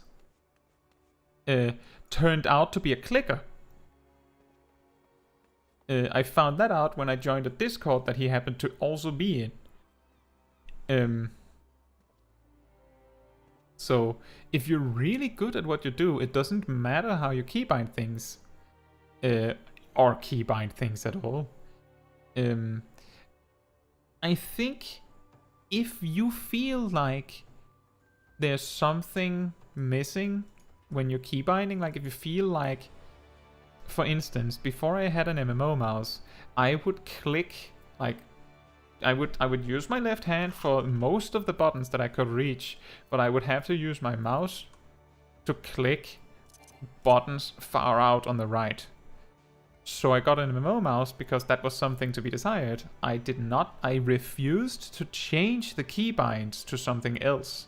So instead of changing the keybinds, I introduced more keys and put them on my mouse. If you don't feel like you're missing, like if you don't feel like you have any problems reaching any of your buttons, then an MMO mouse might not make you perform better. It depends on what job you play and how you keybind that job. You say you play Dark Knight, the vast majority of the buttons you're gonna press can fit on like 18 buttons or so. So if you can fit all those keybinds, then like defensive cooldowns, you don't need to keybind a defensive cooldown. You just need to make sure you can press it when you need it.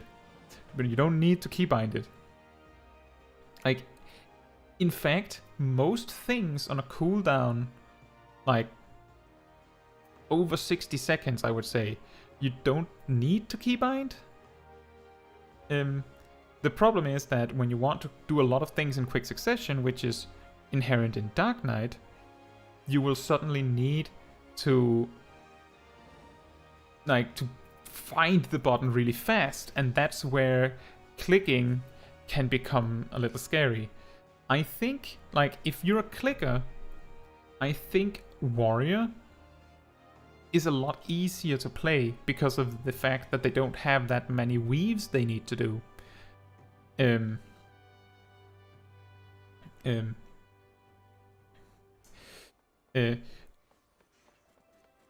But yeah, Leon, if you're still here, I would highly suggest that you look into customizing what the buttons on your mouse is. I would also say that I am pretty confident that you might find it difficult to regularly access like the 7, 8, 9 and 10, 11, 12 buttons on your MMO mouse. I think it might be. And each person plays differently. Maybe it's easy for you. I usually use some of those back keys for voice activation when I need to, instead of like an attack button. What job does that tank friend of yours play, Makoto?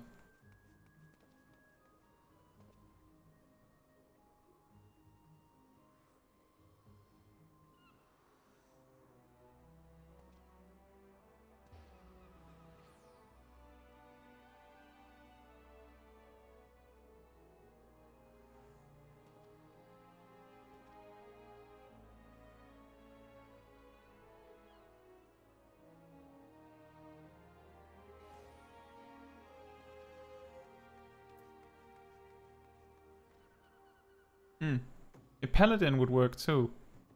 The paladin is mainly getting the late weave on Fight or Flight, and then Expiation and Circle of Scorn, and then Requiescent, and then sometimes the Intervenes. Those are the main things with the clicking issues, I could imagine. Like, mainly the problem with clicking is how often you will have to like quickly move your mouse to grab a specific action in quick succession when weaving. But I think Paladin, that could definitely work. If you can't reach further than 1 to 5 on your keyboard, Leon, then yeah, then you would probably need to also have like, well, you could like keybind something like Q and E, and then move those to like move the strafing buttons to A and D if you don't need the turning keys. And then you would only need 5 keybinds on your mouse, for example. You could also use more of the mouse. It's just like, as I say, there's a lot of things you can try. And if you can't reach further than 5 without it impacting your movement, then you shouldn't make your keybinds based on that. I would also say that if I need to press something on 6 and I'm actively moving, I will place my fingers strategically to make that extra distance to 6. So you could say that I impact my movement by clicking 6 as well. I'm just experienced enough in playing around it that you won't be able to tell that I have an interesting keybind for 6. Are you hyped about the server or data transfer thing coming? let's see, there's new servers coming and data center visit. I have a work colleague on Light,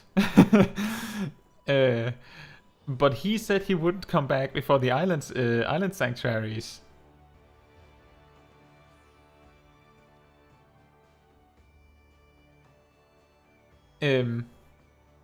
But other than that, I don't really know a lot of players on different data centers, so it doesn't impact, like, it doesn't affect me that much.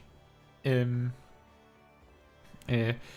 it is exciting for those that do. Like, the thing that it would impact me most is that people that play on Light would be able to, like, visit my server, like, for if I plan something in the game, like with like my community, right? That would be awesome. Like, that's what I'm most excited about with the data center visit. Apparently there's also coming like 2 new servers on at least on the EU data centers. I can't remember if it's 2 on each or if it's 1 on each, but I believe there's like just a bunch of new servers. That doesn't really impact me, more in the fact that maybe I can finally not have a queue time when logging in.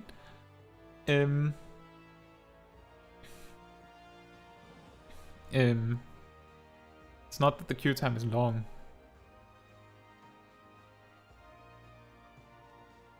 But that would be nice. But I don't mind. Like, Louisoix is not the biggest server in EU. But yeah, the cross-region data center travel is going to be when it really, really gets crazy. Like, like a thing that I mentioned in the Savage Raid preparation guide is how each region has different ways of going about Savage Raiding, like how they present strategies. I heard, and I guess Ralu would be more knowledgeable on this, that on the American servers, it's common to lay out the marks, like, on the actual playing field, like in the actual arena somewhere, and then have people stand on the marks to indicate which spot you want. While in the EU, and I think also in like Japanese, or like data centers, it's more common to just post a macro with all the strategy, and then you just say what seat you want. Not to say that either one is better. I've heard a lot of people say that the macro thing is better, but that might be biased. So I wouldn't be able to know what is best. But I like the macro thing. And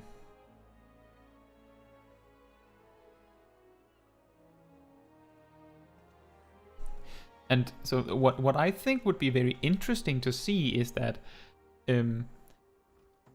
when you have like interconnecting worlds in a game this old, like, you have to keep in mind that these kinds of ways to go about presenting strategies has been like this for years.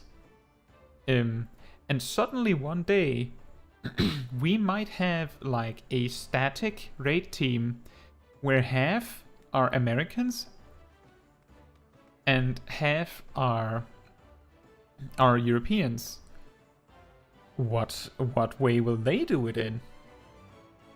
I mean, yeah, like a voice chat to just talk it out is always great. When I was raiding in a static, we would post the macro and then we would just say which spot we wanted, and then we would discuss the rest of the strategy that was more fuzzy.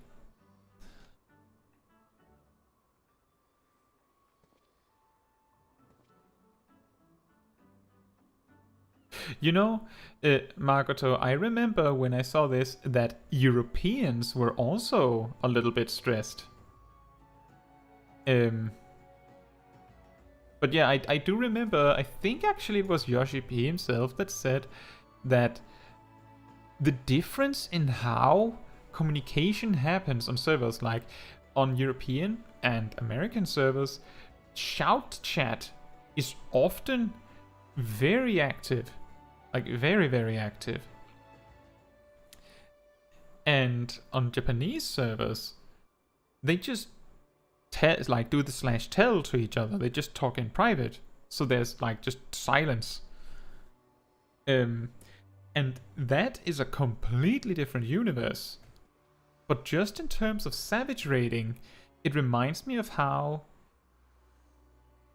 like, ages ago, back when League of Legends was new, if you know that game.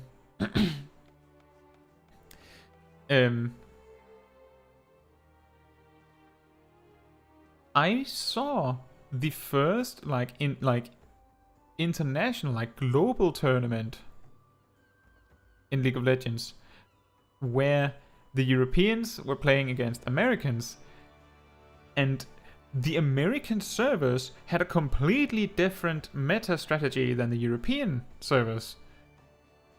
And what decided the victor wasn't just what characters people chose and how well they played. It also boiled down to which meta strategy was superior. And incidentally, the prevailing strategy, I believe, was the European one, and that is the meta that League of Legends plays with today. Still, over a decade later, I believe. So, exactly. It's really cool to see this, what's gonna happen. I have a feeling that I would hope, my hope is that people aren't just gonna swarm the Japanese servers and be really annoying when we know that Japanese people are like the way they are. I would imagine that the way that strategies are presented in EU servers and Japanese servers are more likely to prevail because it is faster to communicate the strategy than the American way. I think, I don't know, because I have not seen the American way in practice. But I do know that you can post the macro for a savage raid before you enter the raid. As you click the queue and it's looking for a room, you can post the macro and people can say which seat they want. And you can pull the instant that it says duty commence if you want to. You should probably do a pull timer, but yeah. And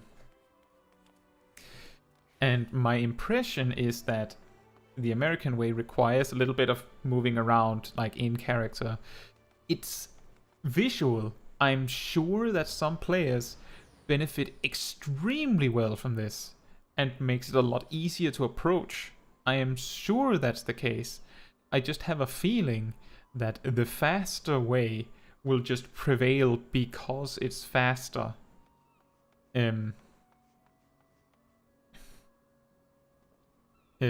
But that's some things that we can look forward to when eventually they'll get to region data center travel. I am pretty sure that that's still on the table. I'm pretty sure that they haven't said that it's not gonna be a thing.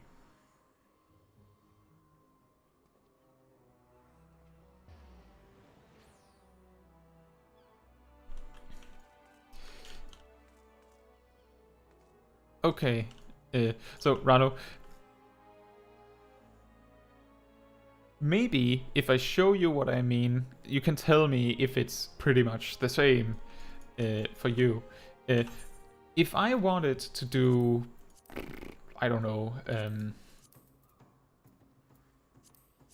let's say fulmination, Savage right now.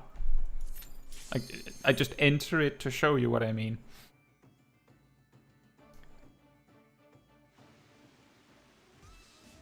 Then I'm in here. I coincidentally, as I mentioned earlier, I still have the markers. Bam! Now we have the strategy. Then macro. Bam! You can see here. This is all the information. If you already know the strategy, I know it's a little janky. I'm pretty sure when you post it in chat, I can't do that because I'm not in a party. But when you post this, these line up pretty accurately to make like boxes and everything. But you just post this and people just go, oh, whoops, that was not intended. You just go MT and congratulations, you now take this spot. And if no one disagrees, then that takes 5 seconds and you can go.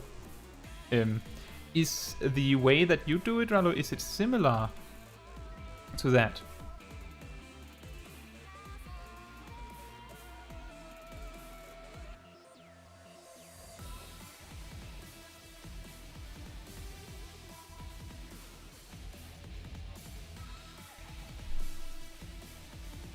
I'm mostly asking because I'm interested in understanding it and knowing it.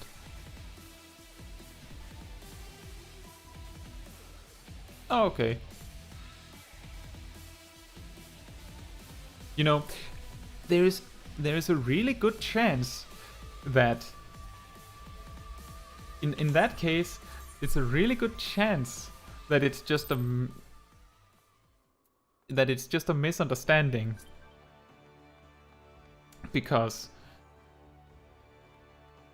the way that it is explained, when I've seen people say that they do it a different way in America, the way it is explained is like so close that you have to make an effort to make up a different scenario, and there can be a misunderstanding.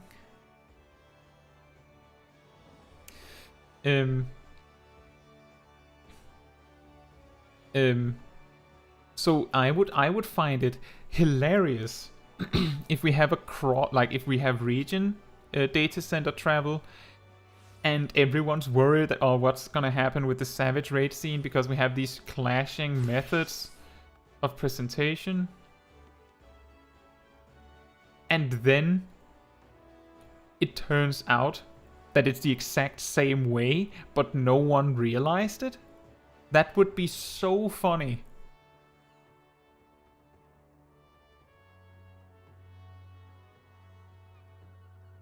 Yeah, exactly, Ranu. So Makoto, it's not so bad. Let me just calm down a little bit. So the markers that you saw, I'll go back in. We'll go back in. Leon, I'm not actually sure.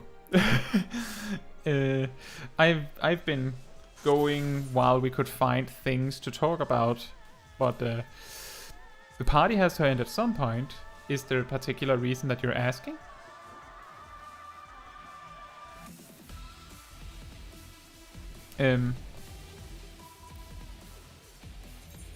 So this looks extremely scary when you don't really understand what you're looking at. So let me try and explain this first thing, Makoto, so that you maybe understand how this whole marker thing is. This lightning chain thing, that's not on the screen. Yes, everyone can see the markers. Everyone can see the markers on the screen. Like if you're in party with someone and they put down a marker, they can see it while they're in your party. So the lightning chains mechanic.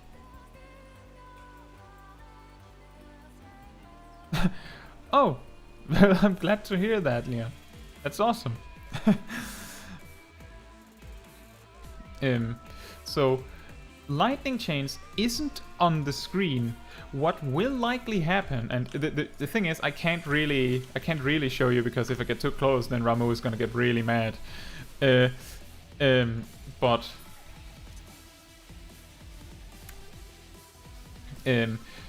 this, let me see if I can get something to make this work. This lightning chains mechanic on here, you will usually use those 4 markers on the center to like line up your characters. So you can see there's the MT, that means main tank, stands on 1, and H1, that is healer 1, stands on 2, and H2, that's healer 2, stands on 4, and OT, the off tank, stands on 3. And then the 4 other DPS jobs stand like somewhere here. And the reason why it's a little fuzzy is because the mechanic requires those 4 players to move back and forth. There's multiple ways to do this mechanic, so this particular macro paste just states we're doing it like this. So when I say I'm MT, it means I know that I'm standing there. The clouds mechanic is like the 4 players furthest away from Ramu will get clouds over their heads. And the main tank will move Ramu into this middle point, like right smack dab in the middle, when the fight begins.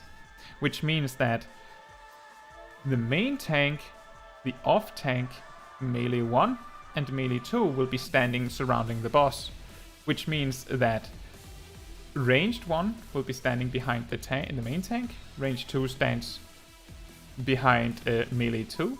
And the 2 healers stand behind melee 1 and the off tank. And this means just automatically that these clouds will spawn on the 4 players furthest away. There's also another mechanic with these clouds, but that's generally speaking why the markers are like this.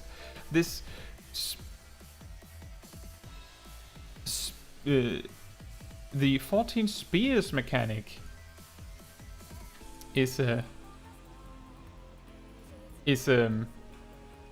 actually indicated in the floor. Like the actual floor itself is indicating this, so you don't even need markers. Oh, hello Siphon. Thank you. That is a long list. Is it people that you watched today, or is it people that you've just been watching recently? Well, I'm glad I could calm you down again, Makoto. It's Savage is like, it's tough to master, but it's you can do it.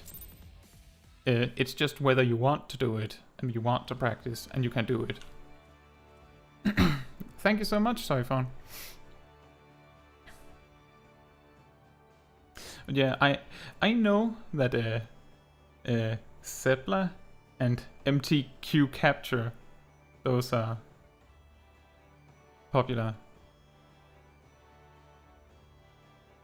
Yeah, exactly, Makoto. You had like learning a job or learning a boss fight. Like it's just, you just have to learn what the boss is gonna do instead of what you are gonna do. And it's a very big like time investment, and it's like learning like how a boss fight goes for like 8 minutes, sometimes more, sometimes less, and you just need to learn and master the dance. You could say it's like a dance. Takes time, but it's not impossible. So if you think that Savage raiding looks interesting, I think you should go for it.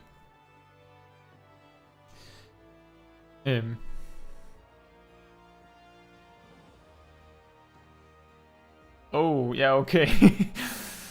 Yeah. If you're not so fast on reading kanji yet, then it might be difficult. But I think as you get like more acquainted with each fight, you will start to like learn the things that you need to know, the things that you need to respond to, and just do that. I also talked about like free company statics earlier. I can't remember if you were there for that. You don't have to do savage raiding with your free company. I don't know if if Japanese data centers does it differently, but I know that European data centers tend to have statics in link shells. And just have, 8 really good players. Maybe some of them share a free company, but that's a coincidence. Because if you limit yourself to that you have to play with specific players, then you're greatly limiting your pool of players to play with, which can make it harder for you. On the other hand, I usually say, if you want to get something done efficiently, do it yourself. And what I mean by that is join a group of 7 really good strangers. If you want to have fun, do it with friends. Then it's not going to be as efficient, but you might enjoy it a lot more.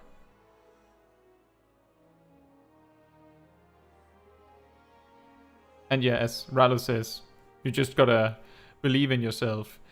And that is also part of the reason why I like to learn boss fights with easier to play jobs. Because it means that you need to focus less on your ability to play your job and more on your ability to beat the boss. And as long as you have a balanced raid team, it doesn't really matter which aid you have. Like, as long as you have 2 different tanks, 2 different healers, a mage, a ranged physical, and 2 different melee, it doesn't really matter which ones are which. It'll be fine. You will learn it. If you're vibing, it's probably a mechanical reason. If you're just playing your job correctly, it's probably a mechanical reason. It's not, oh, I need to play this job. That's not how it is.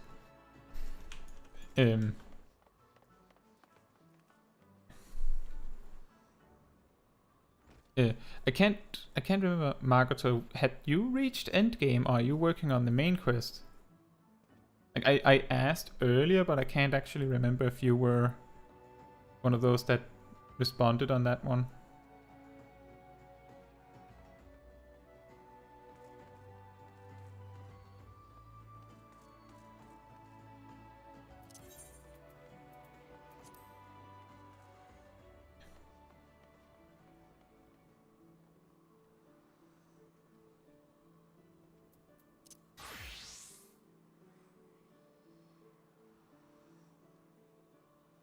Ah, okay. So, have you tried the normal raid, like the Pandemonium raid, or just chipping away at the main quest?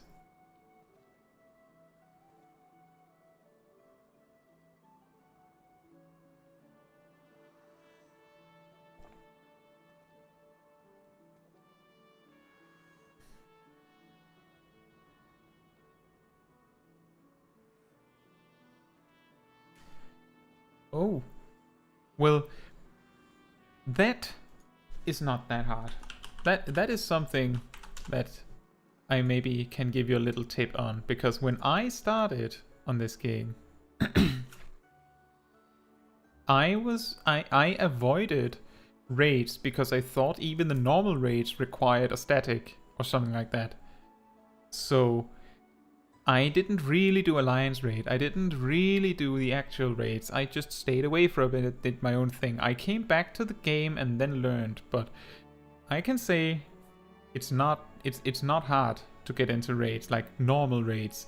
Savage raids is a different story. It's harder. But raids on normal are meant to be beaten. As in, you will not need to like make a raid team beforehand and everything. You will not even need to read up the strategy before you start. They will typically show a much friendlier version of the same boss.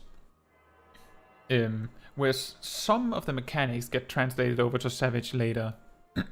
Or all of them. It depends a little bit on the boss. If you have completed the Endwalker quest line, then I can show you where the NPC is that will start you on the Pandemonium quest line, if you want. Let's see, coordinates.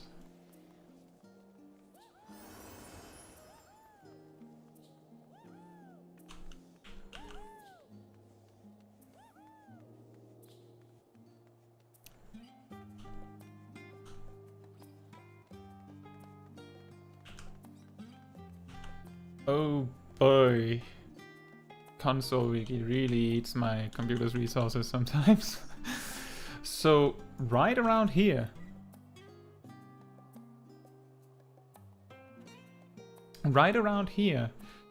there will be an NPC named Nimjiji, I believe,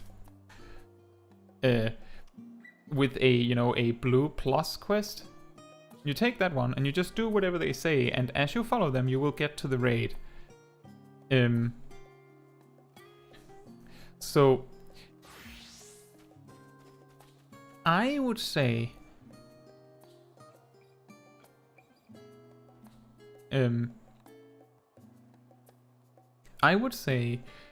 if you're gonna try Savage, I would highly advise that you watch a guide on the particular fight that you're gonna do before you join a group. I have actually I have a full video guide on how to prepare yourself for Savage, and that does include a little bit of talk about how to actually prepare yourself for the specific raid encounter in a broader sense. If you show up to a Savage raid encounter and have not prepared yourself by watching a video, that is what is called a blind run. If you're showing up without having done any homework, I would say you should say it to the raid team. Like, make it known that you're not prepared. They will probably kick you. Best advice is join a blind run group, then you're all on the same page. I can post the link to the guide if that would be helpful.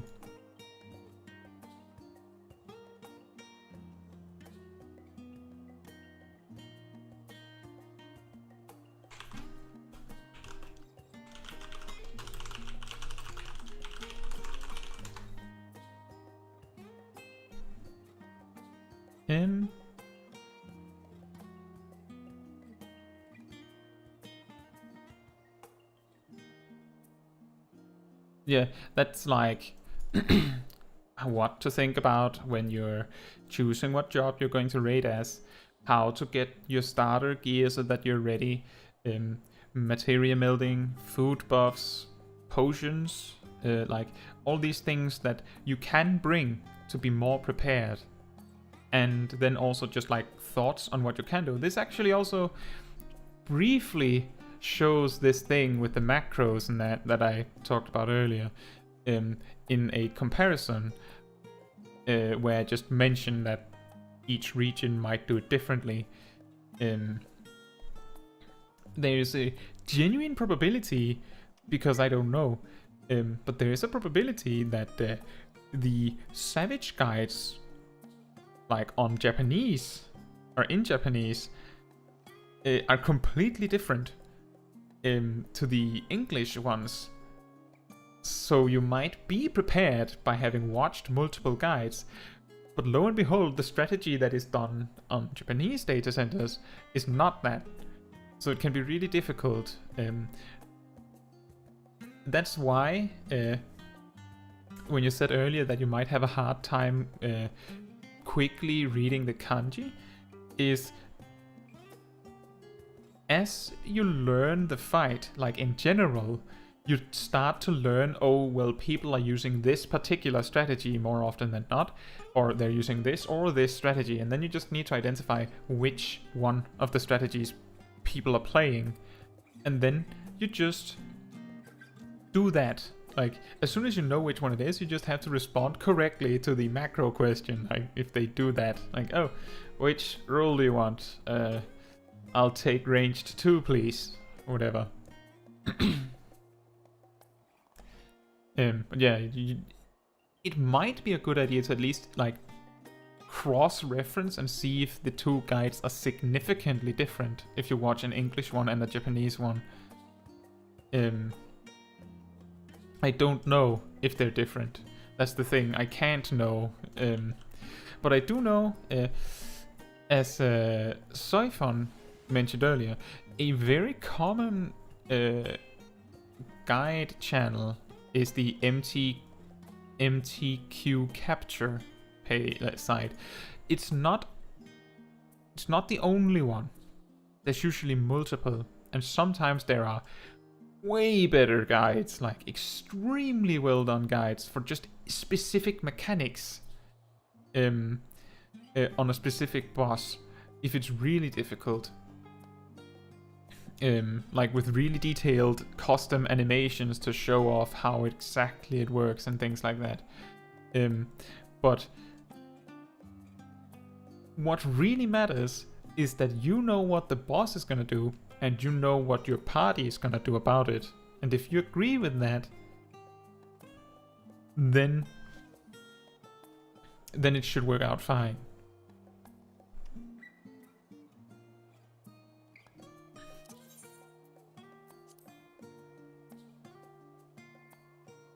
And while we're on the subject of unlocking raids, Alliance raids are in the same difficulty level as normal raids, so you should not feel discouraged from joining those either. They're supposed to help you catch up in gear if you're like behind in a raid tier.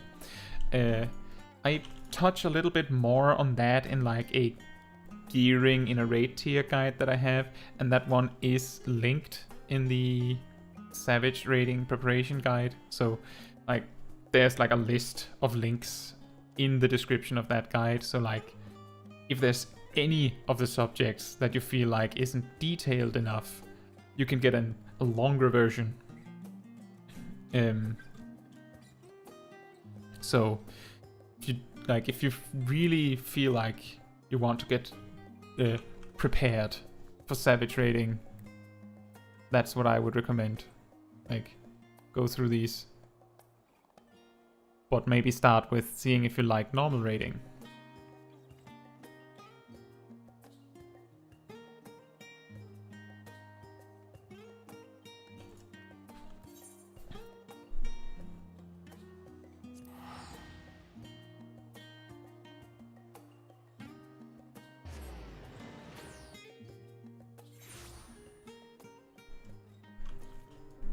Thank you. I'm glad that you're interested.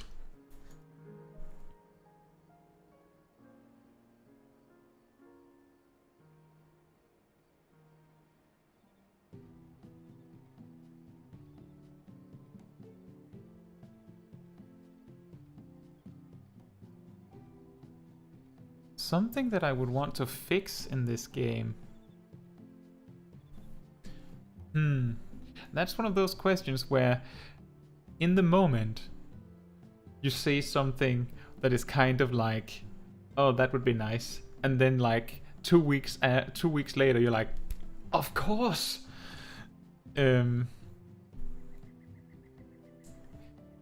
What would be a good thing to fix?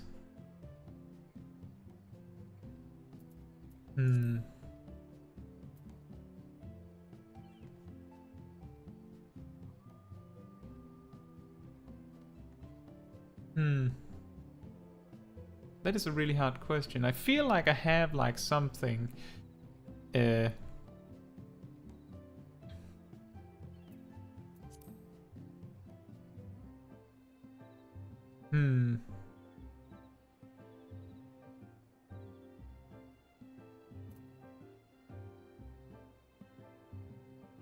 Okay, here's one. Here's a really good one. So,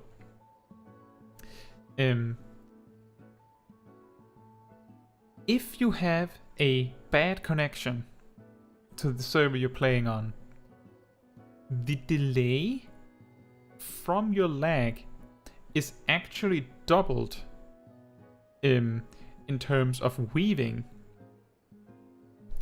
The reason for that is because your computer has to say, I'm doing this, then the server says you're doing this, and then when your computer says, and now I want to do this, the server might say nope, because you were doing this and you're not done yet.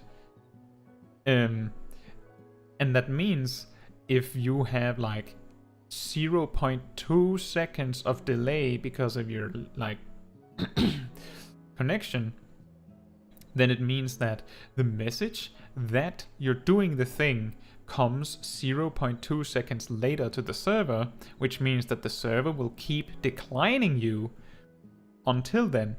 At the same time, your computer knows this, which means that the response that you're done also can get delayed an extra 0.2 seconds, which means that ultimately your attack will get delayed by 0.4 seconds, or your next action will be, for most players that play on their local servers, so happy for the Australians that got their own servers, that I'm sure that really improved their experience because of this. If your connection is good, you will not be able to tell the difference. Because if you have like 20 ms delay, then it just becomes 40. But if you have 300, it becomes 600. And that's suddenly nearly as long as the entire animation lock of an ability. But people have found ways to circumvent this, which is technically cheating. Basically, they tell their computer to ignore the response that it's okay, like that the server says that you've done the thing. Which removes half of this delay, and can even remove most of the local delay from your latency as well. What I'm saying is that I would like there to be some improvement on this doubled delay, because it would help players that play on non-local servers a lot. I had, back when I made my machinist guide, I had a player writing in the comments that they were very sad that they basically would want to play machinist but couldn't because the connection was too bad for them to weave properly. And I believe they were Australian. So that would be something I would fix. Or want to have fixed. I don't know how you would fix it, because the fix that have been implemented, which is technically illegal,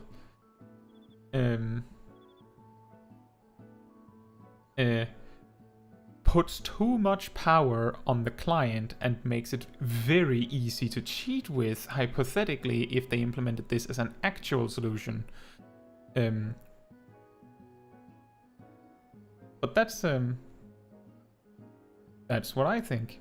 That would be great, because it would make it... That would also be really helpful when people start, you know, cross-region data center visits, so that you can play on an even playing field, even though you're from a different region.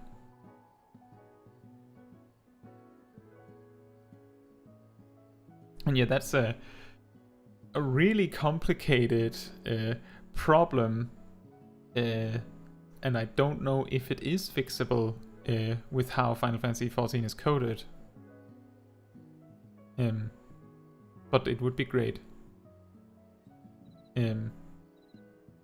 Like, imagine playing on a different region. It's like, especially imagine having, like, playing as an Australian back when they didn't have local servers, and essentially indirectly be told, oh yeah, Ninja, Machinist, little bit Reba, Nope, you can't play those jobs. Nope. They're too quick. Can't play those.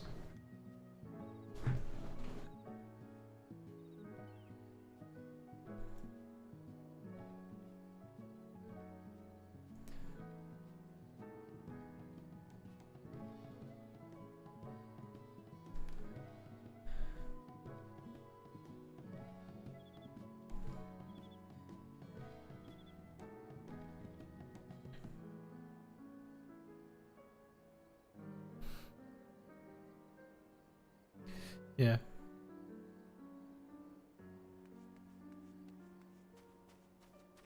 I hope the Australian servers are getting somewhere. I can remember that they were talking about a lot of things being a little strange because the servers were filling a little slowly. Oh, okay. Like, in terms of what I wanted to fix?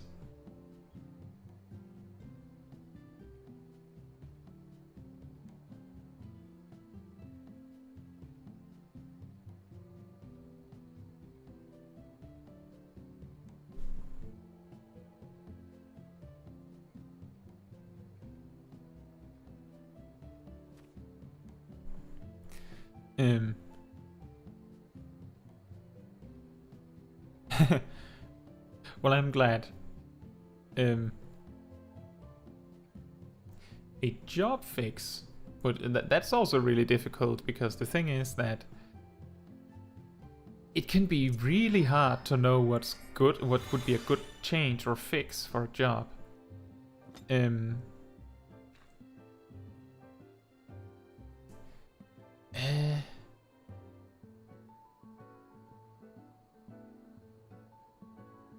Well,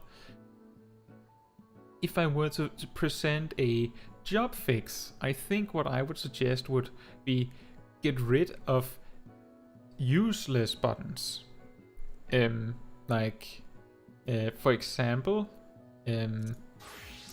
I spoke with a friend that is relatively new to Monk, and he asked me, like he's level 50 something, he asked me after he watched my high level Monk guide, this Anatman ability, what are you supposed to do with it?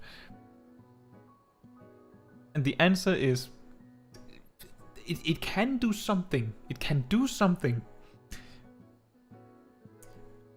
But it's not really that useful.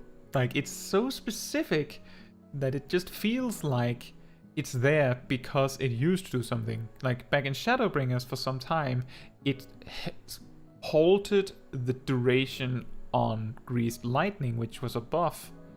But no Greased Lightning means that the actual useful part of the ability is now gone. In some capacity. So I would say remove that. A little bit like how hours ago I was like, I don't know why we have Undraw. Like, remove Undraw. It's just confusing. And also buff physic for summoners. Delete it or fix it. I don't know why it still scales with mind. I don't know.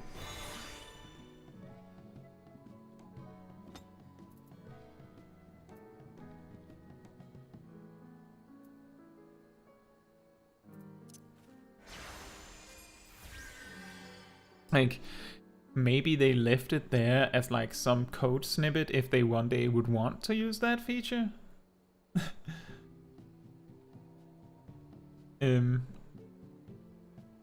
Like, physic is like, it's like one of the weird relics of the past. It doesn't make sense that it scales with mind. It just does not make sense. There's actually another relic of the past.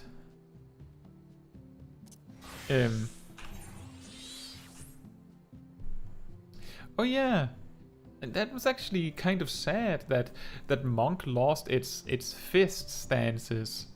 I think the problem, the mistake they made there,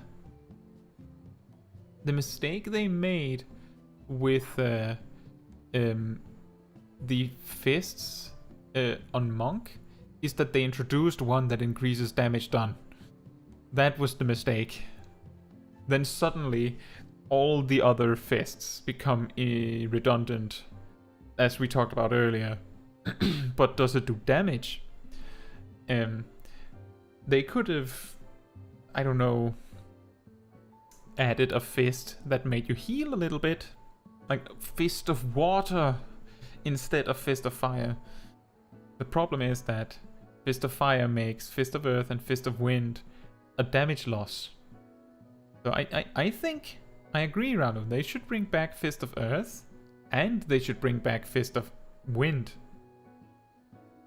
but not Fist of Fire. What other games do I play?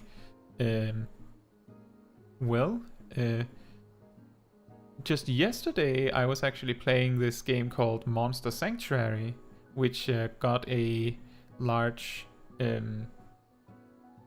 like DLC, free DLC bonus, like new content, like 2 days ago.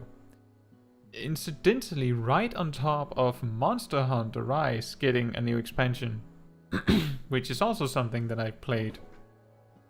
And I've played through the Final Fantasy Origins game, which I have had a lot of fun with, especially playing it with no partners and on the hardest difficulty. And that game is also getting some DLC really soon.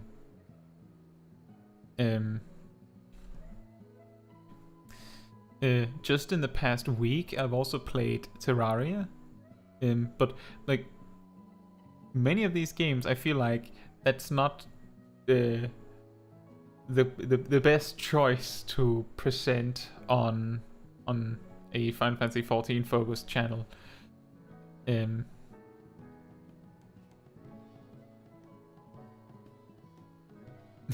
Yeah, exactly, Ralo. In Shadowbringers,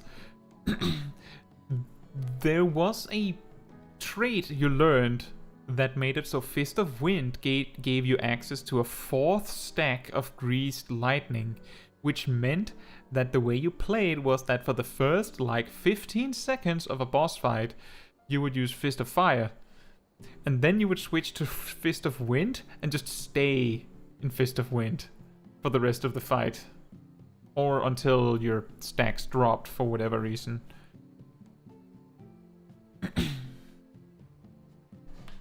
Which meant that Fist of Wind and Fist of Earth was redundant because Fist of Fire was superior, so they made Fist of Wind better, effectively making Fist of Fire redundant.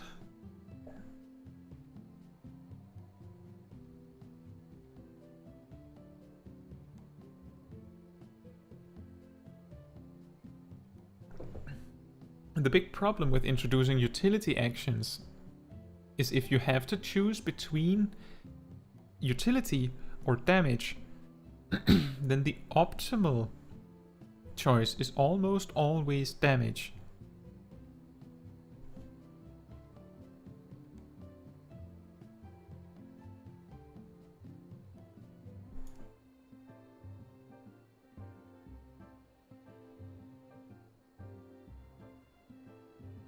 Yeah, it was really weird.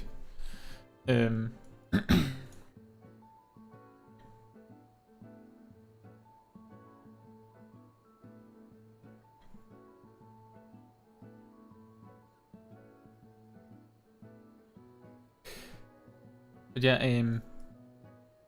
I like just to answer Margato, I like strategic games. I like RPGs, but I like my RPGs in a very specific way. Like, for instance, I like the idea of, Dark Souls and things like that, but the simple fact that it feels like certain strategies just become a little janky, or like going Mage, yeah, but only like 3 spells are good, for instance, or you want a specific spell, limits it. So Final Fantasy Origins, where Mage is not just good, I would say it's like if you're just playing through the story, it is the best job to start with. It's very easy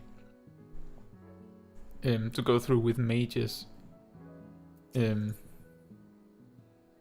I had a lot of fun with that. So the other little relic of the past,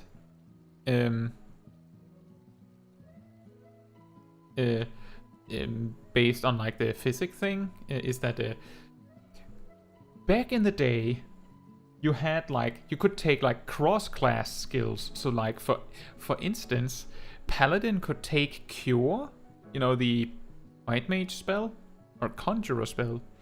That then turned into the role actions, where like you can see how there's like a bunch here.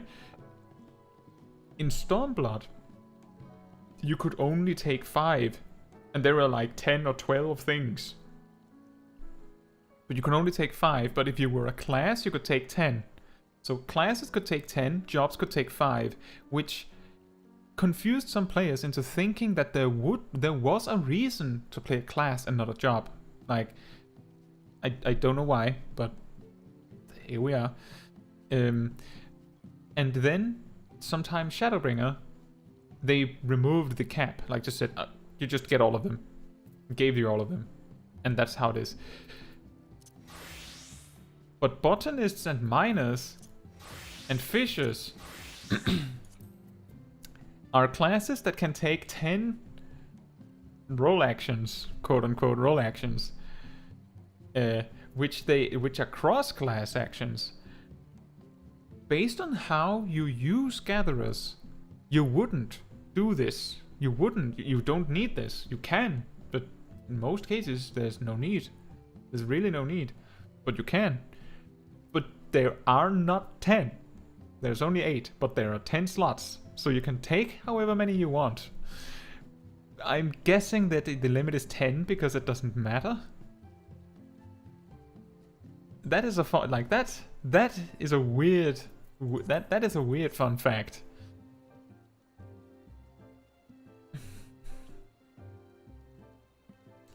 Oh, right. Yeah, Makoto, like, I have Dark Souls 3. I have played Dark Souls 3. It's hard. I enjoyed it, but it was just... I didn't get that far before it felt like, no, I'd rather play something else. I haven't tried Elden Ring because I'm of the opinion that, like, I have Dark Souls 3. I know Elden Ring is not Dark Souls in, like, exactly. It's different.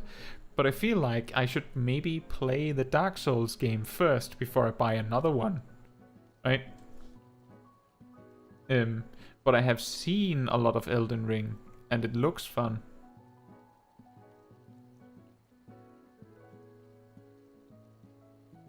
But if you have the determination to beat through like those really difficult bosses in Dark Souls and Elden Ring and similar games, then I'm sure that you have the determination to beat a savage boss in Final Fantasy XIV.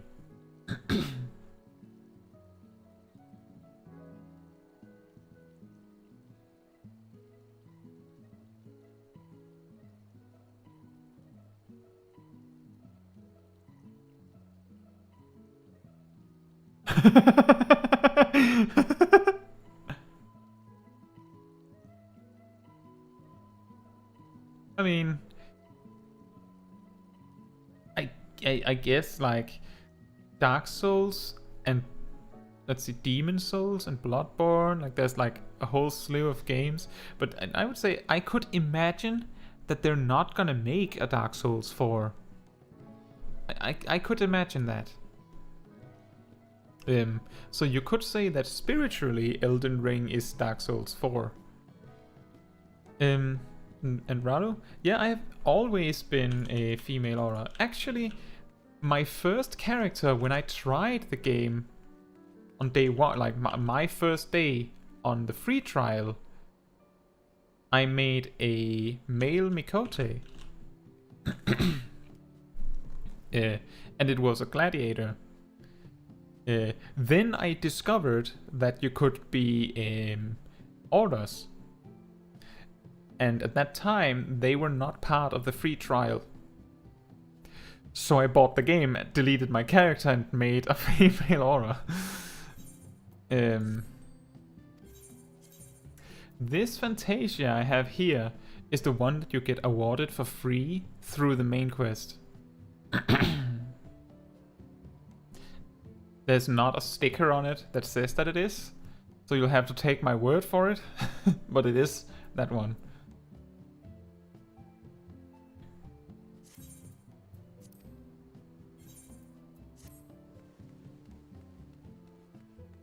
I also have years old pictures, screenshots, that contain my character from like back in Stormblood.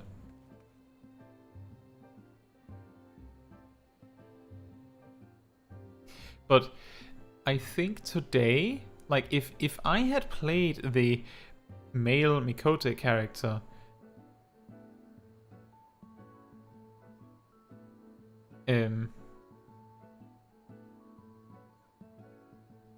then I would probably had switched like... Oh, well, actually, I'm gonna answer your question first. I got to like level 18 or so with the male Mikote gladiator. Like, I believe the last zone I got to was...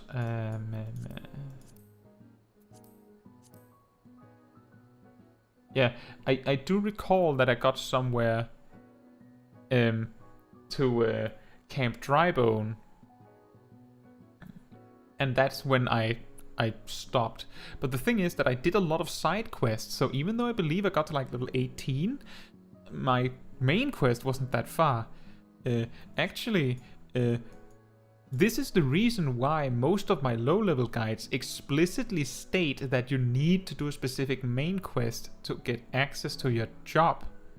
Because I missed that myself.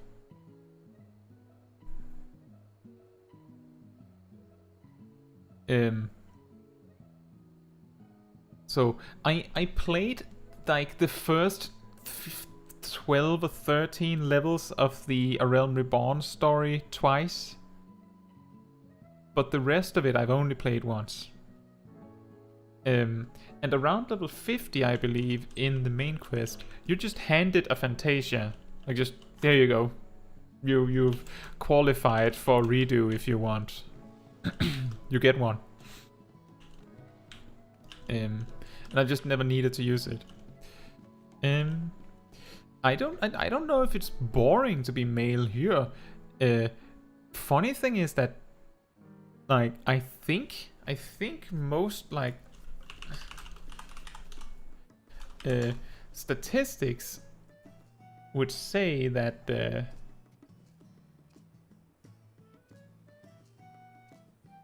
oh, really?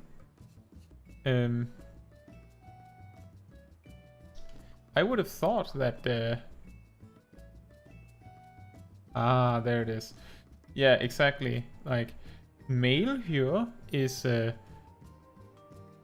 pretty far down on the rankings of how many people have them, at least at max level.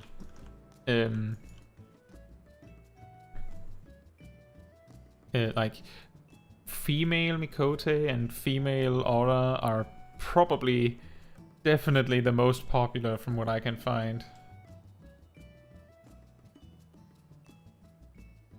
Yeah, I know. Like, going human and just making yourself as a character is... I get that, but hey, there's nothing like that. That's like, if you think that's fun or you like that, then that's good. Like, that's the thing, is that I've heard people that said, oh, like when I've been in a free company that and everyone switched to Lalafell for fun, I would specifically just flat out decline. I would just do, nope, I'm not changing, because if I change, then it'll feel wrong to play. And what I've noticed is that people that like switch with Fantasia once or twice tend to do it regularly almost. Like eventually it'll feel like you're constantly chasing a home that you can't find. So nothing really feels right, because what felt right originally feels wrong now, and the new stuff doesn't feel right either. Is it that expensive?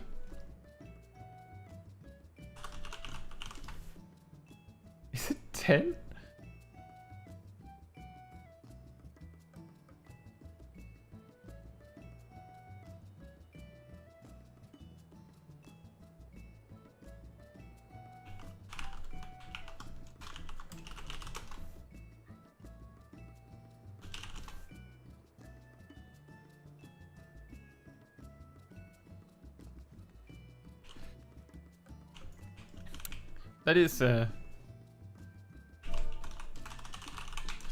That is, yeah.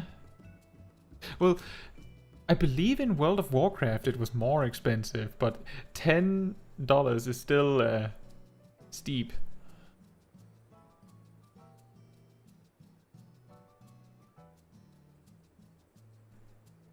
Yeah, the friend that made my classroom in my house changes so regularly that there was a time where I said I would bet on them not being able to, like, I bet that they would not stay as the race gender combination that they were for 2 weeks. I basically said don't use a Fantasia for 2 weeks, and they did not last 1 week.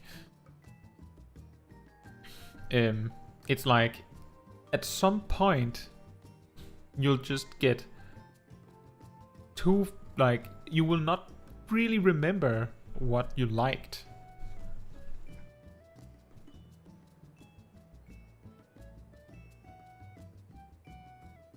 That's, I guess that's true, Magoto. I will also say that I guess they started the price tag on these kinds of things. The common argument for why a store item like Fantasia is what it is more that the price is supposed to disincentivize people from using them often. As in, it's supposed to be stupidly expensive, so people look at it and go, I don't need it. Like, that's what it's supposed to do.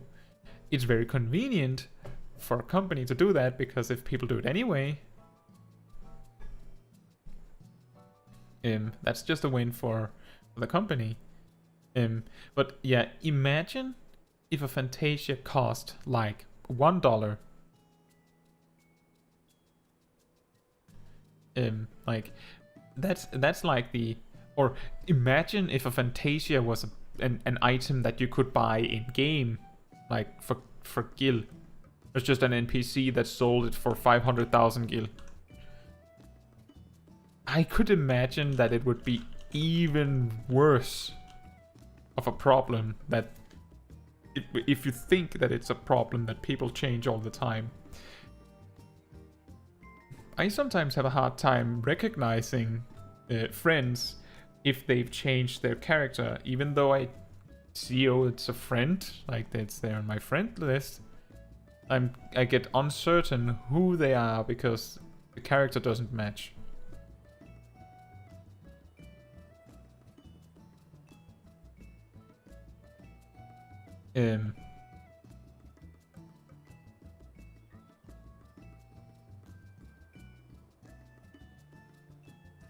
But yeah, that's as I was about to say before, is if I had started on the game and our Aura was not a race in the game, like they didn't exist, I think when I reached the point where I had the Fantasia, I think one day I would probably have switched to a Lalafell,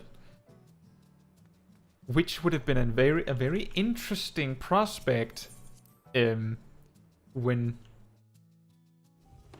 you know, when I need to make my thumbnails, and and recording in the classroom if I'm suddenly like a third of the height.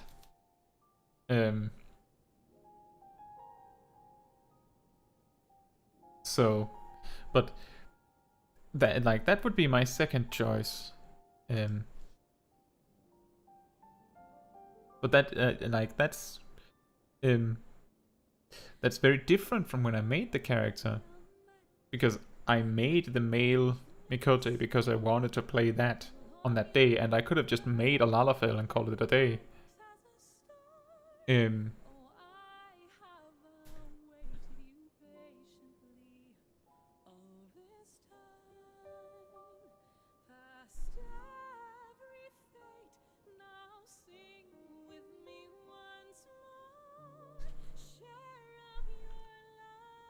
Oh, they look pretty nice too, yeah. Female Highlander.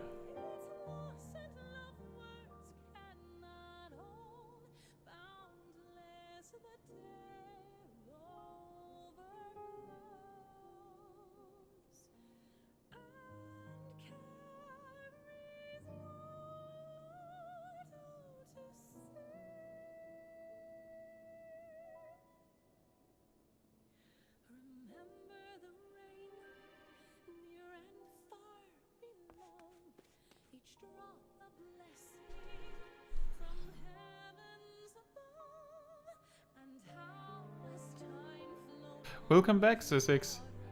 Yeah, we were talking about how some people, like, if they start using multiple Fantasia, then it quickly takes over, like it gets a little bit wild. Like people changing multiple times in a week. And it came about because Ralu asked if I had ever changed, and my character has been a female aura since, well, I created it.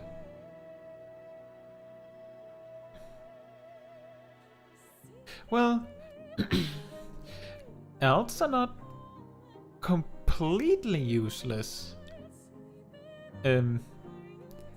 I met one person that came with a good argument for having an alt.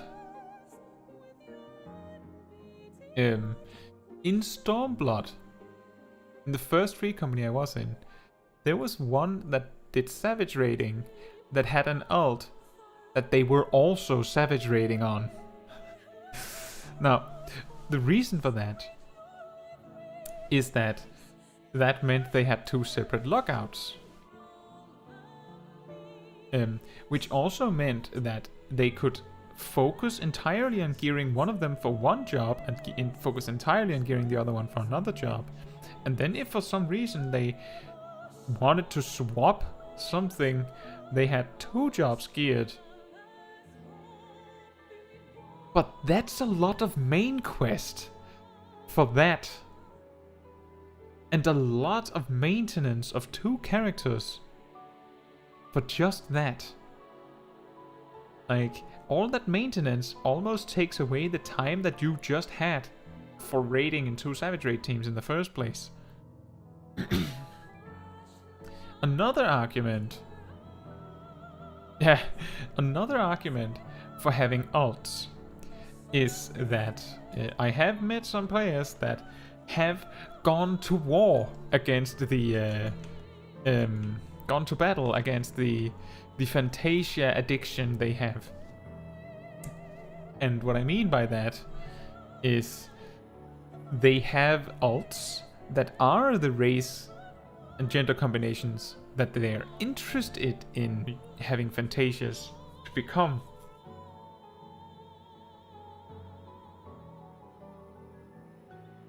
So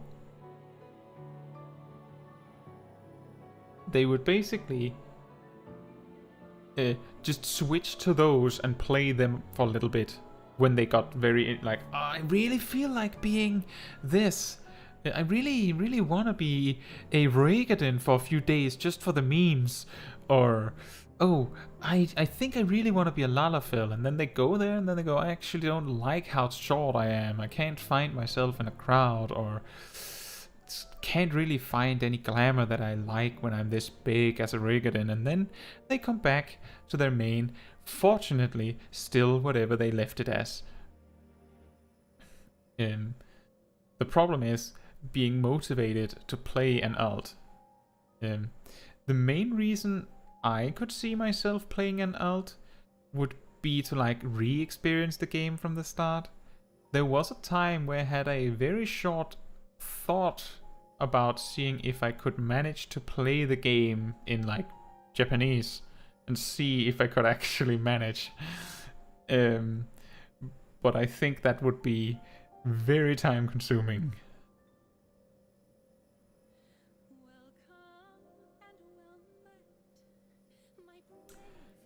That's a new idea. I haven't heard that one before.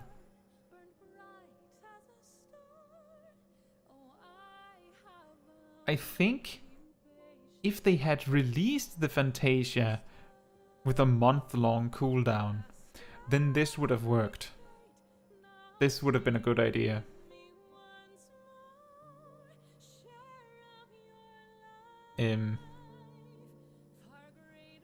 But now it's like a little bit of a no backsies situation. Like, if you change it now, people are gonna be furious. And also, from a company standpoint, it makes perfectly good sense to only make a deterrent that is, it's very expensive, so you wouldn't want to do it much.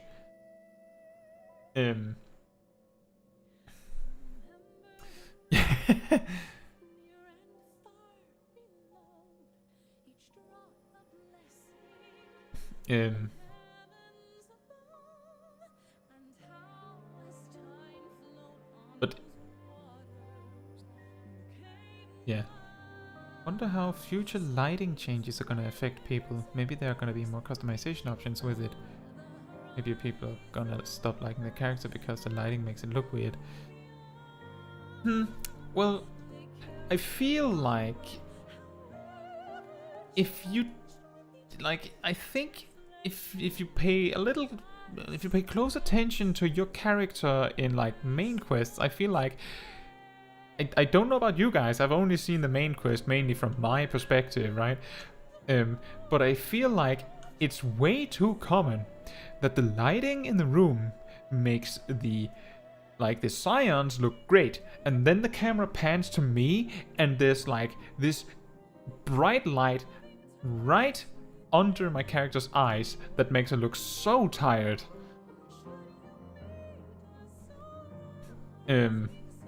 I can't even show you what I mean. It happens so frequently. So I feel like I don't think lighting is what's gonna make someone lose the love for their character. But you're right that lighting might change how they look. Like, I do remember they showed like a picture of how much more detailed a character looks suddenly, and I think maybe some races might look significantly different.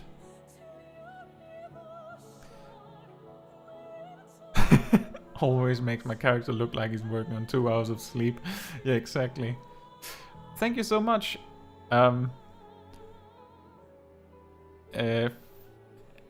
FFXIV 14XXX nothing?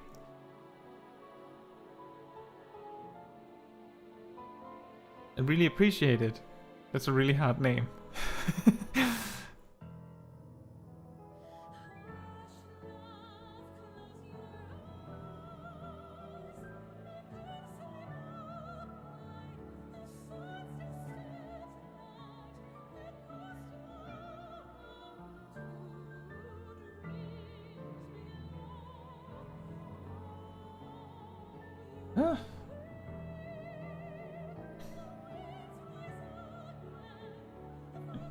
I hope that the lighting is gonna be good. What I'm worried about is more how much more performance it might require.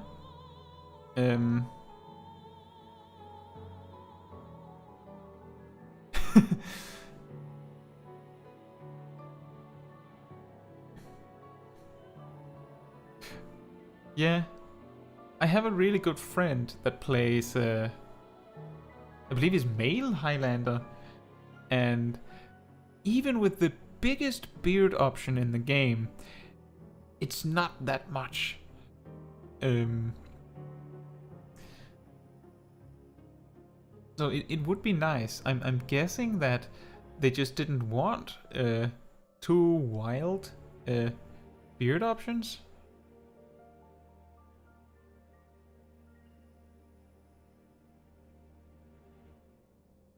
A visor only option. Oh, I think I know what you mean.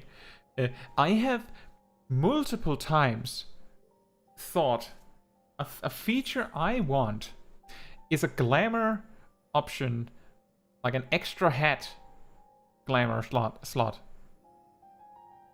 So that you could wear like glasses and a hat. Is that what you mean, Sisix?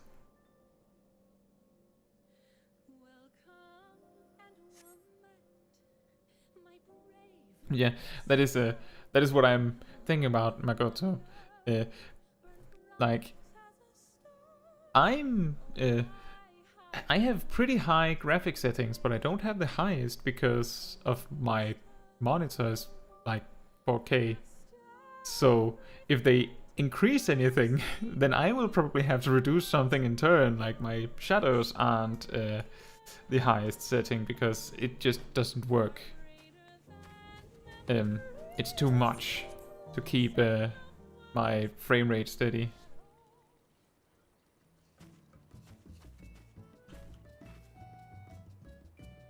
Oh! Oh yeah! That is an interesting point, Sisix.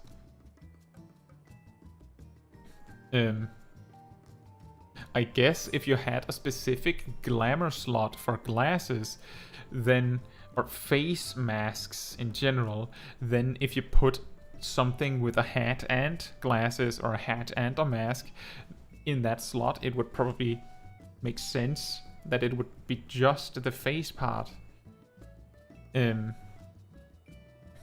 Yeah, they not just have tried doing it, they have done it. There's just one big problem, and that reminds me that it was an item that I never bought that I wanted.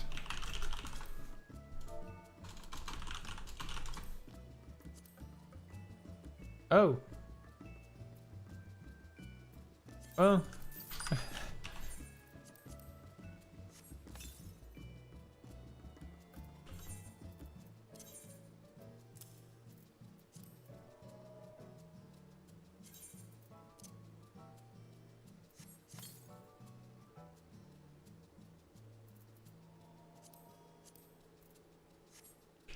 Now, this works. Sort of. But I can't go into battle like this. Like, you have no action, so you can't, like...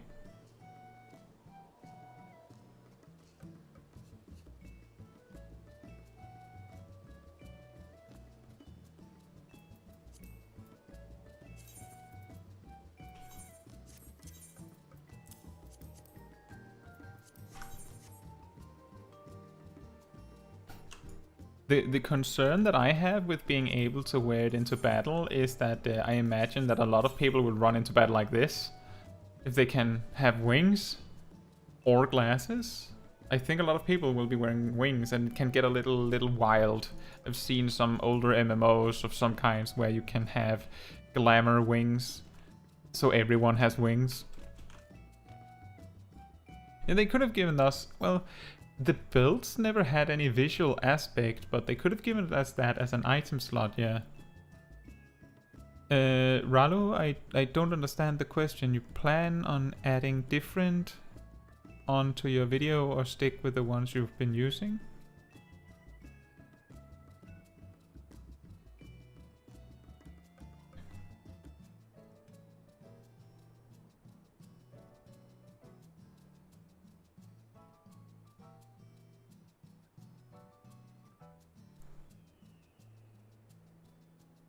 Let's see. I have a guide.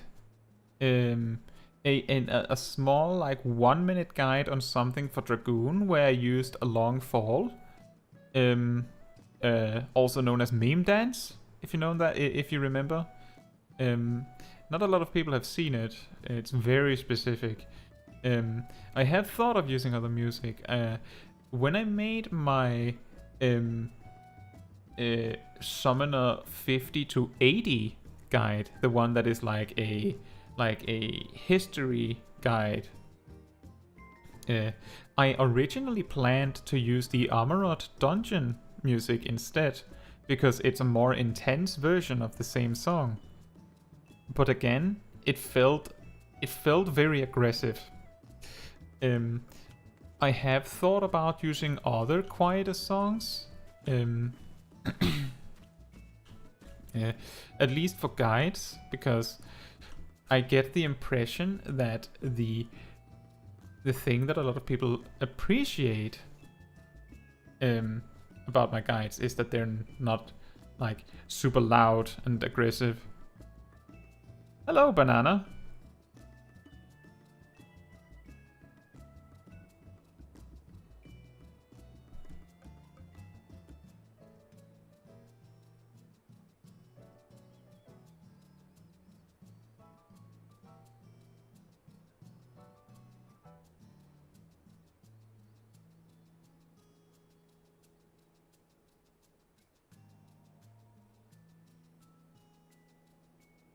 Exactly. So I wouldn't want to change up that format too much.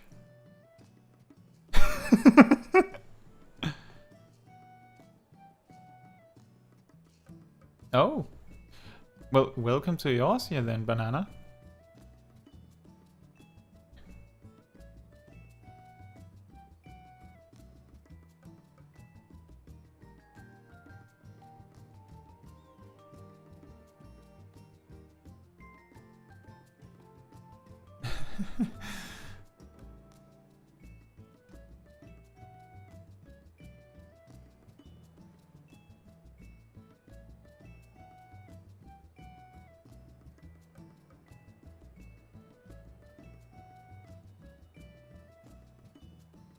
Well, I don't know if you've seen my channel before, banana, but my channel includes guides for a whole bunch of things, including starter guides for most classes, all classes and jobs for combat, if you need somewhere to start.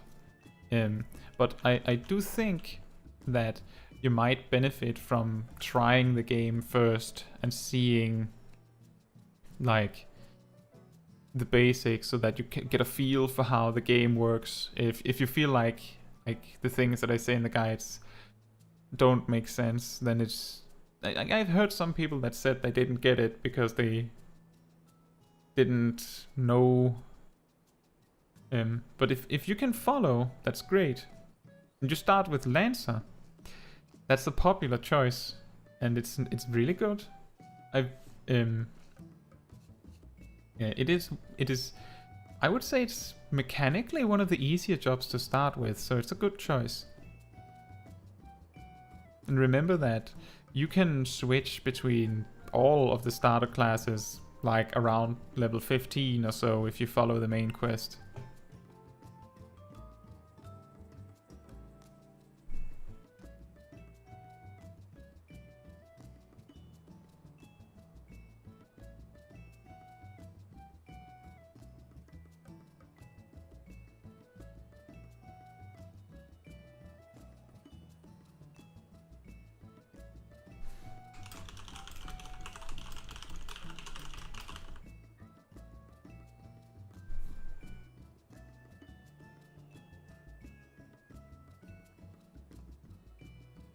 Yeah, like one character can be all jobs.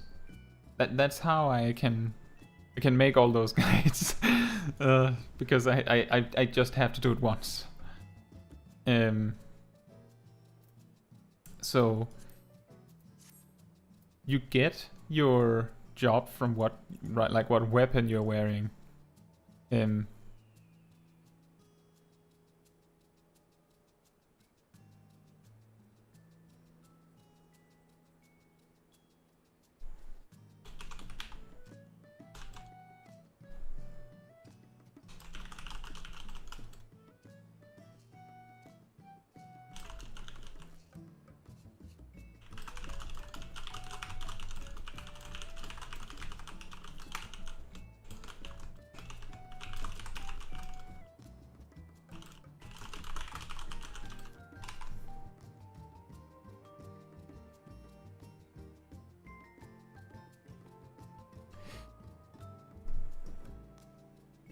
My favorite job.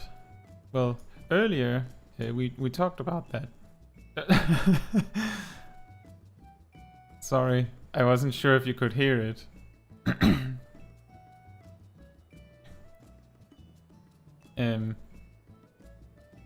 But earlier we talked about favorite jobs. My favorite is Summoner. I would recommend the Arcanist for like... No, I know, Banana, I know. I was just saying that we have talked about this earlier, so I was just gonna reiterate it. That's okay. I would definitely recommend Arcanist for like for your first class. The main difficulty in Arcanist is that it has some like job mechanics that it requires you to learn relatively quickly. But it has one of the easiest to learn like attack rotations. So you get like up and running really quickly, and because it iterates on it, by around level 50 or so, you have most of the buttons that you'll be using at max level. They'll just add a few things here and there to it and make some things a little easier, some things a little stronger, and add a few, like a little bit here and there. While other jobs like Black Mage almost like reinvents itself at level 50, 60, 70, and 80, and 90.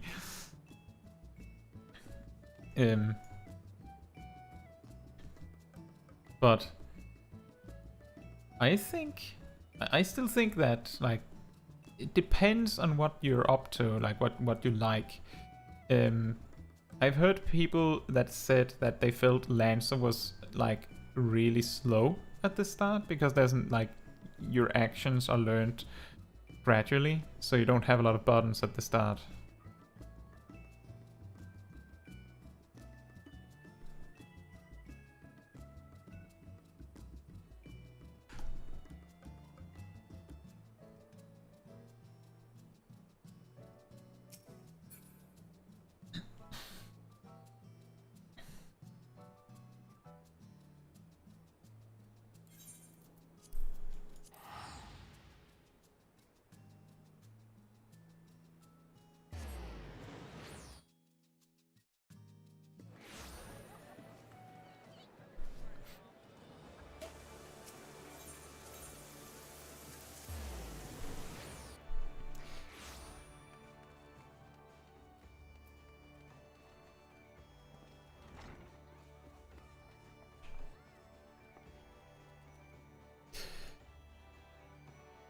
Anyway,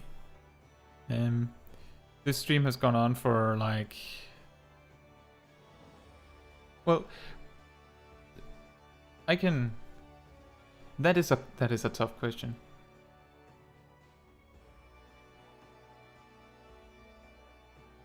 Your friend is a paladin.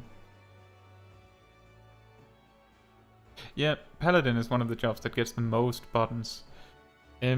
My favorite raid or trial. I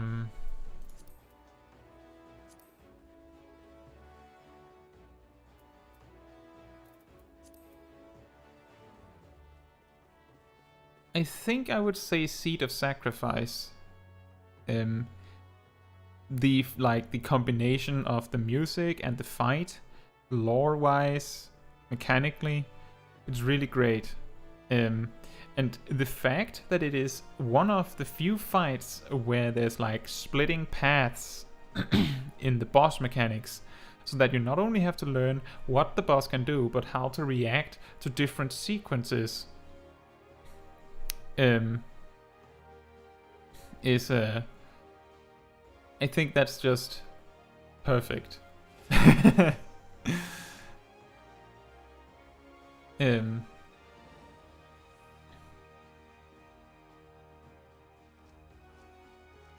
I would probably use the To the Edge soundtrack in a video at some point. The problem is that songs with like music with lyrics is not super great for like voiced content like my guides. it can get a little difficult to hear what is being said if someone else is saying something else in the background.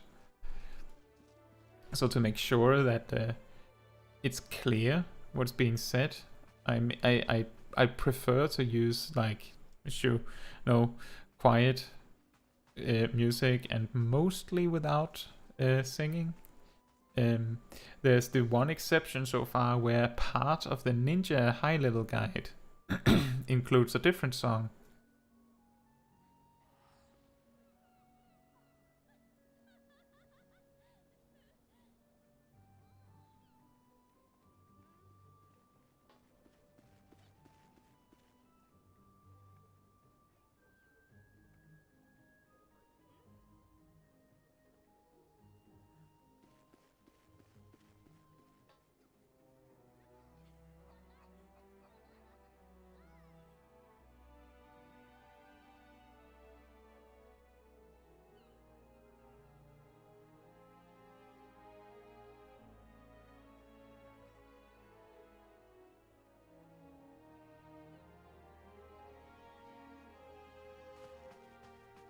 Oh, I see. I've seen extreme guides, but by the time that I took time to do extremes in Shadowbringers, Diamond Weapon was the fight to do for gearing purposes. So that was the one I did mainly.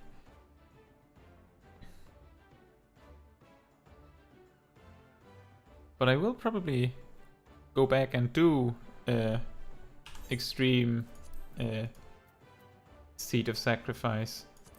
As you can see here on this mentor roulette, there's the specific 3 extremes that I've missed, because you need to have done pretty much all old content to be able to do the duty roulette as mentor, or mentor duty roulette.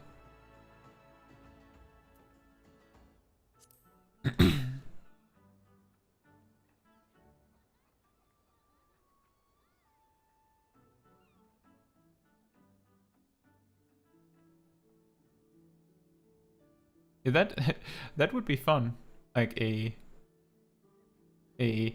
stream where we do old extremes with as a community. I think that would be fun.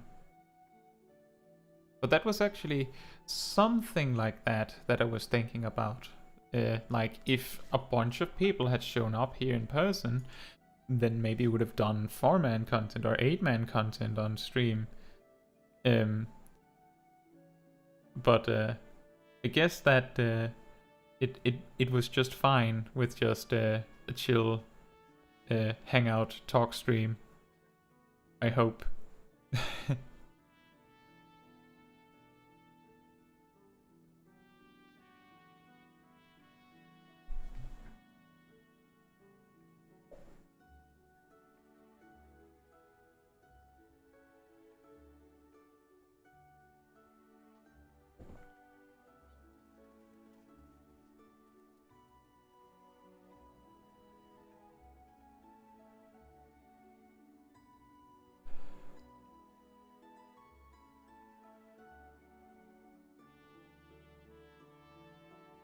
Now, this stream has been like about 6 hours, and it's actually getting late where I am. So I think maybe it's about time to round off. So if there's any like last questions or anything, then I can answer that, and then we say that's that.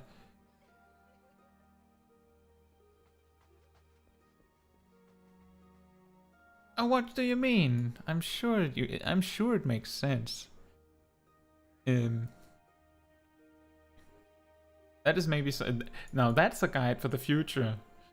when we see the region data center travel coming up, I make a guide on how to read a macro paste.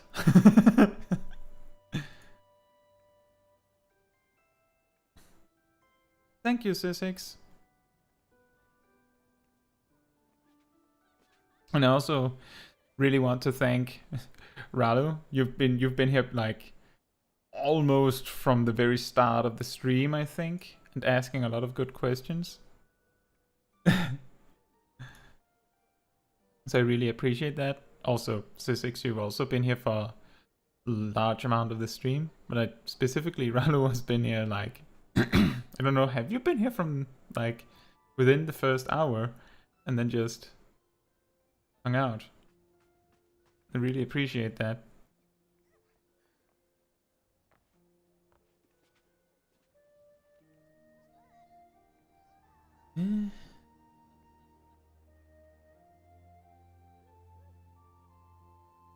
Well, thank you all so much for coming on to the stream. So I didn't sit here all alone with a party hat.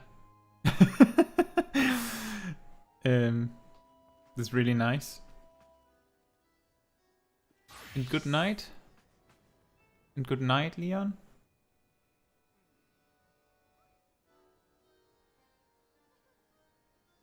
Oh, that's a great one. Just gathering and crafting with radio in the background. Right. So I don't have like one of those like fancy outros on streams. So this stream is basically just going to cut very suddenly. But I really appreciate you guys coming and hanging out tonight.